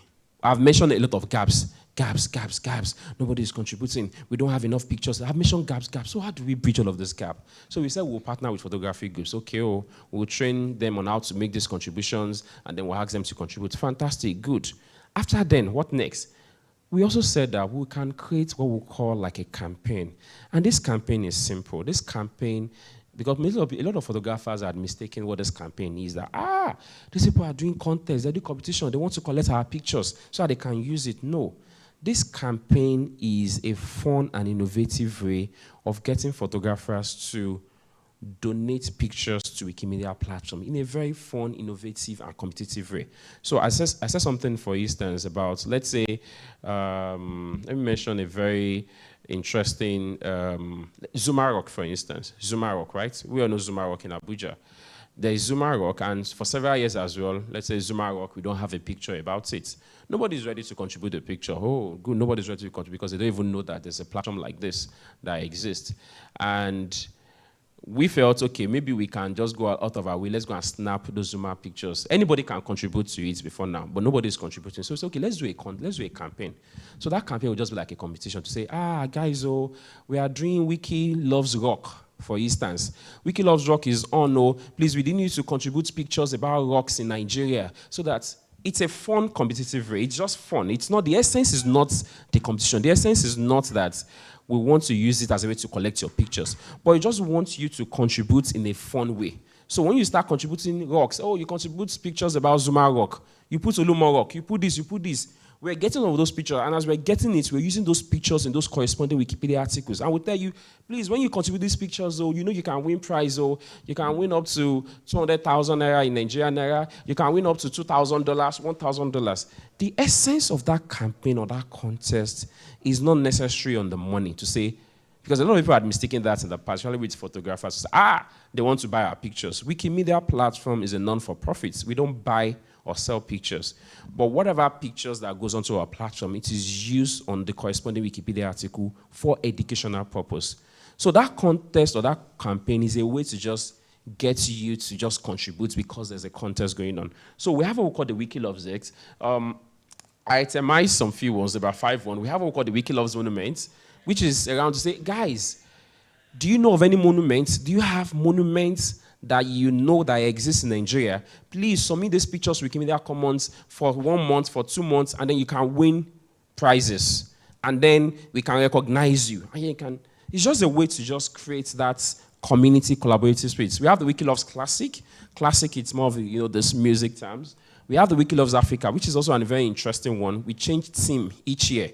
So this year we can focus on health and wellness. Another year we focus on transportation. So this changes, but Wiki Loves Folklore, about ancestor traditions, and all of those things. Wiki Loves it. All of these campaigns are just strategically for us to contribute pictures around this thing, right? Just so that we can have, somebody submitted pictures. They submitted a rock through the Wiki Loves Earth. So we can use that rock on the corresponding Wikipedia articles. So that's what the Wiki Loves Earth competition is. Sorry, let's slide. Thank you. Okay, so I'll just quickly run through what the Wiki Loves. I think I've explained, this is just an explanation about what the Wiki Loves X is. So we can move on to the next. I've explained it. It's just a way, a campaign to benefit. So what are just the benefits? And those benefits are things that I've explained before now. So I'll just run through it. It just makes it fun. The competition are fun. They are visible platform. They draw attention. You draw attention to Wikipedia through it. They are an opportunity to celebrate local culture and international platforms. They are practical ways to introduce. So these are just ways in which we can be able to get your attention as photographers. Next, please. Benefits. So benefits of some of those things is that it fills that gap. So for several years now, we don't have a picture about the Osho-Oshogbo group, for instance. We don't have for several years. And then somebody comes through the Wiki Loves Monument, submitted a picture. Oh, fantastic. We'll just use those pictures. Go and drop it on the Wikipedia article of Wiki Loves Monument that has bridged that gap. So it's as a way of bridging that gap. And then you see that, because I'm a visual person. I love visuals. And you see that everything about the slides has pictures. All of these pictures are pictures that have been contributed on Wikimedia platforms. So these are pictures that came in as a result of contests. This came in from Sudan. It was during one of the Wiki Loves Africa contests. As it is, all these pictures that is a result of photographers dropping those pictures and it is. So Wiki Loves Monument is the largest photography competitions in the world. In 2022, 56 countries participated and 30 million images were gotten from it. But let's move on, and so that I can dwell on the Wiki Loves Monument and round up with that. Benefits. Illustration is important for context. Photos add content to text. You know, you can write a lot of text, write a lot of Wikipedia articles, Once there are no pictures to it, it doesn't bring this real, there's this real vibe or this real thing that people need. It doesn't bring it. So tangible and intangible culture. Culture is more than objects. This picture is also taken from one of the contests that we had. This was from Wiki Loves Z. Wiki Loves Z talks about anything that shows the beauty of it, and this is also contributed by one photographer. Funny enough, of course, not from Nigeria. The photographer is from, I think, Morocco or thereabout. The next, please. So that picture is also from one contest called the Wiki Loves Folklore. Wiki Loves Folklore is all about celebrating folklore, masquerade, you know, things that just makes things beautiful in terms of folklore and all of those things. And we have a lot of them in Nigeria, but this is from India. So benefit again, it's an easy way to bring people into the movement. Photographs, video, and audio are easier to create and upload than even writing and researching an article. So I'll just move on. So the idea is just, it just makes it much more easier to have you. Sorry, I'm rushing. Benefit. This is also a picture from Wiki Loves Folklore. This was taken by a photographer, and the photographer happens to be a very good friend, Aditya. I took this picture in India during one of their festivals. So this also talks about the benefits of we having some of those things, encourage partnership, hosting events, and all of those things. Let's move on to the next place so I can have questions. So benefits for photographers, because most times it's always that bit of questions. And I know I might not have the real benefit that a lot of photographers are really expecting to see, and which is how much will I make from it. So that's that. I think it's not here, and it's so you will find it in any of my slides in terms of how much am I supposed to make from all of those things. And that's why I know our team is value and money. So, but for me, what I'm seeing is value. I'm not seeing the money part. So, on the real value. So, number one, beyond all of those benefits that are here, the very first benefits of contributing to the Wikimedia platform is number one is that you're bridging knowledge gap. You are telling a Nigerian story in your own little way. That's like the very first. I know some of us not to hear that. If it's not money, then I don't want to hear that. But the first one is that you're bridging knowledge gap. You're contributing to the narrative about Nigeria in your simple way. And the funny thing is that you don't even know that you're doing it. But you just be surprised that one day you Google thing and then you're seeing your pictures displaying about that. And your picture is telling a better story. For instance, one of my mates reached out to me. I was like, that is shock. He doesn't know how.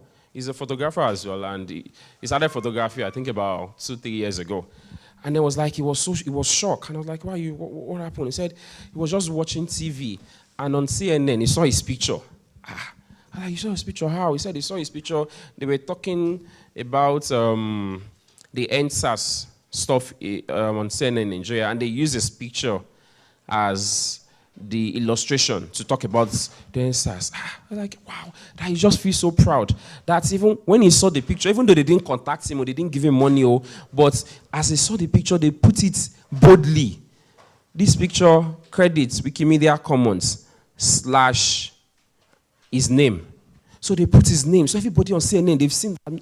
I'm like, yeah, that's the way Wikimedia platform works. Now, that's an example of how it works, and that also allow me to explain the licenses around it. The license of the Wikimedia platform is called the Creative Commons Share Alike 4.0. That's the license we use.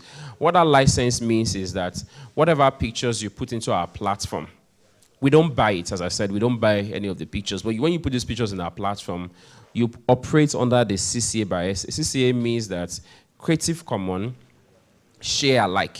Share Alike means that anybody that is using that picture must share it the same way they found it. They must not modify the license. It must be the same way. Attribution means that anybody that is using that picture must attribute to you. So if he told me he saw that picture on CNN and they didn't put his name, I was like, just go and get a lawyer. Let's start a lawsuit. we can win this, because you release this picture under a certain license, and if CNN is using it and they are not attributing you, then they are not sharing it alike, they're not attributing, and they've gone, we need to do some core process. And then they share like CCA, that's Creative Commons share like attribution. Now, so what this means is that anybody can use this picture. So CNN picking his picture that he uploaded on our platform, picking it and using it, they don't need to contact him. They don't need to reach out to him. They don't even need to tell him to say, hello, I want to use your picture. And that is, I won't say that is the use of the Wikipedia platform.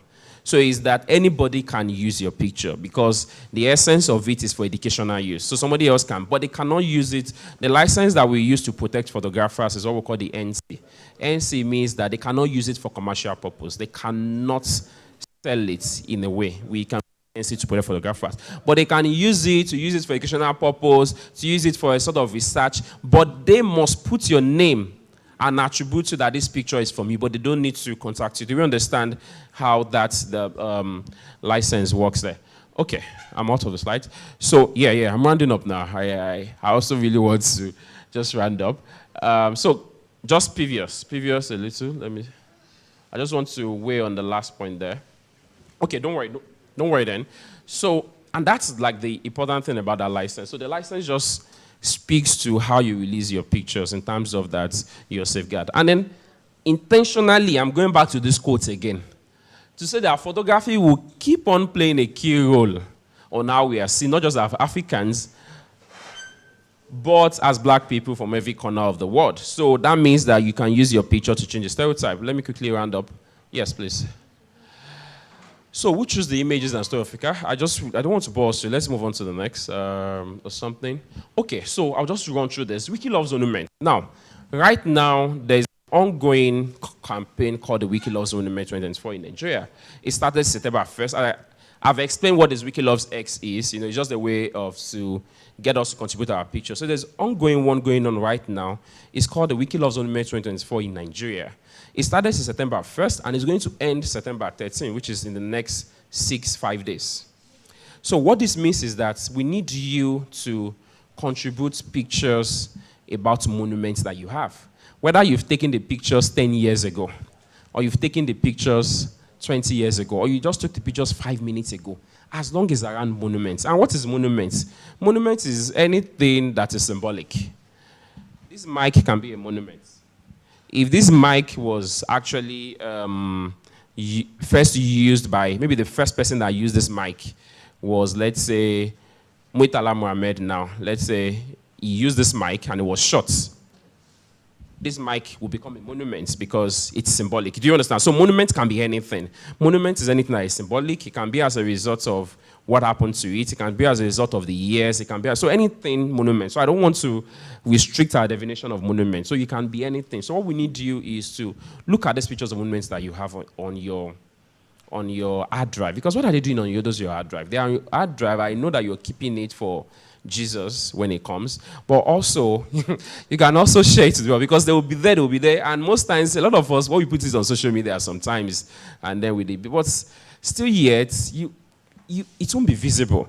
But when you put it on the Wikimedia platform, right now we have like about 5 billion viewers in one single month. So people get to see this picture. I don't want to start sharing some of the stories of how people had reached out to me when I was mainly contributing back 2017, 2018. A lot of jobs and gigs that I've done as a result of I contributed my pictures to Wikimedia platform. I don't want to really boast that, but there are a lot of experience and story like that. So Wiki Loves Monument is ending in a few days. So we need you to look at pictures around monuments that you have, pack them together and then upload. And then you also have a chance of winning international prizes. So we expect you to contribute those things, but we also you can have prizes. You can win up to $2,000. They are person here, and some of them are even members of this PCR that they've won some of our contests before now. There is the Maitanga. So I might not get his first name. I know some of us know Maitanga, right, from Kano. Do one of our, yes, Kano State. I think about 2 years ago, he won about $2,000. There's the Ayodele Ogunride. I think he also in the platform, he won about $1,500 at the time. So there are a lot of times people had to win some of those things. I'm just saying people that on this platform that some of us might know one way or the other. But also beyond the international price, you're also eligible to win local prizes. We have like the 150. These are like just small things, just a way to encourage us, to contribute. You can win up to 150,000 naira. Let's quickly move on as I round up. So we need you, I'm rounding up. We need you to contribute to bridge this gap. We have a gap, but the gap is that we need you to contribute to this, to bridge this gap. Next. Okay, so what can I do? And I said it. The first thing you can do is that you create an account. And that account is something that we should have done, and I think we'll see how many of us has a Wikimedia account? Like, you register on Wikimedia. So virtually everyone here hasn't registered an account. I wish we have all of the time, but we still need to work around it. Maybe what we'll do is that my team, where we can move around, help some of them to create an account, we can get a list. Barakat, just lead us. Let's just get a list. For those that are interested to contribute, just get a list. Let's have their name, and you can also help some of them to create their account, because you need an account to contribute to our platform. I'm rounding up, sir. So the second thing is that you take pictures. Take pictures, use your pictures, upload them, bridge the knowledge gap about Nigeria. And the next and the last slide, I hope, is, and that's my details. I wish we can play the video, but the video just shows. So that's all about my presentation. All right. Thank you very, very much, Mr. Abayomi. Yes, please, can we appreciate him one more time? These are loads and loads of opportunities that have been brought to us so that we can actually, while we are creating value, we are also making money. I hope we have benefited from this year's the PCRiC 9.0. This is the 9th year, and I believe that it has also been successful as the previous ones. The Wikipedia team will be going around. Please just give them your details. Give them your details, and should you have any question, please, I would want that question be directed to the team quickly, maybe to the team lead, while we try to officially bring this program to a closure, because we also have time that we must, round off. And don't forget, we are on the island. You have people who are also going to the mainland, and we have people who also came in from the neighboring states. We must sincerely appreciate each and every one of you, especially those who have been here since morning. That shows your hunger for knowledge. And I believe that you are not disappointed.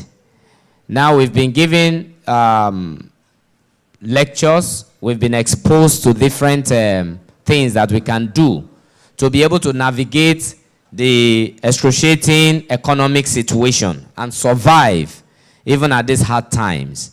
So what you need to do now is to take all that you have been taught, all that have been espoused here, take them to heart, practice them, and by doing that, you would have been able to create more value, and then the money that you are looking for will come your way. Then at this junction, I want to say that the program has officially been brought to a closure. Thank you very much. And I wish you a safe journey back home. And please don't forget, all that we have done today is live.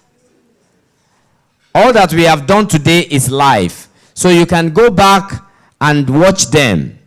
You know, it continues. You can go back and watch them. So if there is any section that you missed or any section that you want to invest more time on, please go back and watch them. We have the links already shared. And in case you still want the link, you don't have it, you can meet me. I will send it to you, or you meet the technical team. Please, those who have questions, you need